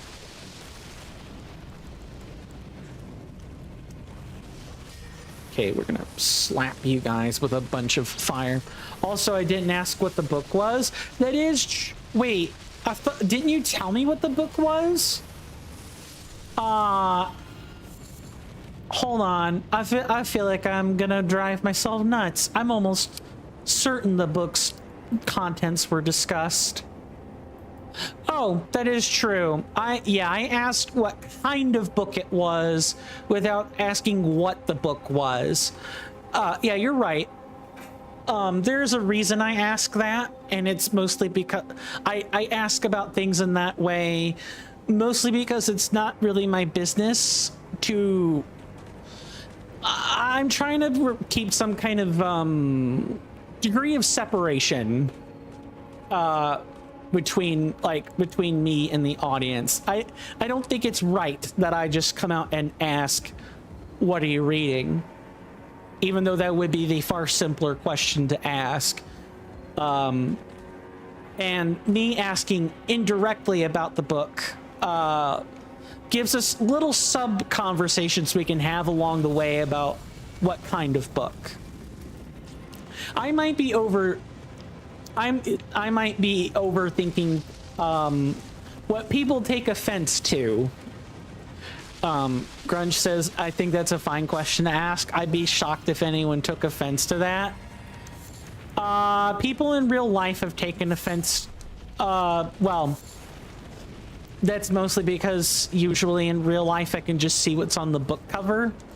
But people take offense to me looking at the book cover as well, so I just try to be indirect about things. I don't know, maybe this is one of those, how do I word this? I don't have pretty privilege in real life. When people find you attractive, they're willing to let you get away with a little bit more. Not much more, but pretty privilege is a real phenomena. It exists. I have watched people. I have watched college students walk up to each other, ask what the other is reading, and then the student being asked has been offended. I have asked directly, and I'm met with, well, it's on the cover, isn't it? Well, why don't you just look at that? I guess what I'm trying to say when I'm not busy neck deep in some personal anecdote is to say a lot of my personal responses to things are based on what I have experienced in the past, and maybe far more than what a typical person would do there. So the lesson I take is, well, people don't like being asked directly. It's their business. They want to share in that business and not, they want to share it on their terms and not having a random schmuck like myself ask. Insert the human resources meme here. in other words. That's a lot of what my life feels like at times, is insert the hello human resources meme here. Grunge says some people are also just assholes. Ain't that the truth? A lot of people are assholes. It's just some people are assholes unprompted. In my personal life, I have gotten a lot of unprompted assholes. And it has unfortunately shaped a lot of my experiences in talking with people. Not only that, but there's other things. But I don't want to make this conversation about me more than I already have made it about me. So I'll ask the real question. What sort? Hello, Mr. Jellyfish. How about you not sneak up behind me next time? If you don't mind, what book are you reading? I am curious. And my indirect questions were an attempt to sate that curiosity.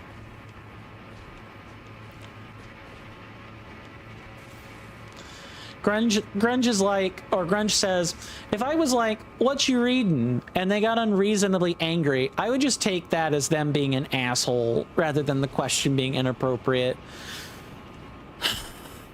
Yeah, a lot of people tell me that. I've had people tell me that before. My usual response to that is, well, people say one thing and do another. I don't know what to believe. I have to form my own decisions. I have to make my own decision with no context of whether or not the decision is generally favorable or generally unfavorable in the long term. But you're absolutely dead to rights. Correct. You are dead to rights. Correct. Grunge says I'm reading the Gormenghast.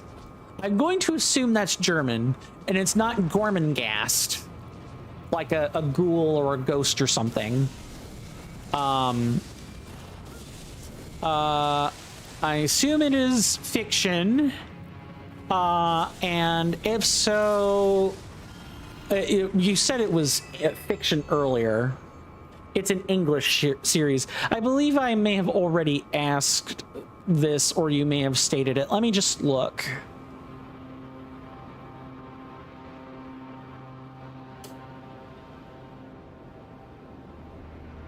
Just looking back over previous messages.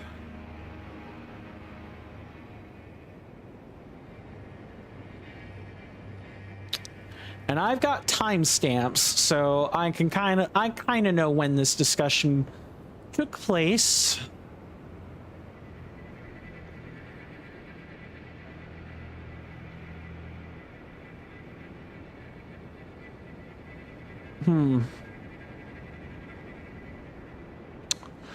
Okay. But it's an English series. Okay. Ooh, nice item, but I don't think I can quite go after it yet. Because we got aggro jellyfish. Does it involve, does the book series kind of involve, like a typical like, vehicle of like a cast of characters and a setting and such? Or does it rely more on like previous knowledge of the world? I assume there's some world building in there. Most book series build a world before they just expect you to know it, or they set the scene in the first couple of statements. One of those two things. They don't make you guess or anything like that. I would hate a book where I have to kind of read it in reverse. Grunge says it's a fantasy novel set in an impossibly large and complex castle. Oh, that's cool. So like the world is a castle, or some other thing? It was written between the 40s and the 60s. Oh, so it's an old book. That's like a super old book. Maybe. I would love for my chair to get into the correct position. Please and thank you. I shouldn't have to roll it back and forth. Grunge says there's a world outside of it, but the people in there don't really leave. My senators and inductees, that is an ad storm. In about 5 minutes, it'll blow over us, and then we can get right back to the gaming. Thanks. Thank you guys for putting up with that and putting up with me. I appreciate everyone being here today. My apology for the lackluster first couple of hours. Sometimes progression really do be like that, though. We do take breaks around here at the top of every hour. When that time comes, there will be a timer on your screen that will indicate how long the break lasts. During that time, ads play. If you're on Twitch, regardless of what platform anyone's on, though, I recommend you take a break along with the rest of us. I get up and stretch during this time too, so it's a chance for us all to kind of like get our eyes away from the screens for like at least 3 minutes. But spend your time however you wish. Because once that time is over, the timer reaches 0, I will have returned. I will have returned back to my seat. The ads should have stopped, and I will. We will pick up right where we left off before. That kind of that last statement there with the world outside kind of reminds me of the premise behind the Legend of Zelda. It's a ROM hack. I'm trying to remember what it is. I literally played this. The Ultimate Trial. That's it. The Ultimate Trial, where the story is, the whole thing kind of takes place in a in the Lost Woods, and very specifically a building inside of the deeper Lost Woods. And it's what if the Legend of Zelda Ocarina of Time, but also a roguelike. And a lot of the story is based around this place where people kind of die and they end up their souls kind of end up coming back for some untold reason or another. It's not the same. It's not a book, but that's what the premise or the plot makes me think of, is a similar game I might have played.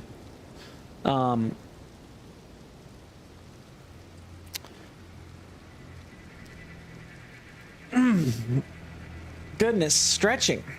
We all love that. Grunge says it's very gothic in the older sense of the word. The author was a poet, and prose is very evocative. Yep. And he was an illustrator too, so a lot of the scenes feel more painted with the words rather than conveying information primarily. Yeah, a lot of flowery or graphic prose. That makes a lot of sense. Yeah, people draw influences from their real life work or the things they were doing when they write books. It's just kind of part and parcel of writing books. I imagine it's a very beautiful read, as in the description naturally leads you to imagine certain things. It's that kind of a beautiful book. The words paint the scenes in your mind, and you can maybe sometimes imagine yourself being transported into the worlds contained within the book, which I always think is a sign of a really good book, when you can truly have your nose in it, fully immersed. Grunge says his main inspiration was Charles Dickens' novel, so the characters are very bombastic and extreme. Yeah, yep, I totally get that. Sometimes we say we don't like the natural audience, like the modern day audience says we don't really like one-dimensional characters, but that's not true. I blatantly think that's untrue. I think we just don't like it when it's overused. But a one-dimensional, very bombastic character is better for entertainment purposes than anything. But we'll have to pick up on this conversation after the commercial break. See everyone then.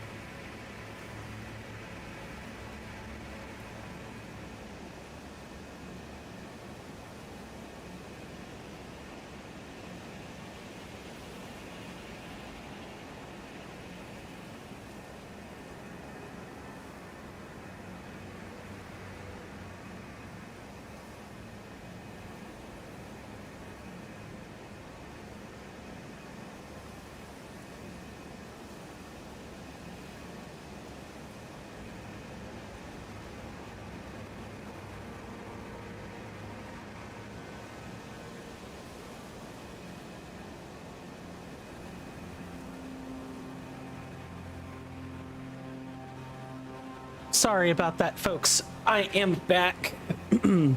Had to clean up a little bit of a spill in the kitchen, so that I made while making my drink. So my apologies for the lateness. I hope everyone had a good commercial break. I.e., they found something they really wanted to do, because I promise ads ain't it.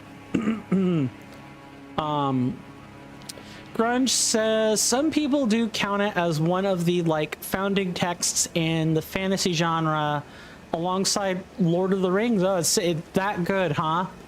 But Gormenghast is a lot different. It plays out kind of like a comedy of manners, and there's no magic or anything like that. I suppose you could imagine it like a Victorian era novel, put in a fantasy setting and everything cranked to 11. So Game of Thrones, but better. I jest. I know it's not Game of Thrones. There's no like real equivalent for that. That's fine. I'm just and I'm pretty sure the world of Westeros did in fact have some magic, or like very limited magic, but with way less grisly things. I'm totally it sounds like a pretty good read. Gormenghast. Maybe I'll my stepmother likes to read quite a bit. Maybe I'll recommend that to her. I just don't, most of her books are like things of the magical variety though, so I don't know how that would work. Grunge says it does have the intrigue and betrayal plots like Game of Thrones. Understood. Okay, so I was slightly more correct than I realized, or slightly more accurate than I realized. Yeah, I mean, if you're not going to use magic or some other kind of totally reality-denying thing like magic or high fantasy, then what you're left with to interest the reader is intrigue and betrayal, i.e. the things that books used to be filled with before they became D&D-ified, so to speak. Not that I have an issue with this, but I do think that there is room for... I think there is room to say that things have been too D&D-ified at some points. People can't think of the word elf without thinking long-lived elf from Dungeons and Dragons. Like the original connotations of what elf or dwarf or fairy meant are gone, and they're replaced with the modern day D&D versions. Grunge says, yeah, like the hierarchy stuff. Exactly, Game of Thrones then.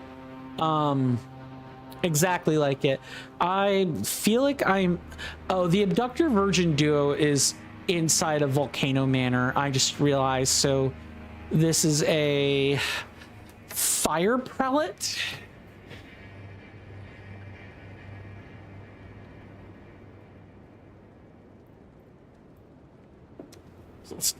And also, I forgot to log this death would have been not here,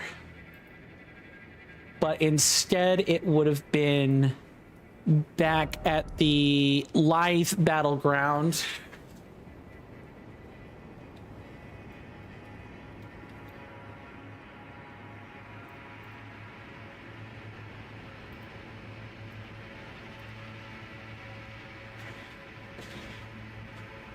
Grunge says, most modern fantasy really does not interest me for this reason. That's fair. That's fair.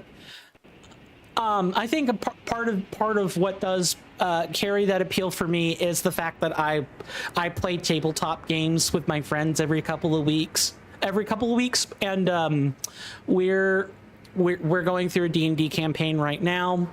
We all kind of bonded over D&D and Pathfinder. So that kind of fantasy does interest us, but it's a bit different when it's in film. For example, I might have liked the old Dungeons and Dragons movie, which would be considered that kind of fantasy, but I don't like the new one with Chris Pine in it, because it was less about the fantasy of the thing and more about how could Chris Pine make something funny. Not because Chris Pine went out of his way to break the fourth wall, but because American media just can't go 5 seconds without making something like a joke or a fourth wall break. It doesn't take itself seriously. I have issues with media in general that just does not take itself seriously. Like it's all a joke, guys. Look at how funny I sound. It's a joke. sorry. Caricature aside, I can't stand that. Like stuff like that just turns me right off. Cannot stand it. Marvel film is very much like that for me. I cannot watch Marvel movies because they cannot resist the fourth wall meta humor joke. Grunge says those like modern 10k page long fantasy series are very D&D coded, which I think is fine, but it would be nice if there were a 10k page one that wasn't D&D or Warhammer 40k coded, which Warhammer is D&D coded, but in a different setting. You just give it a different coat of paint. Sorry, not everyone wants the 50th version of Space Elves, but what if they were fanatical religious adherents instead of, green thumb nature zealots or something? Green thumbed nature zealots that disliked humans or whatever. Sorry, you can only reiterate that so many times before it loses its luster, so to speak. All right, I'm hoping this won't take too long, but if not, I guess we'll get to do this again. See everyone after the boss fight.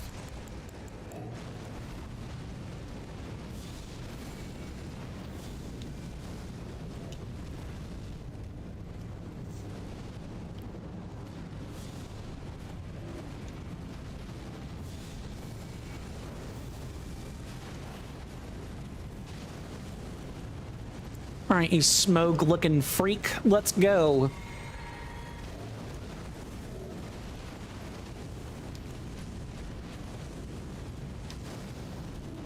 All right, pile driver.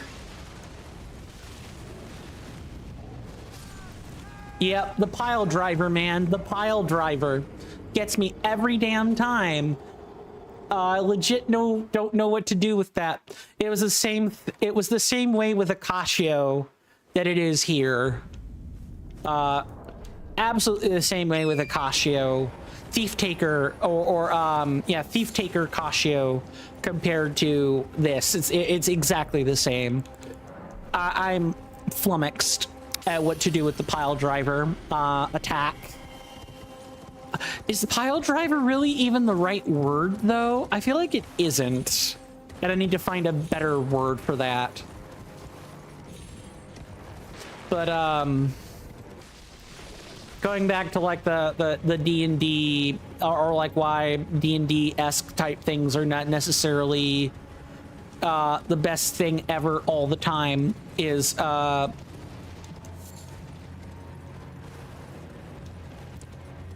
me just move right along. Get ready to deal with this particular fire monk whenever he chooses to show up. Yeah, here you are.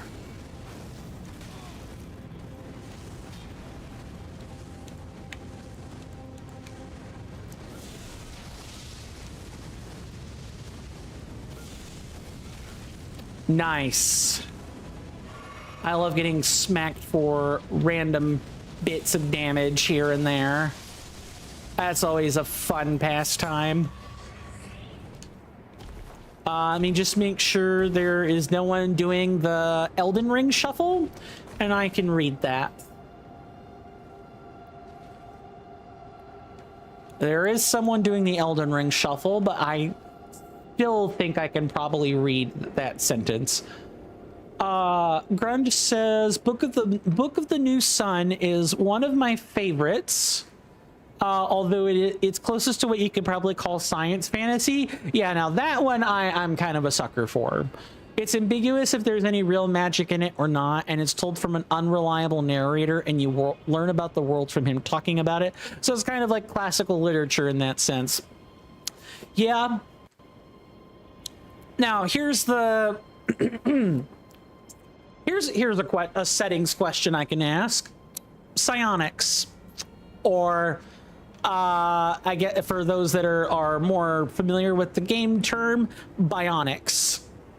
How do you feel about that, Grunge? Do you think that's just magic but worded different, or and therefore the interest is not there, or is it more, since it has an explanation that is not immediately D&D coded, that might be more interesting in at least the short term? Just curious.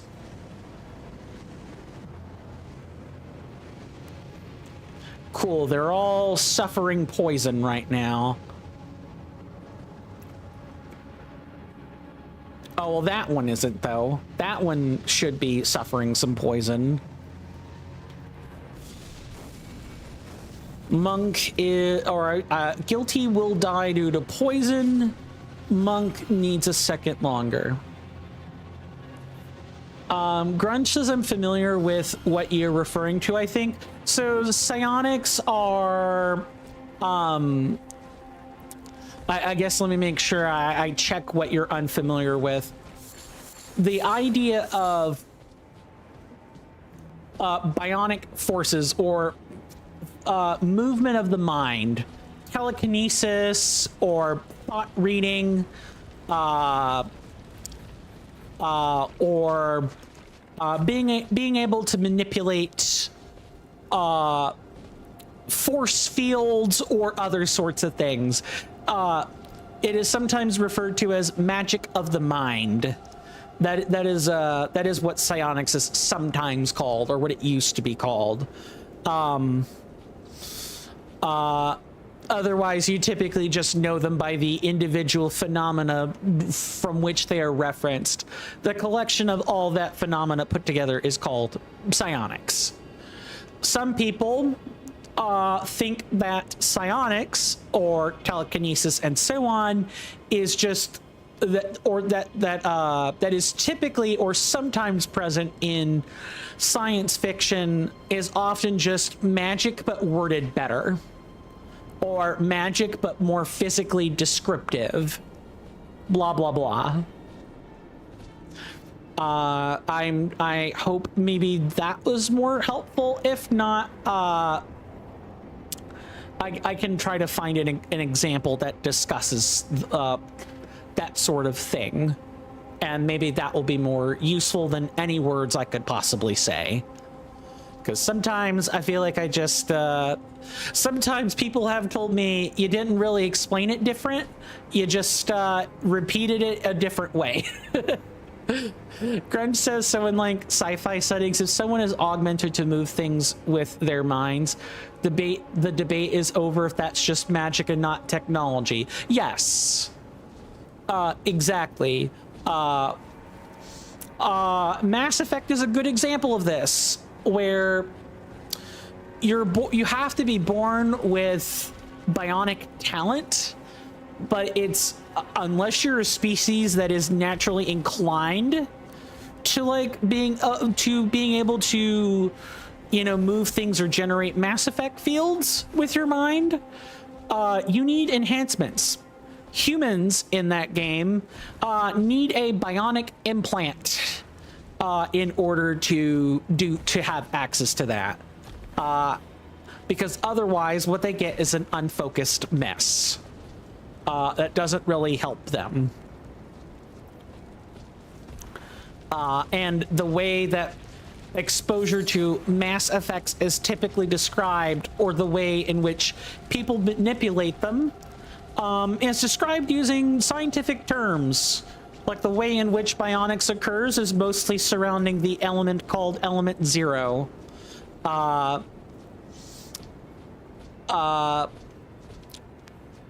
And exposure to element 0, assuming it doesn't kill you or mutate you in some way.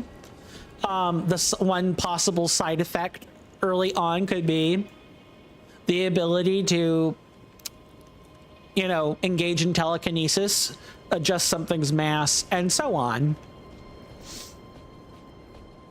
And so my original question is, at what point, or at what points would one consider that just magic but worded better or something else. Grunge says, well, I'm not really one for magic systems where it all gets explained and has to stick to the rules. Book of the New Sun has a lot of, like, you think something is magic, but it gets described as by the narrator, and you realize it's a hundred of thousands of year old piece of technology because it's set in a dying Earth setting extremely far into the future. Oh, okay. Yeah, so the like, at what point does technology become magic? Blah blah blah.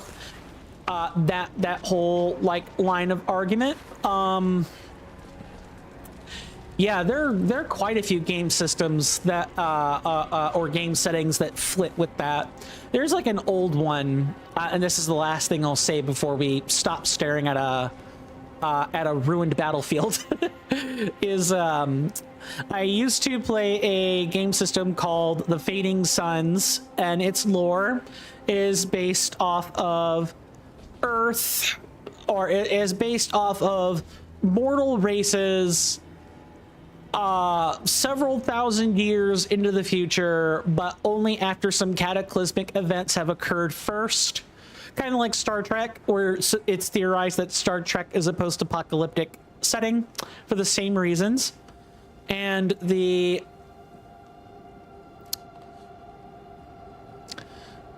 it's not that there's magic necessarily. There are some things that are considered magic, but in the Fading Suns, things like flashlights become poorly understood because the cataclysm that occurred was so grave that it caused a lot of old knowledge to be removed.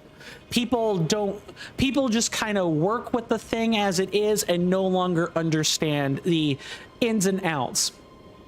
Kind of not too far removed from today if you move the technology up into a high enough bracket.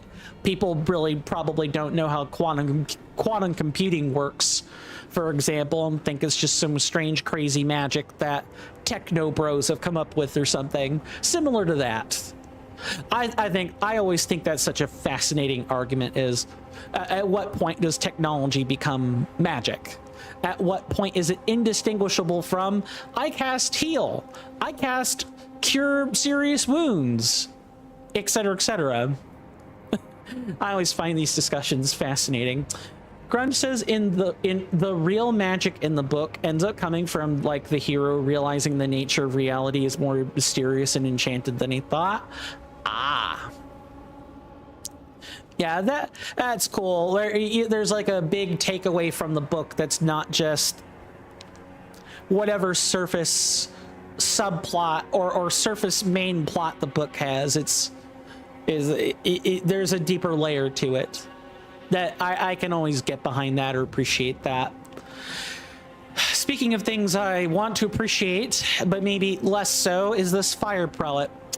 Let's try this again, shall we? See everyone after the boss fight.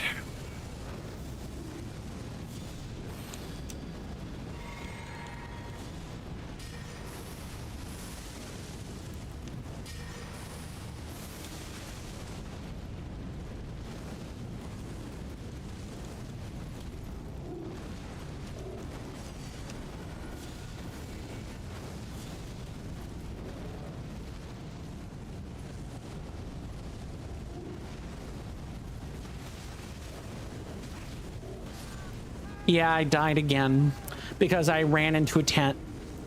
I gotta have a better plan for that than just die over and over. I think my better plan has to be, I need to be more positionally aware than I currently am, and I need to not try to just like burst him down. I think that's never going to work. Well, it's not that it's never going to work. He didn't have that much health.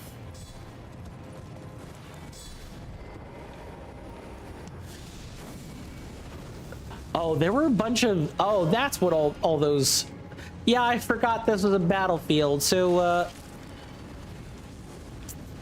there are... I'm gonna die if I'm not paying attention. Drink. It's fine. Just drink. Just drink. Drink deep the well of suffering. Nice. That was an awful performance. Yeah, I always like it when a book has a bigger takeaway than just its surface plot. Man, I need to make an effort to read more. I just realized that even though I like audiobooks, I spend so much time gaming that I don't read as much as I should. And like, gaming is not a substitute for reading. They have completely different, they hit completely different parts of the brain. And I've been such a big adherent of... Nice. I've been such a real big adherent of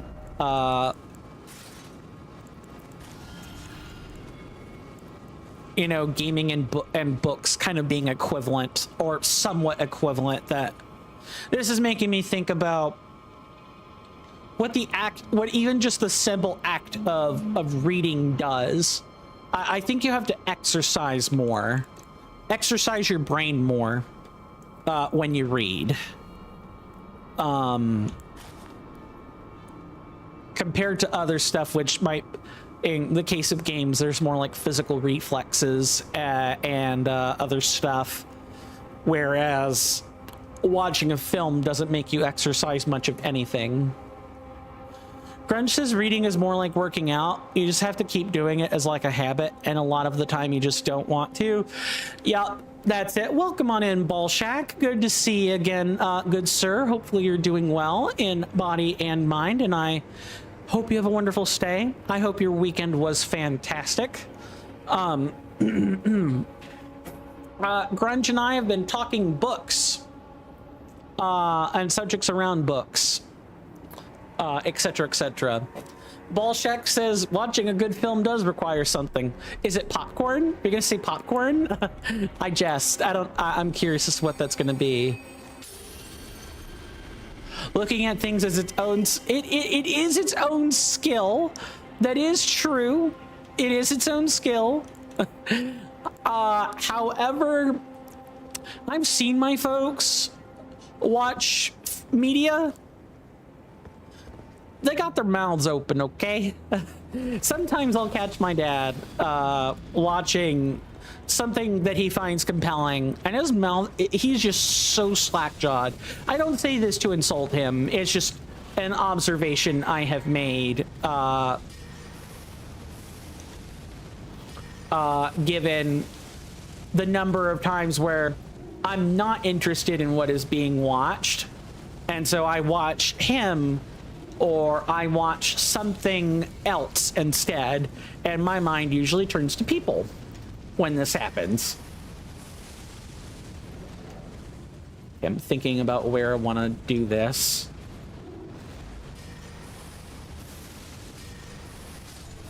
All right, you freaking fire prelate. That shouldn't have even had deaths to it. That's gross. But it's fine. We'll make it work. What do we have in here? Please tell me this is the start of... Well, it's certainly something. I forget exactly what Fort Lythe has in it, by the way.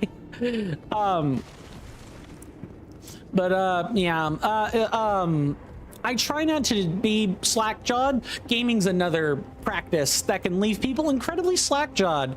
I don't think people would be nearly surprised that people game slack-jawed. A fly could just fly in someone's mouth, and if it weren't for the fact that the human mouth is sensitive, sometimes I think they would hardly notice. Bolshek says, I think video games actually fail in the fact that they distract the player from observing and tasting with mechanics. But so can books and films do the same thing with cheap narrative tricks and gaudy excitement, and so can music. Yeah, it's like the people get by with illusions rather than the real thing. Yeah, I get what you're trying to say. The wretched fools. Okay. I'm hearing dialogue, but why?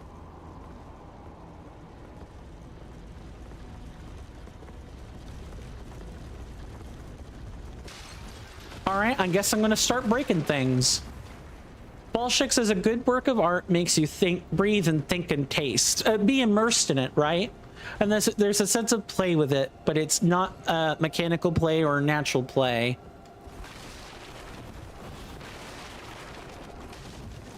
Why is this? Why am I continuing? I'm forgetting what this is. I remember there being something weird about this, and I'm just not remembering what it is.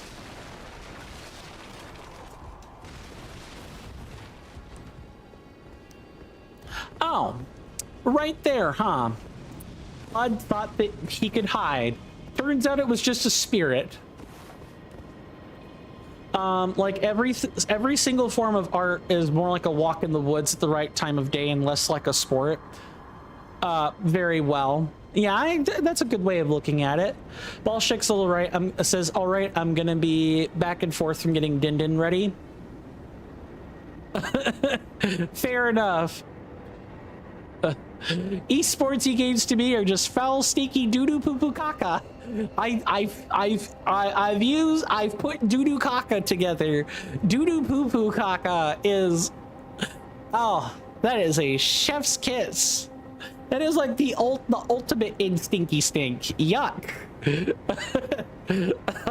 Sorry, that made me giggle. I swear I'm not 5. I'm fine. I'll survive, I swear it. I'll soon be back at the Volcano Manor. Sure you will, buddy. I don't think so. This guy basically abandoned. That guy was a traitor. That guy was a huge, big old fat traitor. And I could think of a few things that one should do to traitors. Punish them is one of them. More things I cannot in good conscience say on this platform without being super saucy and inviting the philosophical discussion that comes from, well, is corporal punishment effective? Or is it about making people feel better? Is it effective? There are a lot of studies that show it actually isn't, but that's not exactly the discussion I'm looking to have. But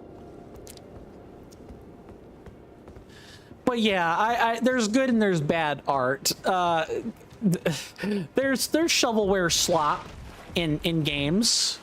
Gaming is not immune to having bad stuff in it, or like bad, like I should say bad, because that's subjective.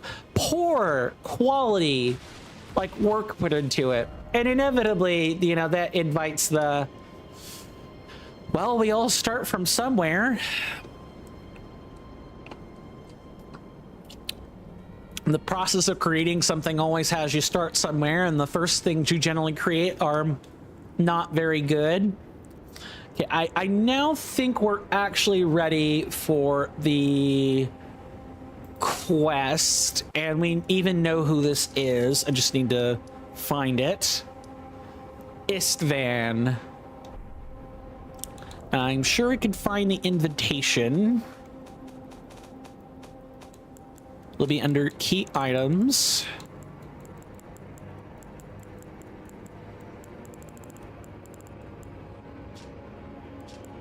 Oh, I never did go talk to Corin. I need to do that as well. I'm trying to remember. was a, oh, I think it was a letter on the table and not anything else.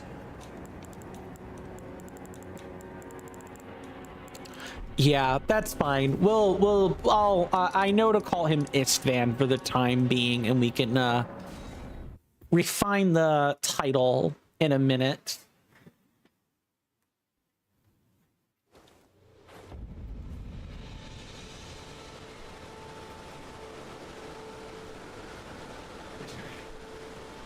Grunge says top 5 worst movies I've ever seen. I can't even name you 5 of those. I can't even name you 5 of them. That's the thing. I've just seen so few. So few of them. Trying to think of a bad movie I might have seen.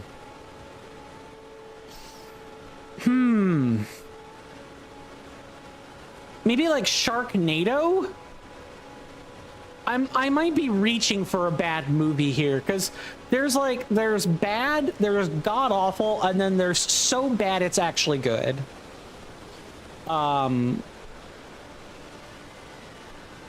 Did I actually watch it? I watched I didn't actually watch the original Sharknado. I believe I watched a good chunk of like the first one or the second one, excuse me.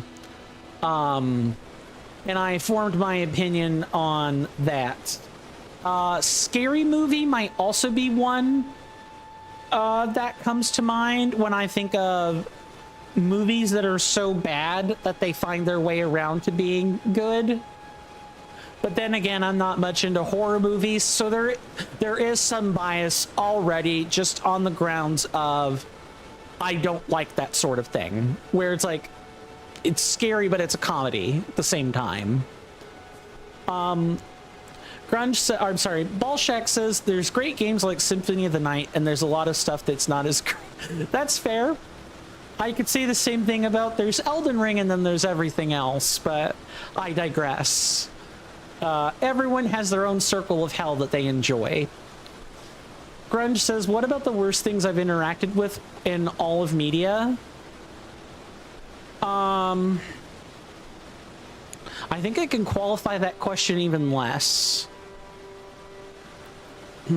Worst things that I've interacted with. I can talk about games. I've interacted with a couple of like bad shovelware games. You could tell that the purpose of the game was to extract microtransactions out of its audience. And I guess in general, if we're talking about media, then the rise of I've interacted with the rise and fall of Facebook gaming, i.e.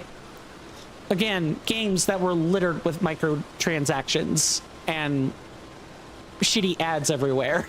Yeah, it touched my World of Warcraft in Warlords of Draenor. I did not care for it. The rise of the mechanics that were derived from Facebook games, I also did not particularly care for. Yuck, gross. I'm trying to think of like other bad things, but I think I can say I've dodged a lot of the more egregious things people would consider ick.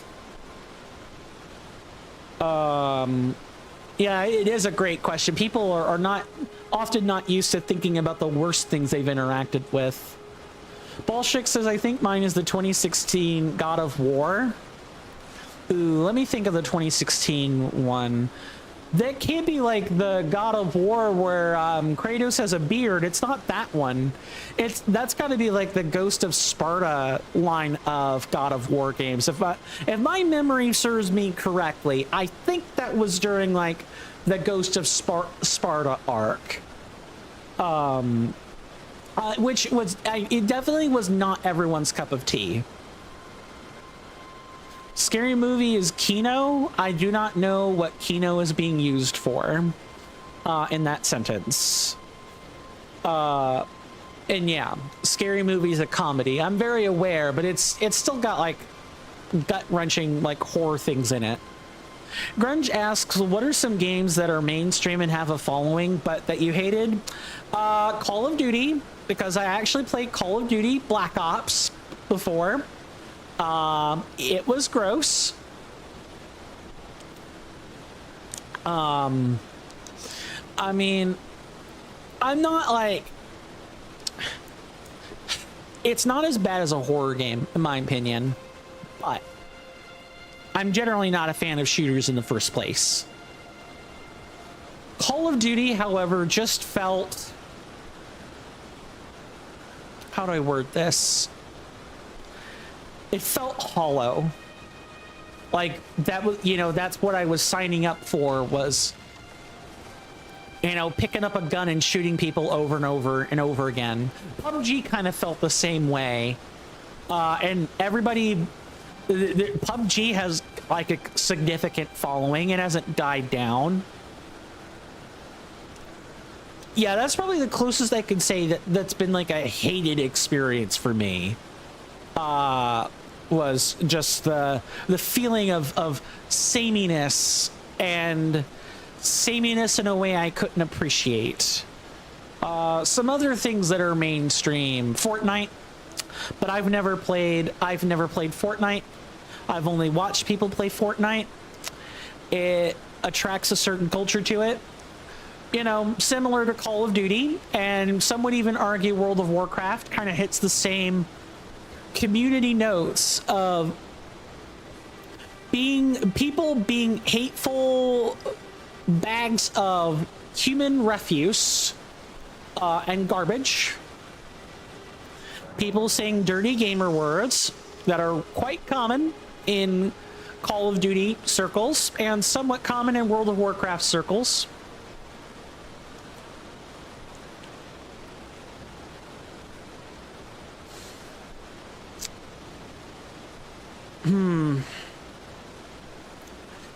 But I guess that's not really like me hating the game, right? That's me not liking interactions with people more than anything else. The biggest answer to your the biggest answer to the question you have asked is Call of Duty. It has a following. A lot of people like it. Even more people play it competitively. I can't get behind it. It was just never my cup of tea to start with, and even less so after I played it. I disliked the experience a lot. Kino just means like high quality. So it's it's a new way of saying two words as one word. Got it. Let me also make it daytime.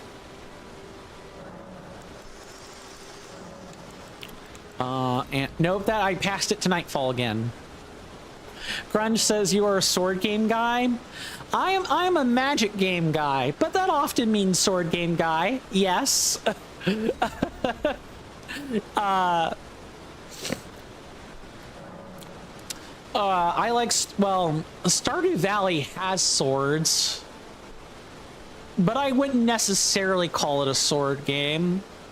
Yeah, I don't know. I mean, I'm more of a fantasy person, and Call of Duty is not that.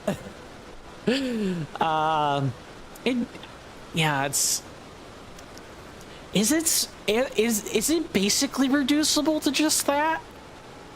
It feels so strange to say. Grunge says, I think even children's games tend to put swords in as like a safe way to have a combat system. Yeah, I grew up with a lot of that. Either I was jumping on something directly, a la Mario, or, you know, Legend of Zelda, which had swords. I'm trying to think. Dark Souls have swords. Tales games, like Tales of Symphonia, Tales of Berseria, Tales of Arise are sword games. Yeah. That's a new descriptor. Sword guy. I'm definitely a sword guy. Does that make my tastes in gaming childish? Maybe. Ballsheck says Zelda. Yep, that's right. Good old Zelders. Played a lot of them growing up. Grunge says, I do lump a lot of games under sword game. Makes sense. I mean, it's increasingly a valid comparison. I mean, Grunge would have to confirm if they're never sorter. I don't believe that. Grunge says, yeah, I grew up a gun game guy. Fair. Call of Duty and the like. Ballsheck says, I'm a big fan of games where you use a lead pipe.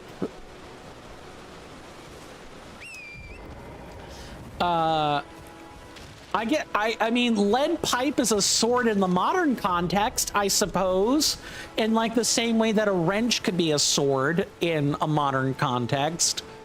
It's more like a mace, and less a sword, but I get your point. Ballsheck says Silent Hill is a sword game. Yeah, I mean, I don't think so, but yeah. I mean, if we're being consistent with definitions, then yes. I suppose it would be, as Grunge says in the next sentence. Bolshek says, saw the game too, is a sword game? I'm not buying if the Saw is a sword game. It's a cudgel. Yeah, like, exactly. It's either a sword or a cudgel. In Saw the game 2, do the weapons break? I think so.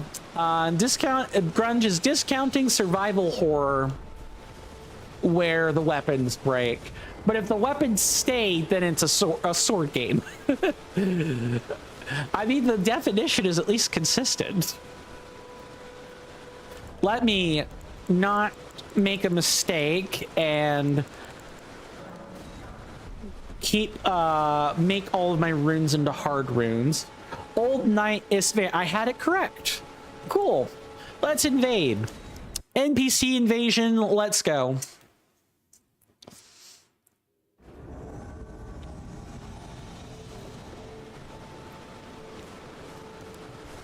All right, Isvan, I hate to do this to you, buddy, but we gotta make this work.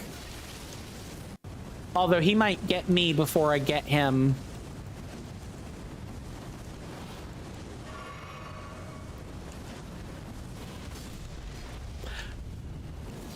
Oh, right, he's a gravity knight. I did not mean to do this.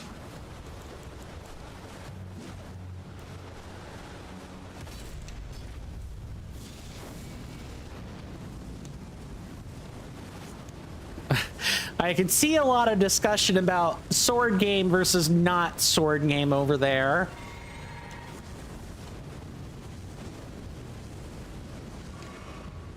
Yeah, you drink away, big guy.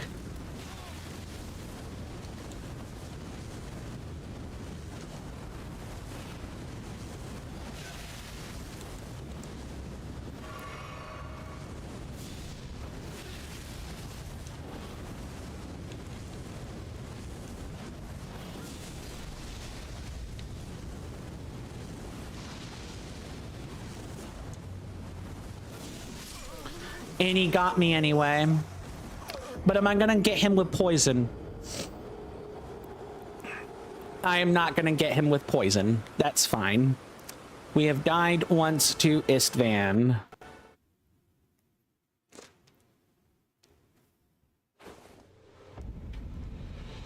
Okay, what is all this? Hear this definition, because if you always have a sword, you are a sword guy. Okay, yeah, we have all this back and forth about a sword guy. What about a game where you use your bare hands like a beat 'em up, like a fighter? Like, Virtua Fighter or Street Fighter? That comes closer to a gun game. I'm sorry, what? There is no shot that is the opinion that is being discussed here. How is that a gun game? Because it's gritty? Let's see. The next statement is fists is more grimy and dirty like gun games are.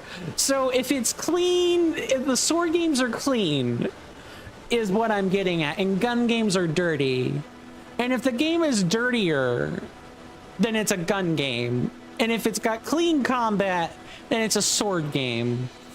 So I feel like at this point, the discussion is less about what is a sword or a gun game and what is more, this is child friendly, this is not child friendly, which I think is what gun and sword are really a stand-in for. Based on some previous sentences, Grunge has said from, well, no, sword games can be not child friendly. DMC is a sword game. It's a sword and a gun game. Sorry, this discussion's making me giggle because like DMC is like it's got both. But it's not gritty that way. It has guns, but it's a sword game, like how a gun game can have a sword but still be a gun game. Right. The guns are extensions of the sword gameplay. That is true. That is true.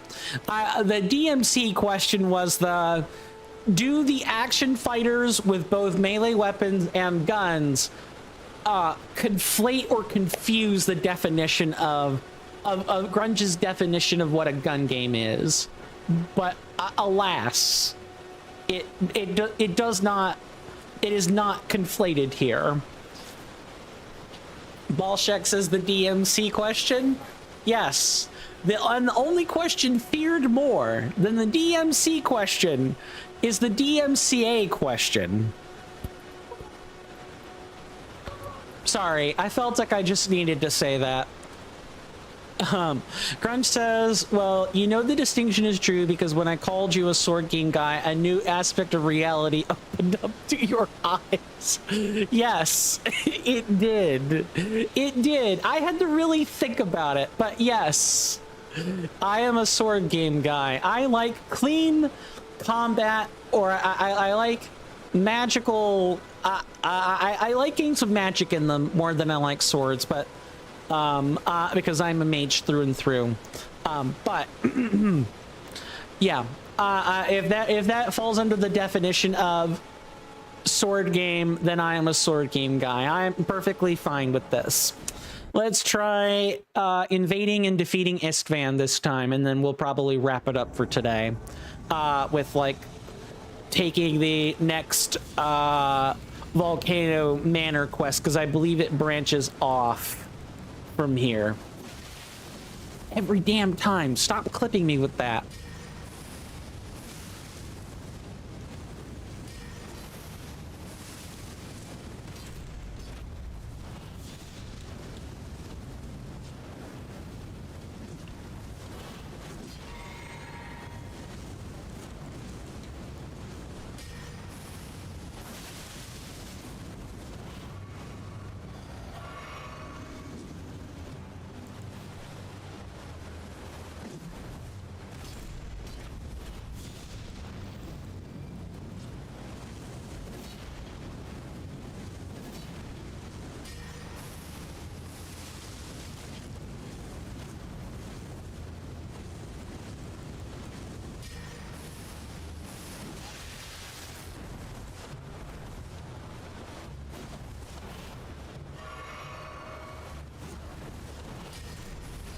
Oh, nope, yep.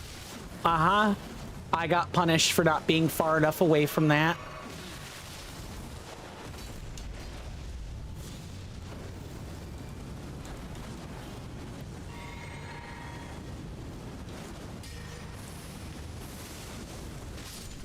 Gotcha.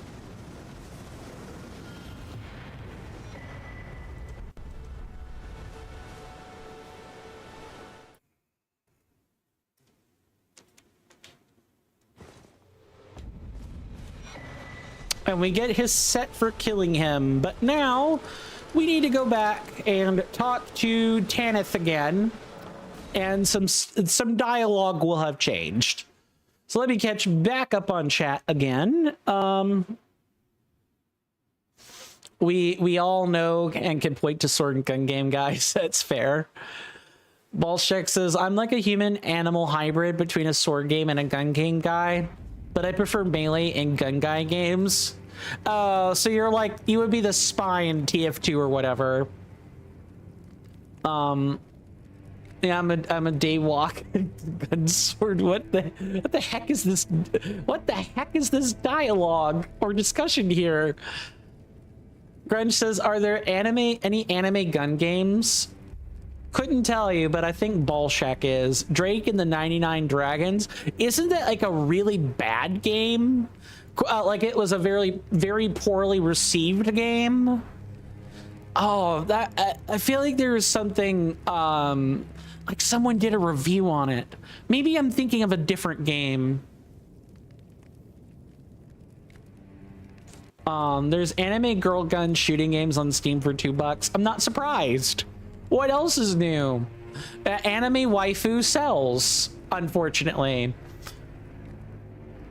Ballshack says it transcends the medium. It's a world art visual work. I could believe that. Okay, I got a question. I have a proposal or like a question. How about Gradius? How about the Gradius game? Is that a gun game or a sword game? Because it has gun. You shoot things. That's all you do. It's a twin stick shooter.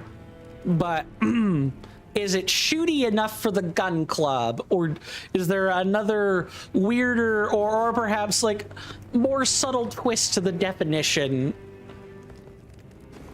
that I should be considering with that? Ballshack says Metal Gear Solid is an anime gun game. I could believe that. Yeah, it kind of gets like that in the later installments. But it still tries to be a gun game. It's probably the most popular one. Yeah, I'd say so. And I believe Grunge could agree with that based on that other statement. Ballshack says that's a plane game. You are playing as a plane. So there's a third type? What about those old games where you played as like a plane or a tank and you were shooting other planes or tanks? There was one on like the Sega Saturn that comes to mind. Well, this is outside of the system, I would think. You aren't a guy if you're a plane. Okay, so we're building a Venn diagram is what we're doing.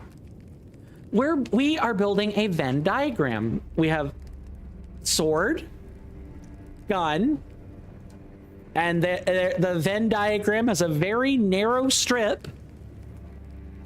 And then we if this is a Venn diagram, right? We have outside, way over here, is non-sword, non-gun games that sit like outside the Venn diagram. Maybe you could Grunge says maybe you could say there's like car games and those are a niche. Racing and plane games and tank games are all car games. Okay, so we're going into the car. That's fine. We could call them all car games. Ballshick says car games are definitely not gun or sword games, because even like Spy Hunter, where they try to give the car a gun, it's just not the same. It's definitely not a gun game. You are a car. And you get car game guys too? Okay, so maybe car game. If we phrase it as car game, that can go on the Venn diagram. That could be like an interlocking circle in the Venn diagram, and there could be some overlap between the Venn diagram circles, or else we just have 3 circles. We do not have a Venn diagram. All right, Tanith, I have done as you have asked. You've completed your task. I am pleased. Now you are a recusant true, and a full-fledged member of the Volcano Manor. This is your reward, as promised.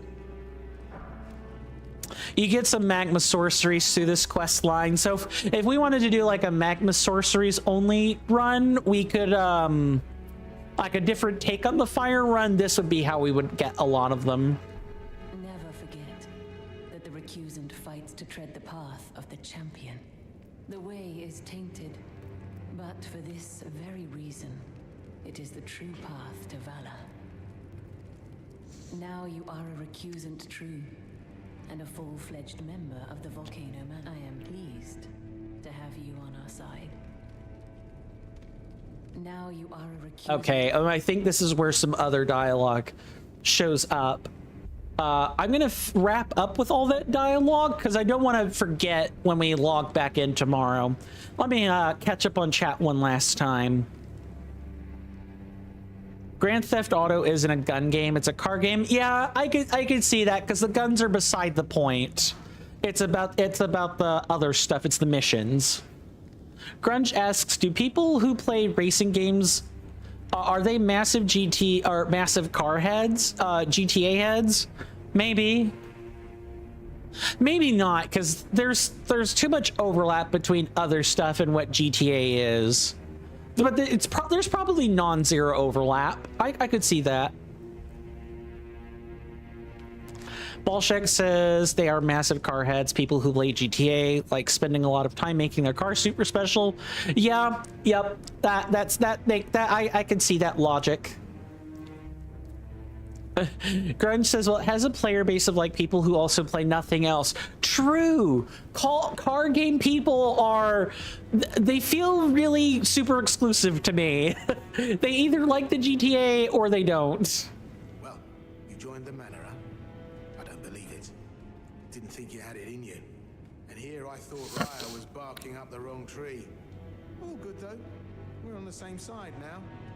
We'll do good work together. Oh, and of course, we can do business if you like. Hatch's Emporium at the Volcano Manor. Especially for you. Are you surprised that I belong to the Volcano Manor? I always hated the gibberish about Lost Grace and the laughable Two Fingers. I thought I could lend a hand in unmasking the charade. Not to mention, Tanith has always made me curious.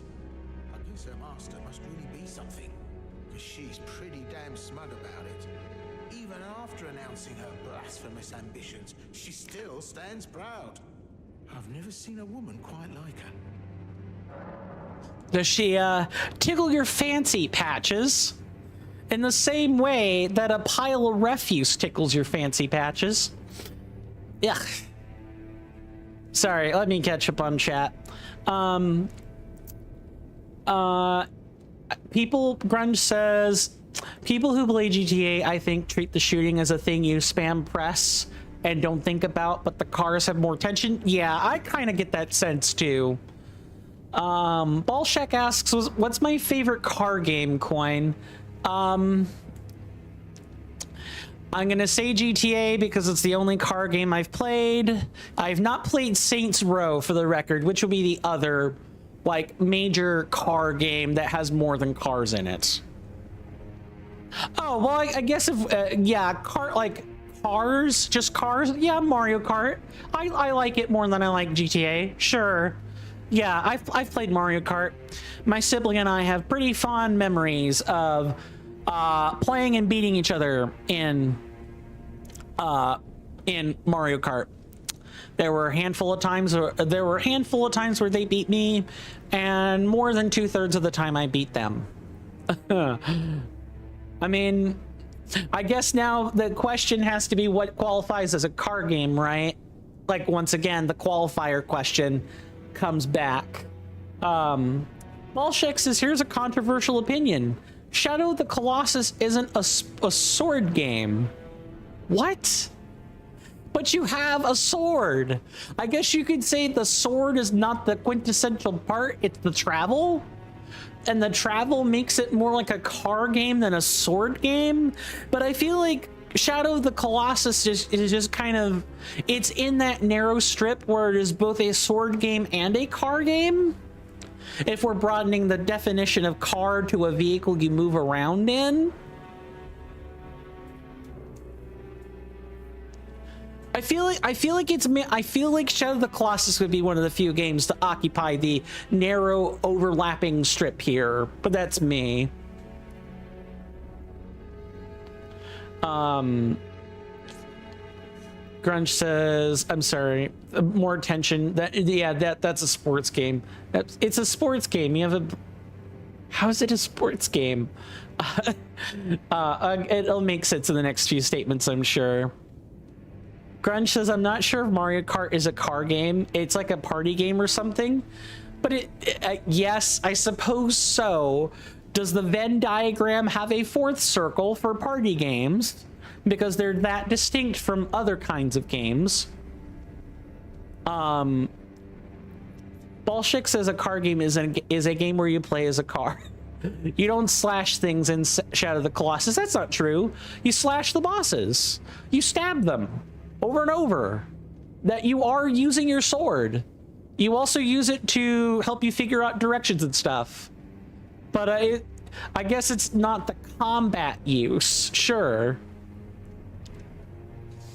And Grunge says it's about climbing. I could see it being like a climbing game. I feel like we're having, is cereal a soup? Is cereal just cold soup? Question. I feel like that is the discussion we are having right now. Is cereal cold soup? But we replaced the topic of cereal is cold soup with what qualifies as X or Y game. I feel like this is an evolved version of cereal is cold soup discussion. Just totally fine. I feel like this is where the headspace we are now occupying is semantics. We are having a semantical argument now. Yeah, you climb and stab them like a climber. Climbers stab mountains with their picks. Therefore, sports game, climber game. I don't know. Maybe my standards are a bit too rigid for the discussion we are having, but I feel like it's in this overlap, and like sword game can also be sufficiently broadened a little bit, but that's me. Riley the Idol, he can be found in Altus Plateau, and I guess we'll pick up on that tomorrow. Bolshek says, when a climber erects a flag atop a mountain, does he then become a sword guy? No. No, I think not. I would be more than happy to agree with that. He is not sword guy because he uses a flag to pierce the mountain or whatever. However, the same cannot be said for Colossus of the Shadow of the Colossus, because the Colossi are both creatures and mountains at the same time. You slice a creature, you stab a creature. You could also stab a mountain.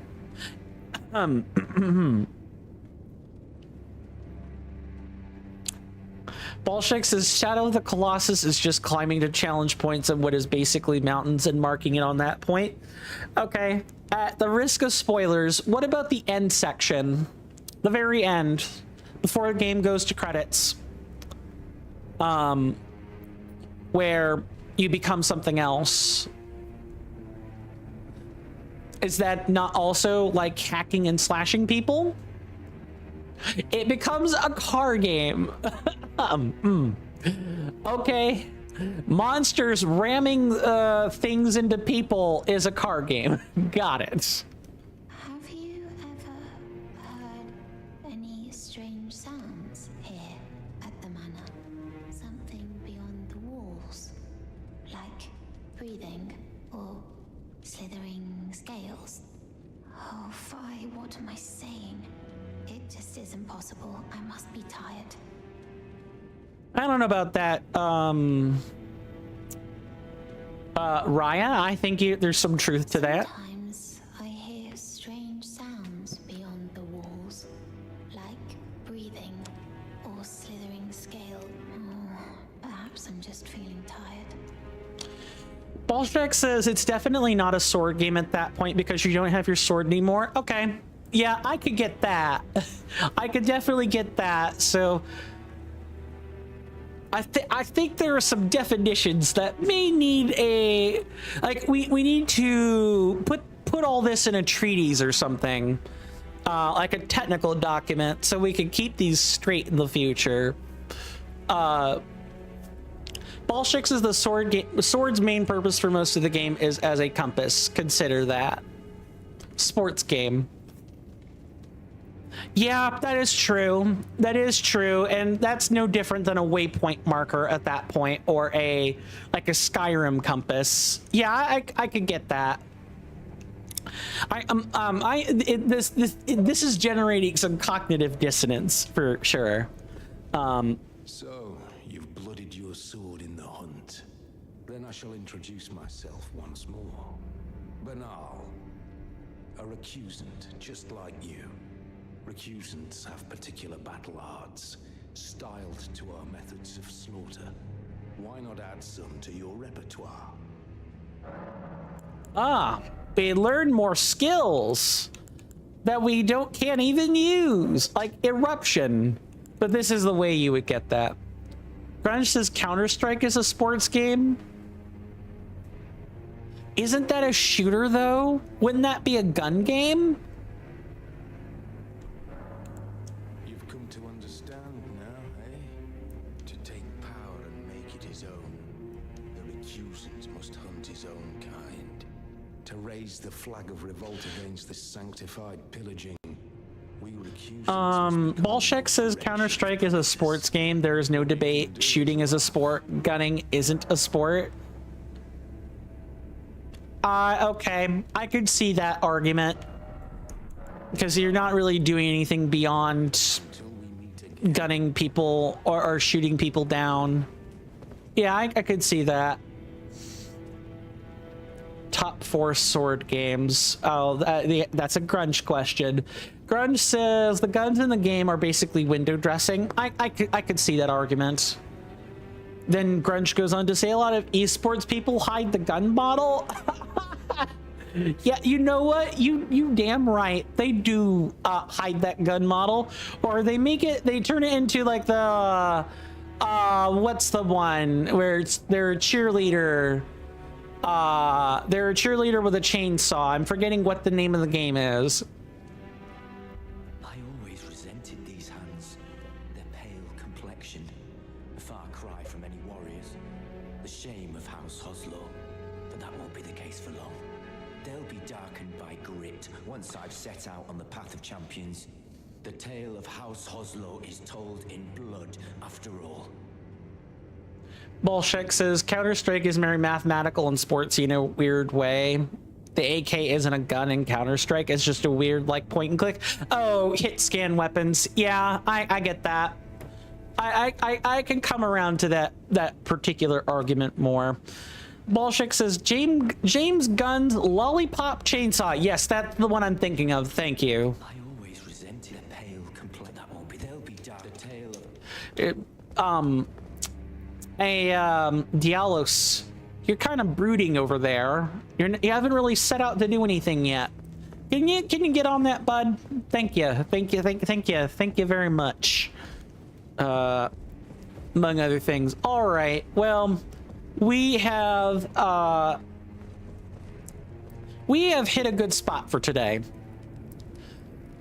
I don't know how I feel about the Flame Lost Knights. I feel like I should give some more attempts on them tomorrow, but at the same time, I feel like I should actually wait until we've actually defeated Rykard, and a lot of the Volcano Manor quest line will come before it. I don't know. Grunge says I'm struggling to think of sword games I like. That's fair. Some people just like guns more. Yeah, we agreed DMC was a sword game because we said the guns are just was just that. Their purpose is like that of a sword. Bolshik says, I always thought this game messed up by not having any goblins in it. Why? it's got it. I mean, goblins are,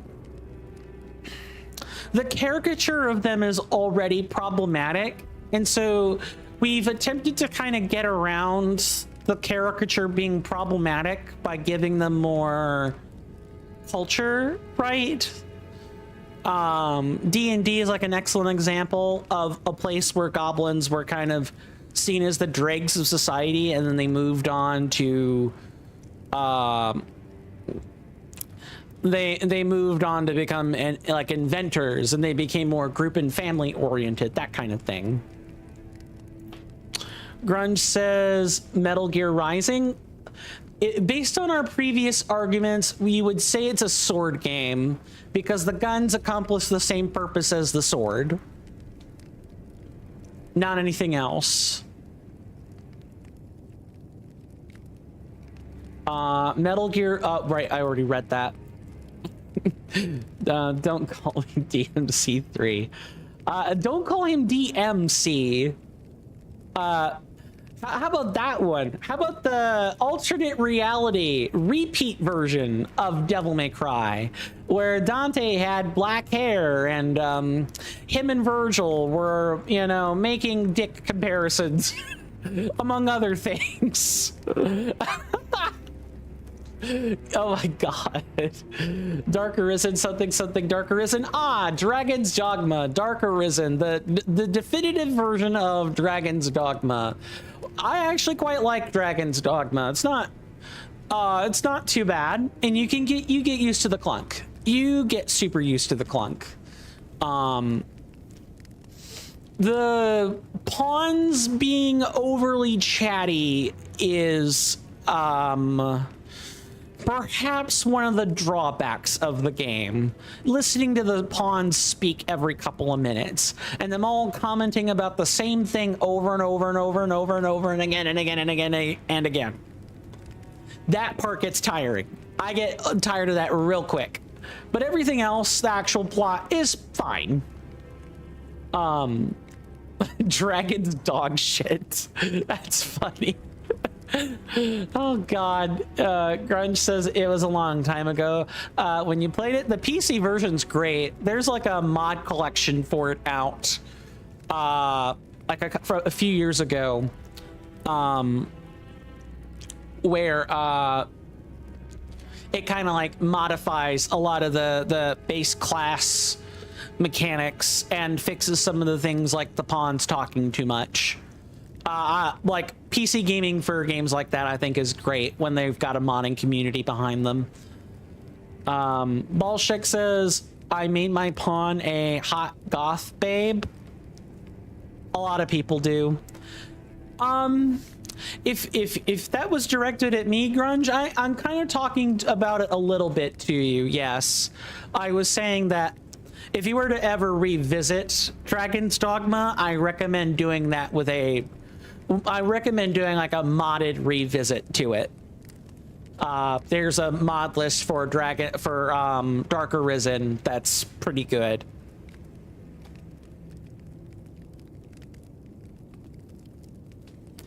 Oh, yeah. You were asking if Balshak was asking you if you thought Sekiro was brilliant. I think Sekiro is brilliant. I've beaten it. I've beaten Sekiro off camera. I should play it on stream sometime. It's a fun game. I'm even envisioning the right mod packs I can already. Oh, come on now. I think we're all being a little bit saucy with each other now, but hey, nobody's a punk here. We can all be punks together. How's that? That said, I could talk forever and ever, but we got to conclude the stream at some point. Thank you guys for being a wonderful audience today. Again, sorry for the first couple of hours. You know, sometimes that's just the challenge run experience where we wipe face to bosses over and over. It's gonna be like this with Rykard. It's gonna be like this with Fire Giant. It might even be like this for bosses where they're moderately or majorly resistant to what I'm doing, and so the only thing I can do is wipe face over and over and over until I get it. Flame Lost is, but also custom bosses in Reforged are like their own flavor of difficult almost. They're more technical. Flame Lost Knights is a more technical fight, and especially at the end where you just have so little room to move. I really am gonna probably have to workshop them on my own with like a copy account or something, or the duplicate file, and just wipe face on my own until I get it, and then I can come back to the actual real file and try again. I think that's probably what's going to have to happen. But yeah, that was the question. That should answer the question about the first couple of hours with the Flame Lost Knights and everything.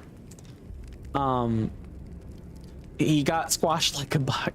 I didn't get. I fell to my death several times, and I died to great sword dude a couple of times, and then I had bogus regressive deaths several more times.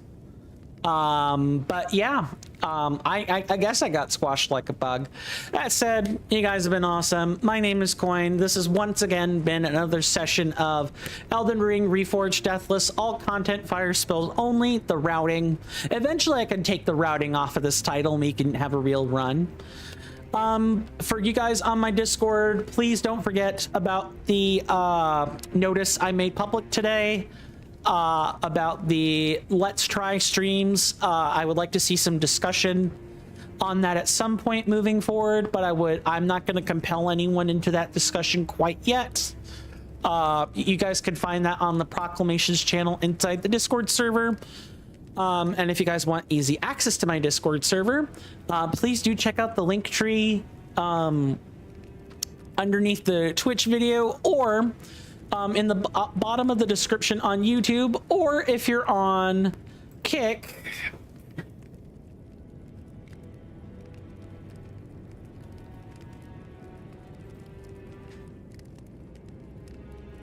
good night to everyone. Oh no, I feel like the platform requires reintegration. Yep, that's exactly what happened. I was afraid of that. That's fine. It actually even spits that out in the bot anyway. But please do stay safe. Take care of yourselves out there. You're welcome in my hallowed halls anytime. I'll see you guys in the next one. And with that, farewell and goodbye.